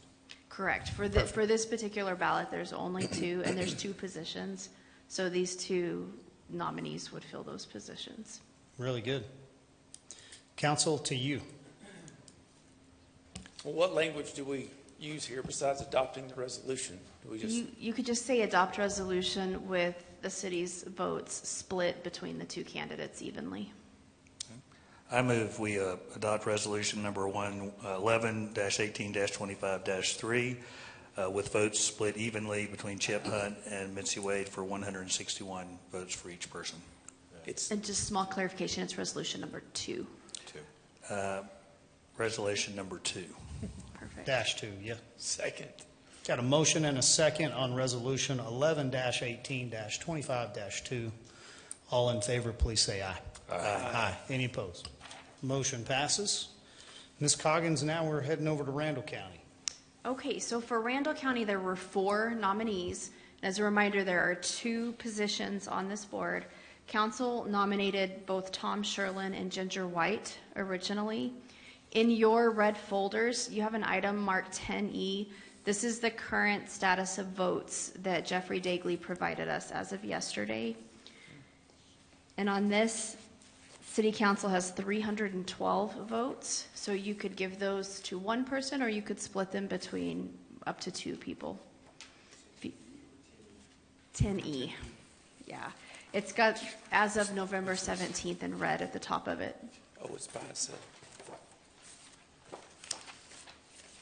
And on this one, if you wanted to split them between your 2 nominees, it would be 156 votes each to Tom Sherlin and Ginger White.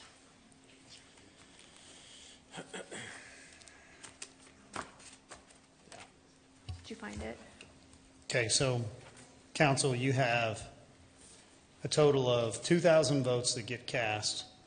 Haley Holt at 807, Jack Klaus 464, Tom Sherlin 2, Ginger White 175. We have a total of 312 that can go to any of these, correct? Not just the 2 that we recommended. Correct. They can go to any. You can only cast them for up to 2 individuals, though. So we since cannot there's split only it 4 2. ways, we could split it 2 ways, or we could give it all to one. Correct. And then tell me how many can serve on this board. They're filling 2 terms? They're filling 2 positions, yes, So sir. there's 2 So only vacancies. 2 of the 4 will. And right now, Haley Holt and Jack Kloss have the most votes. There are a total of 552 votes left to be cast, 312 of those belonging to us, 178 of those to Amarillo College, and then a few for a couple smaller entities. And so we don't know where the rest of the votes will go. We don't. Amarillo College is holding their meeting right now, and so don't know what they've voted, but theirs will be voted on tonight as well. Council, my recommendation would be to put all of our votes to one candidate, depending on who we choose. It makes it most likely that that candidate would at least have an opportunity to serve in that position, seeing that you already have strong support for 2 of the 4 candidates. And we didn't recommend either one of them. So if we feel strongly about any one candidate, I think it makes sense to put all of our votes behind one candidate in this position. Isn't it a little unusual to get the counts of who has the votes? It's really not, because those votes happen in open meetings, just like this one. Okay. And I did ask Jeffrey that when I talked to him yesterday. I said, this question's going to come up when I share this information, and he said it's perfectly public information. Anybody could ask for it. Can I suggest we do that with the next city election? Might make it. As long as they're certified and opened here in the middle of the chamber, Right. I believe that's the key point there, the Break takeaway. the seal. Yeah. Council, any discussion on either of the 2, or if you happen to know something about one of the other 2 that we didn't nominate, but if you want to direct the conversation?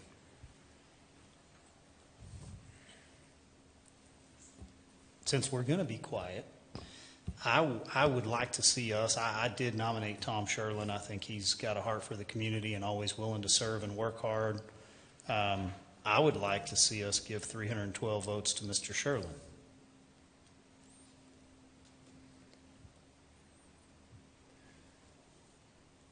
Just discussion. The only hesitation I have there is with on the Potter Randall Appraisal District Board.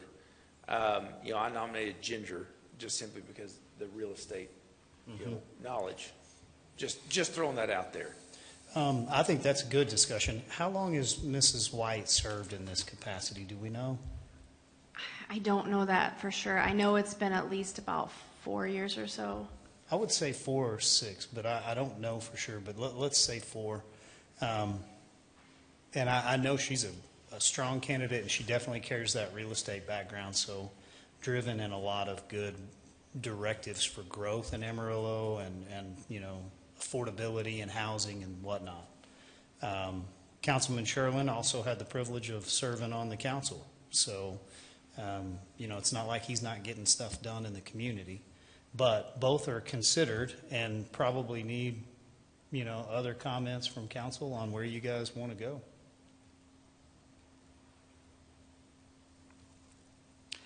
I think I would be comfortable splitting the votes and supporting both of the people that we nominated. All I would say is if we gave them all to Tom, or we gave half and half, it's still not going to move the needle. If we gave all of them to Ginger, it would maybe possibly move the needle depending on what Amarillo College does. I don't want to waste the votes if it's not going to move the needle. Let's dig into that a little bit. Do you know that how many votes are remaining, I guess, that could go to one potential? So assuming Councilman Sherlin or Tom Sherlin has the lowest and we gave the 312, is he not a viable participant at this point? He would require a majority of the rest of the votes. So after City Council casts its votes, there's 240 votes left. Amarillo College holds 178 of those. City of Canyon holds 40, Bushland holds 20, and Happy ISD holds 2. And while I understand the typical split, I think it'd be better to keep the votes together if we feel strongly about one of the 2 nominees that we've made.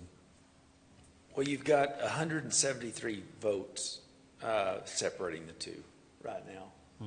And I can tell you, I did the math in case y'all asked. If you were to give all your votes to Mr. Sherlin, he would have 314 votes, with 240 votes left to potentially be cast.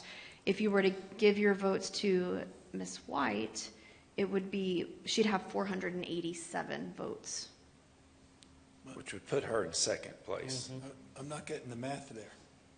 There's a total votes of 2,000, and only 1,451 have been cast. I am taking out the 312 for City of Amarillo. Oh, okay. There's 552 votes left to be cast. Outside of ours. 312 of those belong to you. Fantastically simple process that we have here before us. Exactly. Clear as mud. Yes. Council, I think, let's just decide as a body, do we want to keep our votes together or do we want to split them? Because I'm thinking keep them together. Councilman Simpson makes a good point of splitting them. Or can we at least make one step in a direction before we pick who we want to put them all for? Well, to Prescott's point, I'm afraid, looking at the numbers, if these two were in the lead and these two are who we did, I'd say split them. That makes perfect sense. But it doesn't move the needle. I'm afraid with Tom, I don't know that gets him there. With Ginger, that gives her a shot because she's in second place with all those votes. I'm just working the numbers here. Right. Again, if we're saying, hey, we don't want to waste these, to your point, we don't want to split them because that doesn't make any sense at all. Well, who's the viable candidate given that we already have the numbers?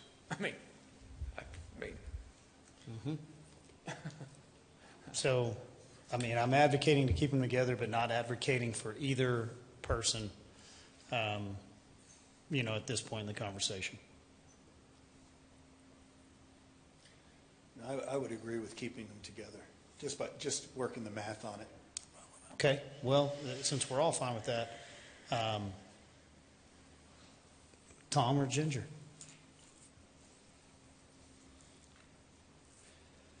I make a motion that we put all of the votes to Ginger White. I have a motion. Do I have a second? Second. Any further discussion? Okay. You have clarity on that motion? You need anything further in this particular instance? Okay. Motion and a second with no further discussion. All in favor, please say aye. Aye. Any opposed? No. We vote passes with a 4-1 vote. Thank you. Mrs. Coggins, thank you, ma'am. Is that your last one? For now. Okay.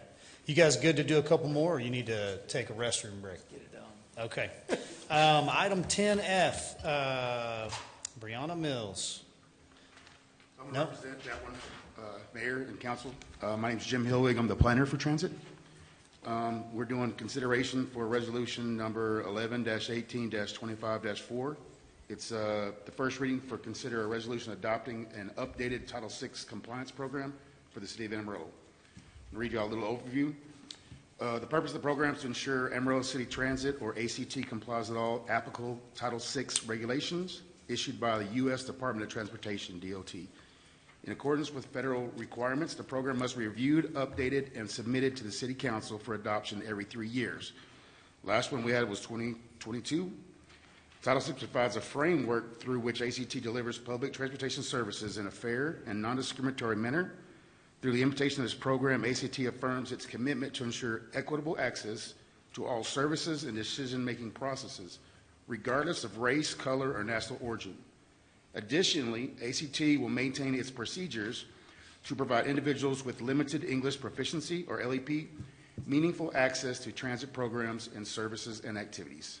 And we're just asking if you guys would adopt that resolution. Jim, we appreciate the presentation. Do we have any questions? Pretty simple. Thank you, sir. Entertain a motion on 10F. I move to adopt resolution number 11-18-25-4 as presented. Second. Motion and a second from place 4. All in favor, please say aye. Aye. Any opposed? Thank you, Jim. Thanks, Mayor. All right, we've got Chief Mays back up here. If we have any further questions, is there anything else you'd like to add to from the presentation earlier, sir, on this item? No, sir. Just echoing that appreciation for the support we've had. Yes, sir, Chief. Are we sure we're getting the best deal on the 775 on the resale?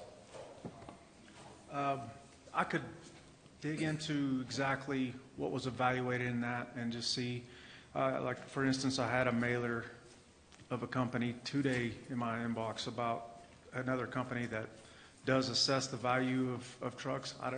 I think with the age, the wear and tear of what we've got, I don't know that we're going to see a whole lot more than that, to be honest, because we understand it's a pinch for every cent at times. So, Chief, correct me if I'm wrong. It's still optional to give it back to them. We could still sell it ourselves or do something else with it. I believe that is what I correct. recall. I don't think we're- So it's not it's not a it's requirement. part of the deal. Yeah, they offer something as part of their program, but we could still keep the truck. We could sell the truck. I think we still have options. I would just like to explore options. I know we're not in the selling used equipment, but it seems with the 3-year lead time, these are a highly sought after commodity, and I would hate to be leaving money on the table.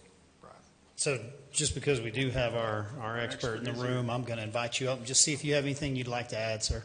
Yes, sir. My name's Keith Gould. I'm with Safe Industries. The evaluation on that was put out to an open market. Basically, we took the mileage, hours, wear and tear on the vehicles, year model, things like that. Also, with those being commercial cab trucks, they bring a lower value than the custom cab trucks that you're currently running. So we put those out to the open market. That's where that trade-in number came in as far as an offered value.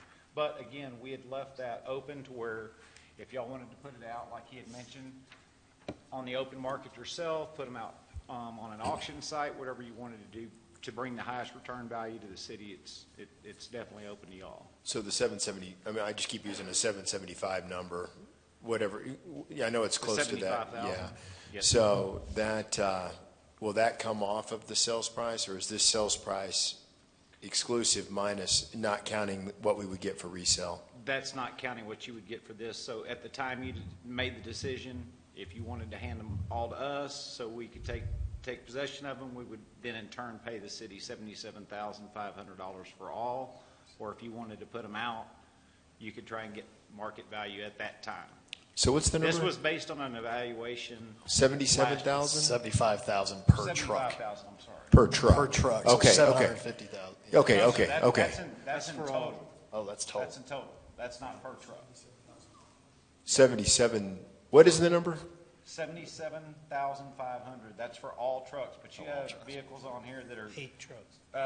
Like for instance, you have a 2004 Alfa on here that's a discontinued truck. That manufacturer's not even in existence. So $75,000 for 8 trucks. Correct. Yes, sir. I think we need to go find.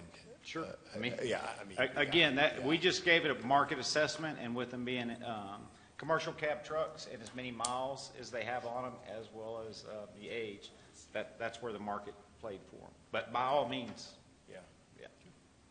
We could send them to auction. Yeah, we could, or you could buy one. I might buy one. I mean, for 10 grand, it's not a bad deal. So we, I know what we have before us is the award or the purchase, the intent to issue debt in the future that'll come back to council. It's really good. I appreciate the comprehensive look, and you bring in all parts and pieces and the potential revenue that could come from the sale of the trucks. I think what I'm hearing is that council would like to direct staff to go and pursue other options and see what else needs to be before we part with any of these existing pieces of equipment. But then today, council, I would say that the $4.6 million is only going to go up by another $210,000 if we don't move forward with our intentions. So, any discussion for Chief Mays on the purchase of these new pieces of equipment? No. Okay. Would ask for a motion on 10G, please. I move to approve the purchase of the fire apparatus as spelled out in item 10G. Second. Motion and a second. All in favor, please say aye. Aye. Aye. Any opposed? Chief, once again, thanks for all your hard work. Thank you. All right, item 10H. We're going to keep going here for a minute. We're going to get Miss Johnny Glick up here. She's going to move us as quickly as possible through some important board placements and appointments. First one being Airport Advisory Board. Before we do start this. this process, Yes, sir. can we have a little discussion? Yeah. I know I'm new to this council, but I found this process of going through all of these appointments as one of the most bizarre things I think we do as a city government. To do all of these appointments on one night or 2 nights, because we're separating them, I don't understand, one, what the hurry is other than we have a scheduling for it, where we could actually look at this in a more logical way. And each month we have appointments to committees that would give us an opportunity, because these committees are important to us as a council. Right? When we see that a committee voted 5-0 or 4-1, that kind of gives us a little direction that they've done their homework, they know what's going on, and it does help us in making our decision. But this way, I don't think we are taking it seriously on how we do a committee, because there's no possible way in the short time that we had that we can call all of these people, talk to them, and because a lot of them that are in here, I've lived here for 40 years. Most of these people I don't know. And I don't think that's fair to the process for committees that are this important for us to make decisions on. And I would recommend, and I know you're not going to like to hear this, but I think we should table this so that we can come up with some type of process that is a better way of looking at these committees. Because I think they're very important to us as the work we do as a council. Council? I would like to add, I think that to me, it makes more sense when these airport advisory boards, you have, 5 individuals, 4 are up for re-election. They know what the strength of the board is. They know what they need. It's almost impossible for us to make the choice of what they need, what works, what doesn't work. We're just throwing in another level of bureaucracy that, to me, doesn't make sense. It would make much more sense that the group come in and say, hey, this is the group we want, and then we just say we agree to that, unless there's something just glaringly wrong with And that. we do have that. I mean, staff will make recommendations. We can ask staff if they have recommendations, which they have the best feel for this. We can go through, if, like to your point, Tim, if we know these people, that's great. If we don't, we have their resumes that they wrote.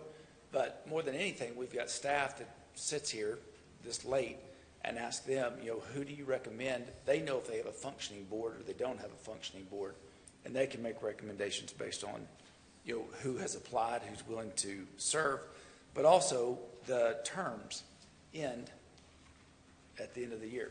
So that's a problem, right? So if we table this, it buys us more time, but we've got to make these decisions to get this done. We have this meeting and we have one more in December. That's it. So I think that there's a way that we could extend them out until we came up with the process, maintaining the board that's there, and then coming up with a legitimate process, looking at those committees. Maybe it's 2 or 3 or 4 a month that we do every month, and that would change their end time. Everything wouldn't end on December 31st. It would end 2 years, 3 years later. I like that idea. I would just modify it slightly and say that maybe we do that next year and get the process down, fill the spots this year, and then reconstruct the process next year, just because we're on such a tight fuse. I agree in theory of what you're talking about. I really, at this late date, would not like to rush the system and try to change it for this cycle, because things don't go well when you try to rush things. The other thing is, we do have people who've already indicated that they don't want to serve anymore and that are ready to roll off. And, they've indicated that they don't want to serve. I think they're thinking that they're about to get, filled in that position. Tonight, when you look at it, we've got, I think, 18 positions to fill tonight, but 15 of those, the majority of people are people who are on there and want to serve again. I mean, for me, if someone has been there and they've done a good job, I mean, I don't know if anybody wants to replace somebody on the committee. For me, unless there's some, they've not attended the meetings or something like that.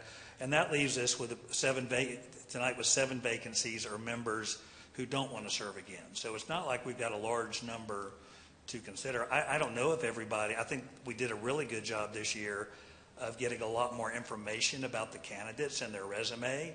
I think in many instances you can kind of read through their background and I pay heavy, if somebody, and I appreciate the people when they say why you want to serve, I want to help my community, but really I'm going to give a preference to people who say I want to serve on this board for this specific reason. So I do have a lot of information that comes through the application process. I do call some people, but I don't call all people, but I look at ones that I think that I would consider nominating and do it. I don't think there's an obligation for us to call all of them or any of them, but we're filling half tonight. We're looking at half in December.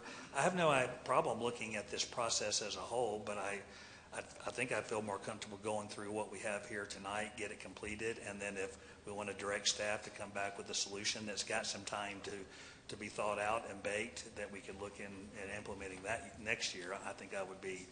I just hate to sit here at the 11th hour and rush things and change them for this year when I'm ready to go through it, this evening.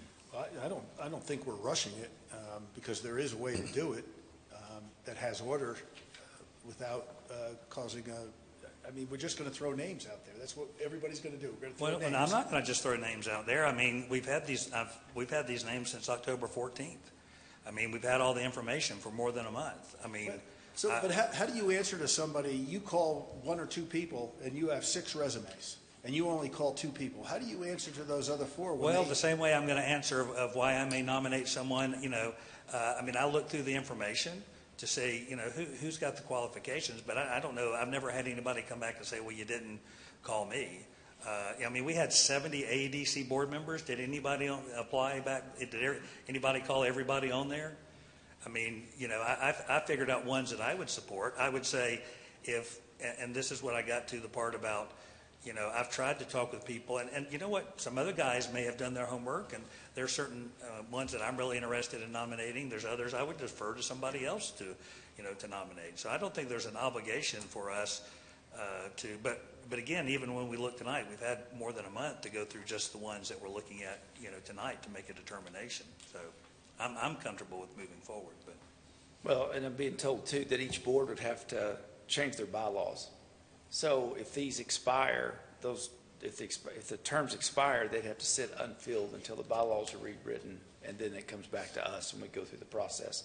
And I believe, Stephanie, didn't we have you look at applications to see if we had more or less depending on when this happened? Yes, and I wasn't able to find a whole lot of information before it happened. I did put something together. We had back in 2017, about mid-year applications before we made the change. In 2019, we had a really big year. We had a lot of applicants, and then it's kind of leveled back out. So there hasn't been a big change in number of applicants from doing it monthly to doing it annual. To speak very quickly to the serving, and some of the statutory boards, so state law type boards, may be a little different, but we do say in our code that when someone is on the board, they continue to serve until a successor is appointed and qualified to replace them. And so if we had people that were willing to continue serving, and you have this sheet that we had emailed to council in your packets, it's labeled 10B at the top. People that are willing to serve could potentially continue their terms into January, February, et cetera. We'd have to look very closely at some of those statutory boards, though, to make sure state law doesn't say different, because that would prevail on their terms. But as far as for applicants through the end of the year, we have at least 22 that we would need to look at appointing, because either they're vacant or those people are not willing to serve again. And so we wouldn't want to ask them to extend. No. I just think this is going to put an undue amount of extra on the staff. But I agree. My opinion is let's look at changing it maybe for next year. But I think right now we're just, if we're having to look at 22 to fill, I mean, that's almost, I don't know, half, I think. So, and we're stuck having to do most of it anyway. So, I mean, that'd be my opinion. That way, the boards can re-look at their bylaws, see if we do need to adjust. The state regulated ones can look to see. It's not a bad idea. I think it's a great idea, but maybe it should have happened in October when we got the book, or some other time. Just my opinion. What's the deadline on all these boards? Most of them expire on December 31st. So try to have them appointed before their next meetings, which could be rolling in January. Yeah, yes, sir. December 9th is our only meeting In December. Yes, sir. So we more or less took it half, half here, half on December 9th. Here's what I could offer. No rule that we have to follow on which ones we do tonight and which ones we do December 9th. Could give ourselves a little bit more time, to assist our council member and for all of us. If we have something here where we really want to move one around, I don't know that anybody here would necessarily be opposed. Let's take the AEDC as a good example of one of your most vital boards, and one that should be given a lot of consideration and does a lot of activity, manages $100 million for us, right? So if we wanted to push that one because you didn't feel like maybe on that one, let's put it over on December 9th, but let's move forward with the other boards. That could be a consideration tonight. Johnny, is there any reason that these have been selected in this order? They were chosen by the city manager's office, I think. We chose them based on these boards had applicants. Some of the boards that we pushed to December 9th didn't have as many applicants yet. We also pushed some of the appointments to December 9th that will be impacted by the ordinance that y'all approved on first reading. So like Parks and Rec, Beautification, Library Board, those were pushed so that we could get that ordinance in place and you could make appointments based on those new changes. So as far as any of the boards that are on tonight's agenda, you could table any of those you wanted to until the next meeting. The only thing we would not be able to do is bring any considerations up tonight that we had planned for December 9th because those are not currently on your agenda. Right. So we wouldn't pull any forward tonight, but we would just have a little bit longer meeting on December 9th if we push a few of these I think over. that makes it more confusing. Okay. I think we go with what they're prepared to do tonight. Okay. I just want to make sure that we had this discussion because I really think these committees are important to us, and we need to take a little bit more time in looking at them and who we appoint. So a couple of the changes that we have made, and clarify this if you need to, board applications are open year-round now. Yes, we didn't used to do that. We opened them for 30 days before?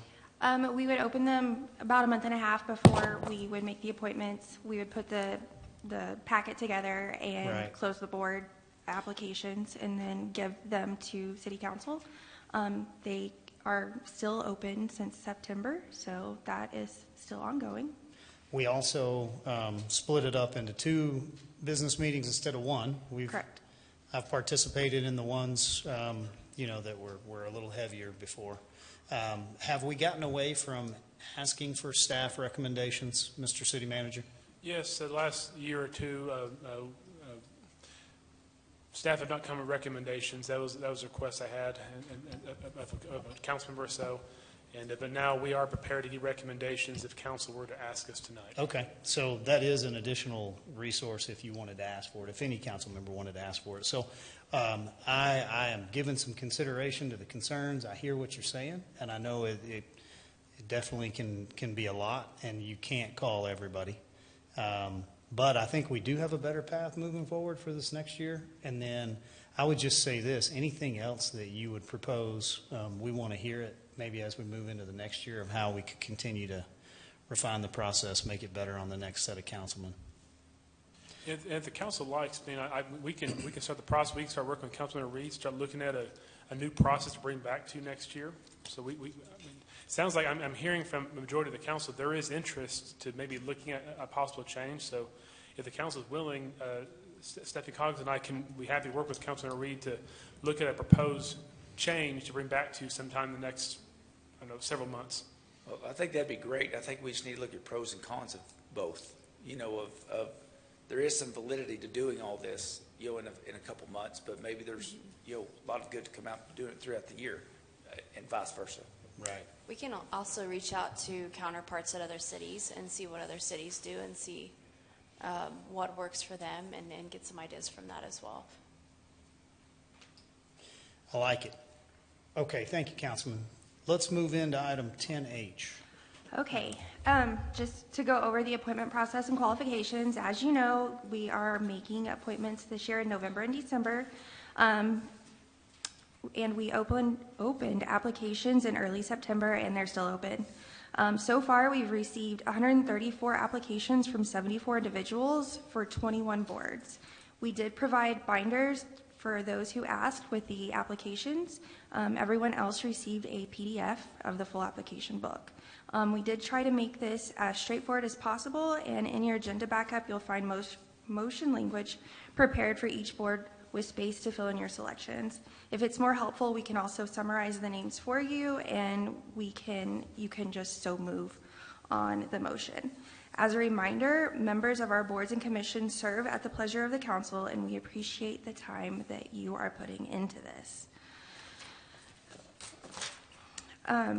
We did change the application up a little bit this year to include board-specific questions to help us make sure applicants are a good fit for the boards that they are applying to. We did ask about availability for each board's typical meeting times to ensure that anyone appointed can reasonably meet the attendance expectations. We also asked applicants to include their qualifiers for each board. Some boards require to be represented by a specific industry or a property owner within a certain area, and the criteria for this comes directly from the ordinance or the board's governing documents. This also helps ensure that they do meet the requirements to serve on their specific board. We're going to start with the Airport Advisory Board, which is tab number 5 in your book. We have all terms are ending on December 31st. 4 of them have said they are willing to continue serving. I have included the attendance for each board on the presentation, just to give you a sense of what's going on for the board members' precipitation. That is not the right word. How much they participate during each term of their service. This does include the entire term they've served, so if they've been reappointed several times, this includes all of their appointments, not just the most recent. This board has 5 members, and they meet bi-monthly with 3-year terms and no term limits. Our Director of Aviation, Mike Connor, is the liaison for this board. We do need to fill all 5 seats this year, but we have requested to stagger this term schedule going forward. So our suggestion is to have 1 member serve a 1-year term, 2 members serve 2-year terms, and 2 members serve 3-year terms, which would get them into the staggered cycle that we typically look for. We have received 9 applications for this board. So if you guys want to take it away, I will go along. I've got a quick question. It says here one individual has 64% attendance. We're shooting for 75% attendance? Is that Yes, what I sir. saw earlier? That's what is in the current ordinance, yes, sir. Okay, so we have actually 2 individuals that didn't meet the 75%, correct? Yes, sir. And Councilmember Prescott, if I may add, council has the authority to replace those individuals.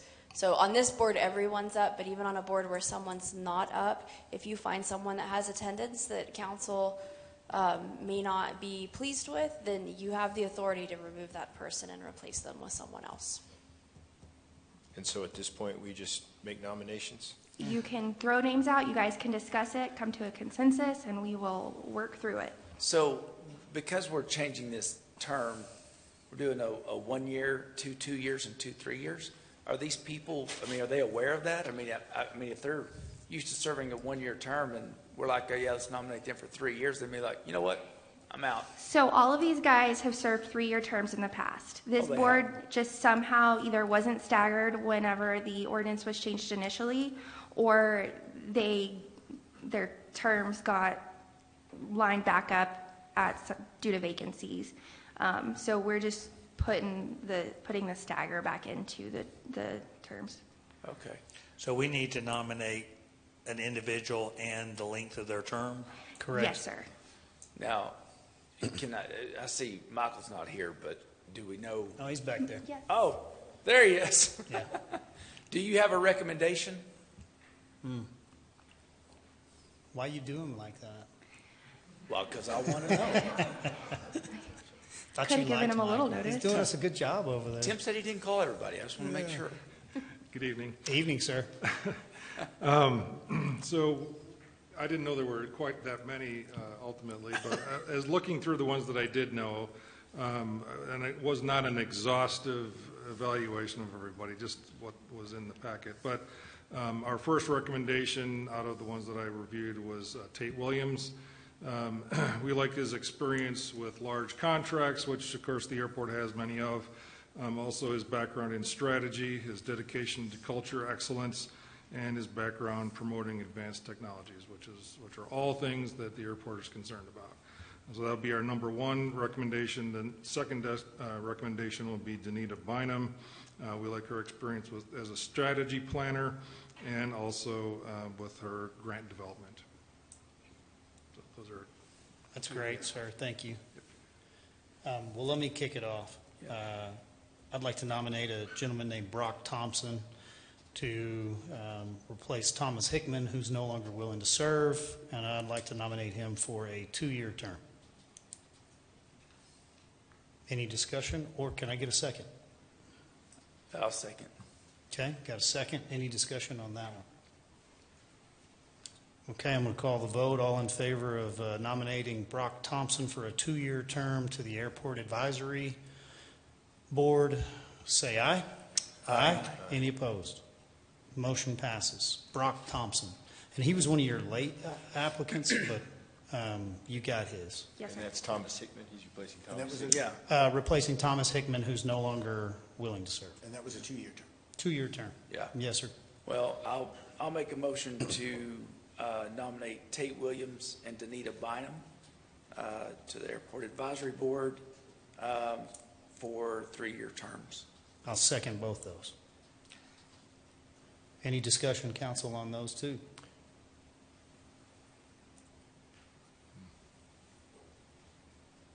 All in favor of, let's say, Tate Williams and Danita Bynum serving for 2 3-year terms, please say aye. Aye. Any opposed? Okay, motion passes. We have 2 positions left. 1 year and 1 2-year.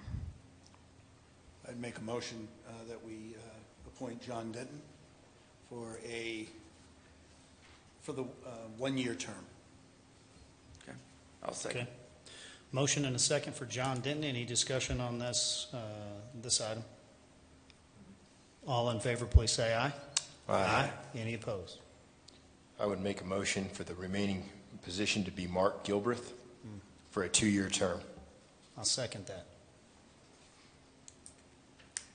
Any discussion on Mark Gilbreth taking that last slot? All in favor, please say aye. Aye.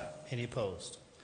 Congratulations, gentlemen. You just got through your first board. Hopefully that's one of the hardest ones. Normally you don't jump out and you gotta do all 5. No, Okay, the rest of Ms. them should be pretty easy. Sorry. Ms. Glick, let's Go ahead. let's take care of just a couple more and then we'll take a recess. Okay. Come back. Next up is the Amarillo Area Public Health Board, which is tab number 7 in your books if you're following along. The city appoints 2 members to the Amarillo Area Public Health Board, and the remaining seats are appointed by other entities in the area. We received 7 applications for this board. We only are seeking 1 appointment. This board has 8 members total. They meet 2 to 4 times per year, and they serve 3-year terms. Casey Stoughton, the Director of Public Health, is the board liaison. Okay, you see the nominees over here. I'll ask if anybody has one. I do. Yes, sir. I would make a motion for Doree Duke to be Doree appointed Duke? to the Amarillo Area Public Health Board. Replacing, Would have to be Ms. Potter. Jennifer Potter. okay. Any discussion on Doree Duke? She has an extensive background in septic systems and all sorts of things in that nature. Am I correct? The same Doree Duke? Mm-hmm. And this is the Amarillo Area Public Health Board. Is there anybody here from that group? Casey's not here, but Anthony No, Anthony Spinell can answer questions. And then Kevin Hawkins is Kevin from the Panhandle Restaurant Group, right? That's correct. Okay. So Casey Stoughton and myself collaborate on this board. Our collective recommendation would be number one would be Howard Heath. He serves as the operations manager for the Panhandle Regional Advisory Council. We have a good working relationship. He has great experience. A secondary recommendation could be Lindsay London. Okay. Thank you. Thank you. We appreciate that, Anthony. Yes, sir. So I'm confused here with all these terms ending. They're all over the place. Yes? Just on this So, board? on the Amarillo Area Public Health Board, we only appoint 2 seats to this board. Okay. So, Gotcha. the other entities do have different terms than we do because they're on a different schedule. Gotcha. Thank you. So right now I have a motion for Doree Duke. Do I have a second? I'll second his motion. So we have a motion and a second for Doree Duke. All in favor, please say aye. Aye. Any opposed? Motion passes for Doree Duke on the Amarillo Area Public Health Board. Moving into item 10J, CVB. And CVB is tab number 19 in your book, if you're following along. The Convention and Visitors Bureau Board, the city appoints 4 members, and then the CVB appoints the remaining 7 seats. Of the city-appointed positions, we have 1 term expiring at the end of this year, and Ms. Duckworth has indicated that she is willing to continue serving. However, we did receive 8 applications for this board. This board meets monthly and serves 3-year terms with no term limits. Cashin Smith, who is here, it serves as the executive director of the CVB, and she is the liaison. And what tab did you say it was? What Yeah, tab? you can definitely hear from Cash, and she's on her way here. What tab? 19. I thought you were saying what time, and I'm like, I don't know. Who's this guy that's 70%? Is it 75% that we're? Yeah, do we want to have a discussion on council member tips being below the new requirements? Listen, So I was moved. unaware of what time when it met, and so I missed a couple. You got to set the example, council member. If Come you'd on. like to I'm replace aware. him. You can't, it's all about holding people accountable. We heard that earlier. I give him a hard time, so. Mine's on 18. Cashin, you got a recommendation for us? So I will say Coco is our president, and we have 2-year terms on presidents, so she is halfway through that term. She is eligible for another. We have a 2-term term limit. To go a little further into that, whenever you stagger, we were a new organization as of 2020, so that was a new board. We staggered those. People who got a 1 or 2-year term as their first term, per our bylaws, that's not a full term, so they actually still, if they want to serve 2 full terms, have that option. So we do have a couple of founding members that will end up with a couple of extra years. Coco's not one of those. She actually, when Diane Baker passed away, one of our founding members, she filled that role. Yeah, and I will clarify my attendance. When I was appointed to this, I was out of town. And when I was appointed to this, I was also out of town for the first meeting. So there's that. You were here when council appointed you. I was here? Yes. Oh. See, I keep up with things. I'll also say, as far as because we have new members, our board has 9 voting members, 3 hotels, 2 attractions, 3 citizens, open seats that are not hotel or attraction, and then the 1 council member. For the 3 members from the community, we are pretty specific in what we look for. So as an example, Angela Eggers has worked in nonprofit space as a community development for many, many, many years, more than she'd want me to say out loud. Christopher Fitton, Jason Fitton, is a lawyer who has worked in politics and with nonprofits and those kind of things. So he brings that experience. And Coco is a marketing consultant and team building consultant. So we are pretty targeted in how we look to fill those three positions. I make a motion that we extend the offer to Coco Duckworth. I'll second. I have a motion and a second for Mrs. Duckworth. Any discussion? All in favor, please say aye. Aye. Any opposed? Motion passes. I would like to make a motion to place Councilmember Tips on probation and see how his attendance does in his next term. I would second that. I have a motion and a second to reprimand Councilmember Tips and to bring him back for further evaluation at a future meeting. I may not show up tomorrow. Hey. Yeah. Bump your attendance. Thank you, Ms. y'all. Cashin. Have a good night. Johnny, can we do one more and then take a quick break? Sure thing. Up next is the Amarillo Economic Development Corporation Board of Directors, which is tab number 8. There you go. Currently, it's a 5-member board that meets monthly. They have 3-year terms with a 2 consecutive term limit. Doug Nelson with the EDC is the liaison. For this board, we did receive 13 applications.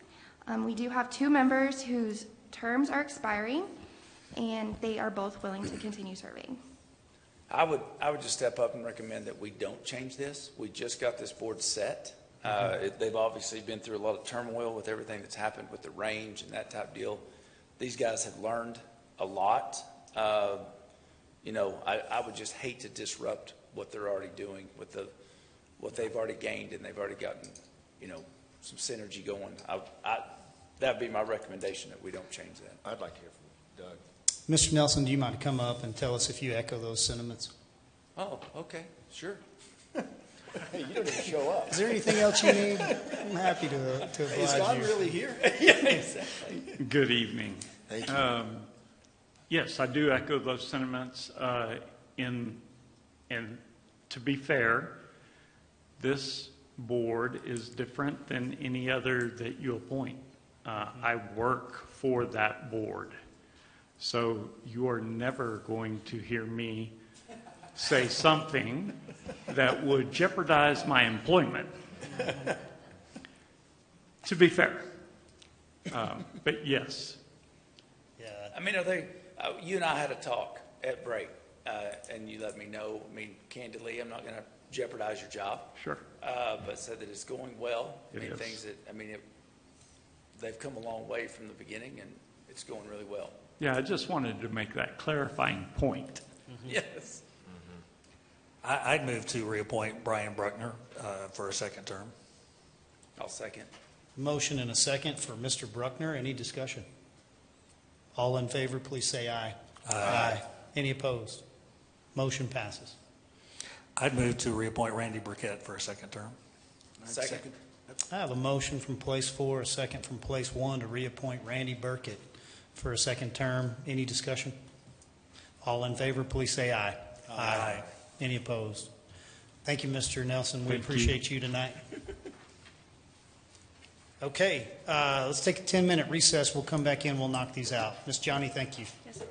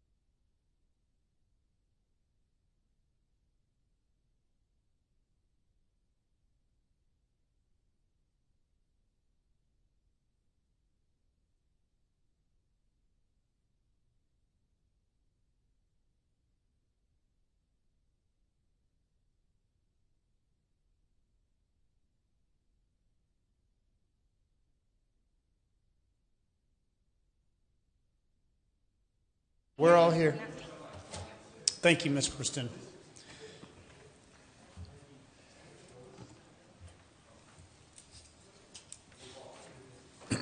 All right, Ms. Johnny Glick, we now have moved on to item 10L. Yes, which is the Animal Management and Welfare Advisory Board. It is tab 11.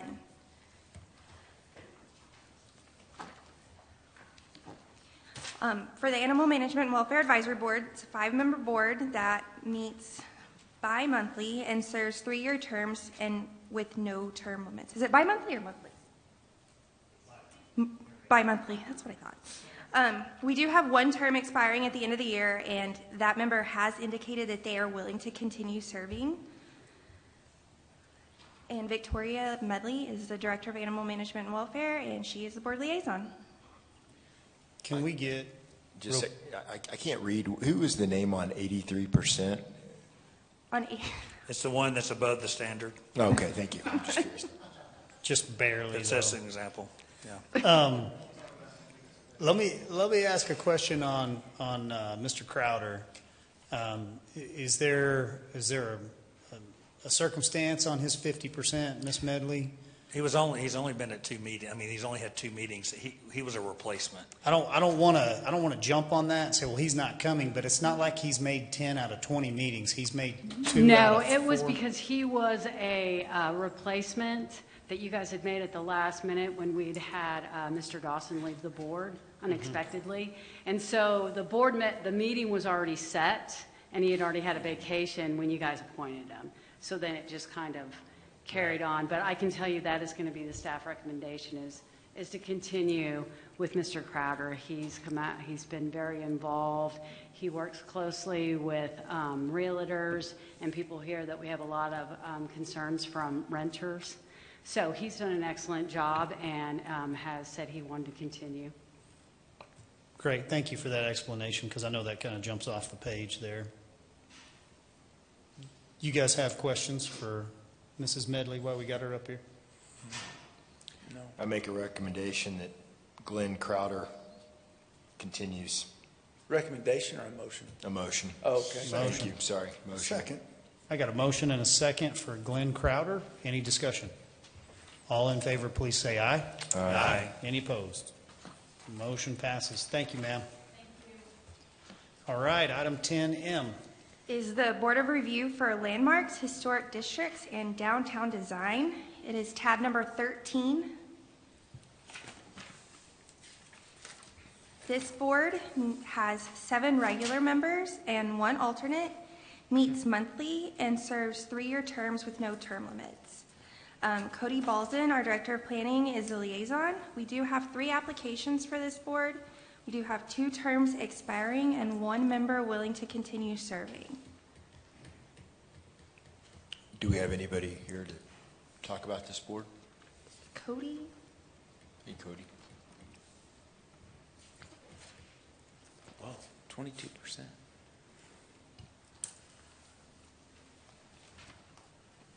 Well, it's an alternate.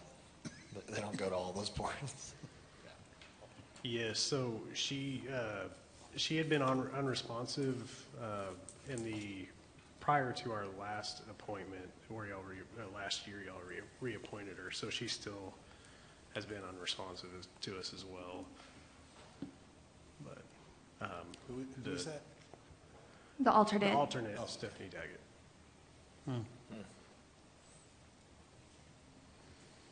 Has her lack of attendance caused any problems? Not typically, no. Okay. Do you have any recommendations with the current situation with the 2? The 2 applicants, we have no issues with either of them. I make a motion that we place Cindy Bulla on the Board of Review for Landmarks, Historic Districts, and Downtown Design. Second. I have a motion and a second for Ms. Bulla to serve on the Landmark, Historic District, and Downtown Design. And that's a reappointment, right?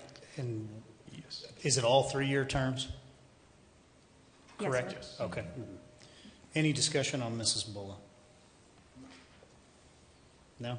All in favor, please say aye. Aye. Aye. Any opposed? Motion passes. I make a recommendation that Tommy Knox be placed on the Board of Review for landmarks, historic districts, and downtown design. Second. Motion and a second from place one from Mr. Knox. Any discussion? All in favor, please say aye. Aye. Aye. Any opposed? Motion passes. Thank you, sir. Thank you. Center City. Is tab number 14 in your book? Center City Tax Increment Reinvestment Zone has 10 members total, and the City of Amarillo appoints 3 of those seats. The remaining positions are appointed by other taxing entities that participate in the tiers. This board does meet monthly, and they serve 2-year terms with no term limits. The 2 years is statutory. Drew Brassfield, our Assistant Director of Planning, is the liaison, and we have 7 applicants for this board. Of the city-appointed seats, 1 term is expiring at the end of this year, and that member is willing to continue serving. We also have 1 seat that is vacant and will run through 2027. So we've really got, we've got Gary who's willing to re-up. Dean's already serving, so we've only got Christopher Walker. Am I reading that correct? Well, There's a supplement. There's a supplement in your book of additional applicants. Okay. we have Mark Gilberth who put his name in, but he's now already serving on the airport board. We have any recommendations from staff?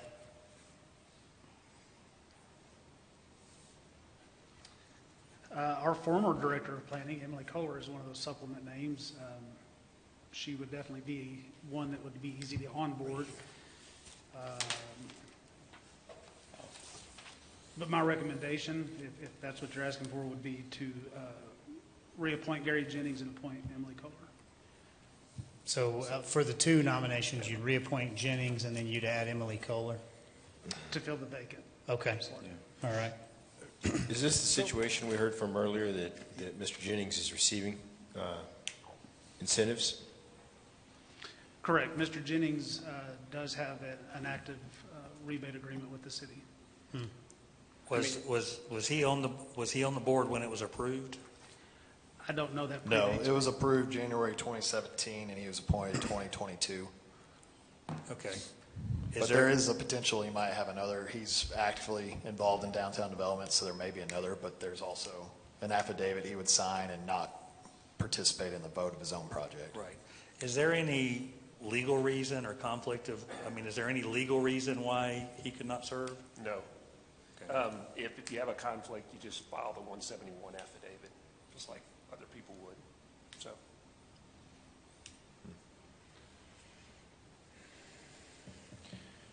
Well, no, go ahead. I was going to make a motion that we put Emily Kohler in Gary Jennings' spot, just to keep it clean. I'll second that. Any discussion on Miss Emily Kohler? All in favor, please say aye. Aye. Any opposed? Motion passes. We need 1 more, gentlemen. I make a motion that we put Gary Jennings in the vacancy position. Have a motion?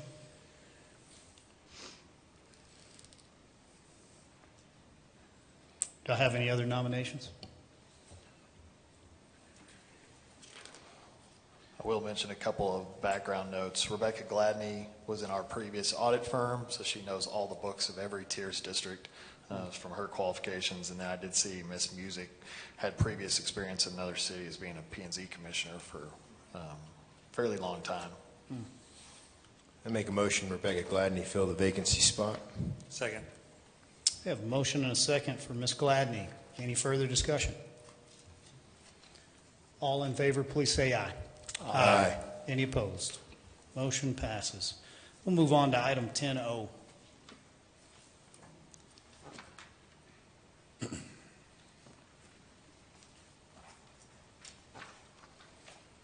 .10O is the Community Development Advisory Committee. It is tab number 15.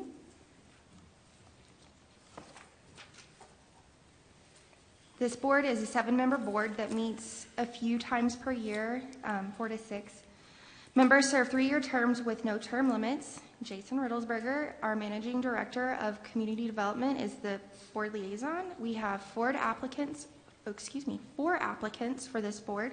We do have 1 term expiring at the end of the year, and that member does not seek reappointment. We also have 1 seat that's currently vacant that runs through 2028. Evening, Mr. Riddlesberger. You have any Yes. any recommendations? We've worked with Crescia. It's actually Katie Paul. We worked with her at PRPC. Fantastic. And also would recommend Hector Luna. All of the candidates are great, though. So. Okay, I'd make a motion for Katie Paul. Second. Got a motion and a second for Katie Paul. Let's have her fill the vacancy. Okay. Is that okay? You still got a second behind that? Yes, sir. Okay. All in favor, please say aye. Aye. Any opposed?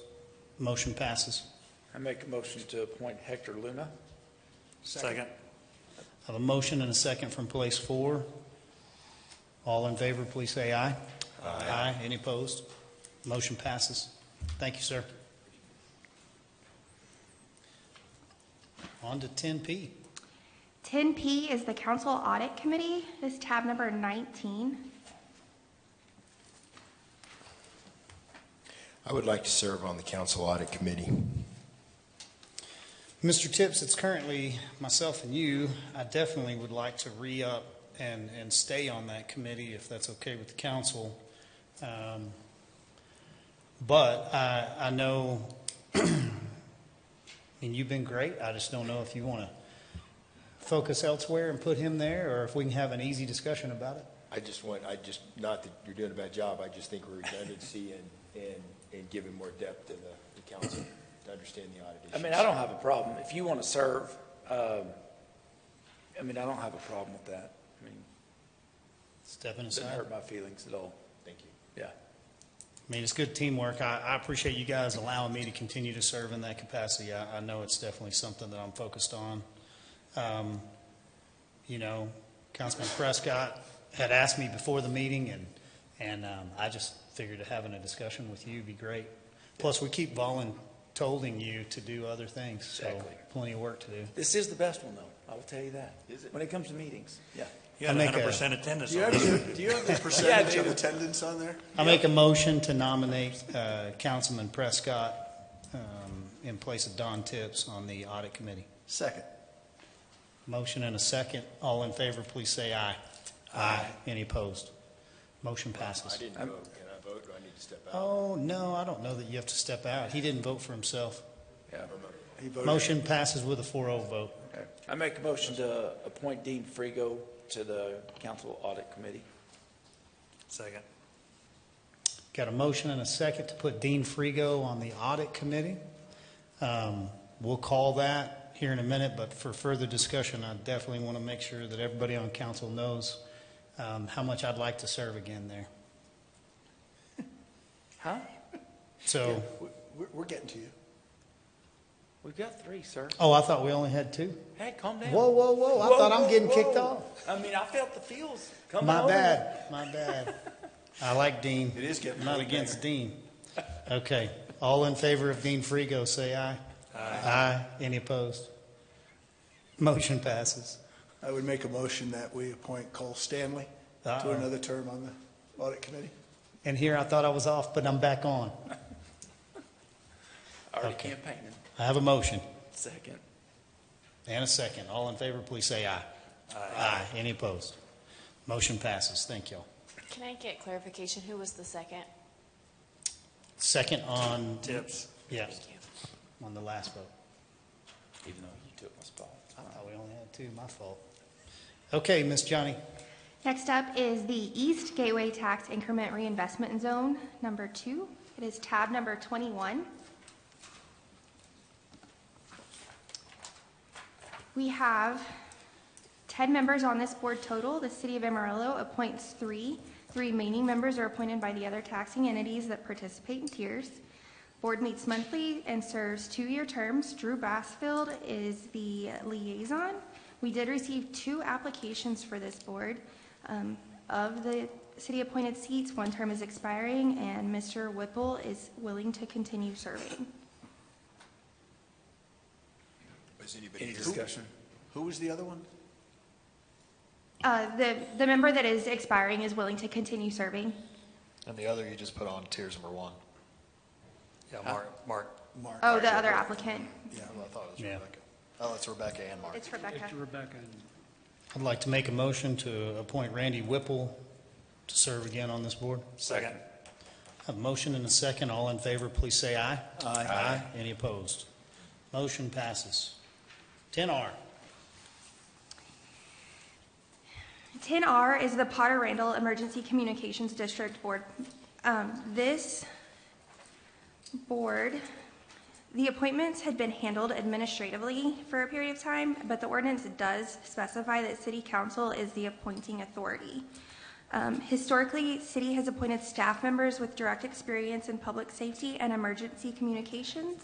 The fire chief has traditionally filled one seat, and the chief of police has filled the other. However, the emergency managed coordinator now oversees the emergency communications center, and staff feels that it makes more sense for him to serve in the seat previously held by the fire chief. Chief of police would continue serving in the second seat, and their combined background in 911 operations, dispatch coordination, and regional emergency response ensures that the city is well represented in decisions that impact our emergency communications network. What tab is it, Miss Johnny? I don't know that there is a tab for this one. Okay. So staff is recommending Max Dunlap and Jimmy Johnson. Correct. Okay. And then we don't necessarily have anybody else that has applied for this, as it's not an open board. Correct. Okay. Questions, council? I move to appoint Max Dunlap and Jimmy Johnson to the Communications District Board. Second. Motion and a second. All in favor, please say aye. Aye. Any opposed? Motion passes. And can we get just a clarification for council on that? That will be a 2-year term per state law, not a 3-year term. Okay. Are we down to the last one? Yes, sir. Okay. It is tab number 24, and it is the South Gateway Tax Increment Reinvestment Zone number 3. Council, I'd like to nominate Josh Kraft to serve on this board. Second. Have a motion and a second for Josh Kraft. We'll hold for any discussion. All in favor, please say aye. Aye. Any opposed? Motion passes. All right. Ms. Johnny, you have anything else? That is the end of my presentation. We appreciate you doing a good job in organizing all this. We know it's quite a bit of work. We'll come back in 3 weeks almost to do the remaining boards, move it forward. Thank you to everyone that was here tonight. I would ask for one final motion to adjourn, please. I make a motion that we adjourn. Second. So moved. You're adjourned. Thank you.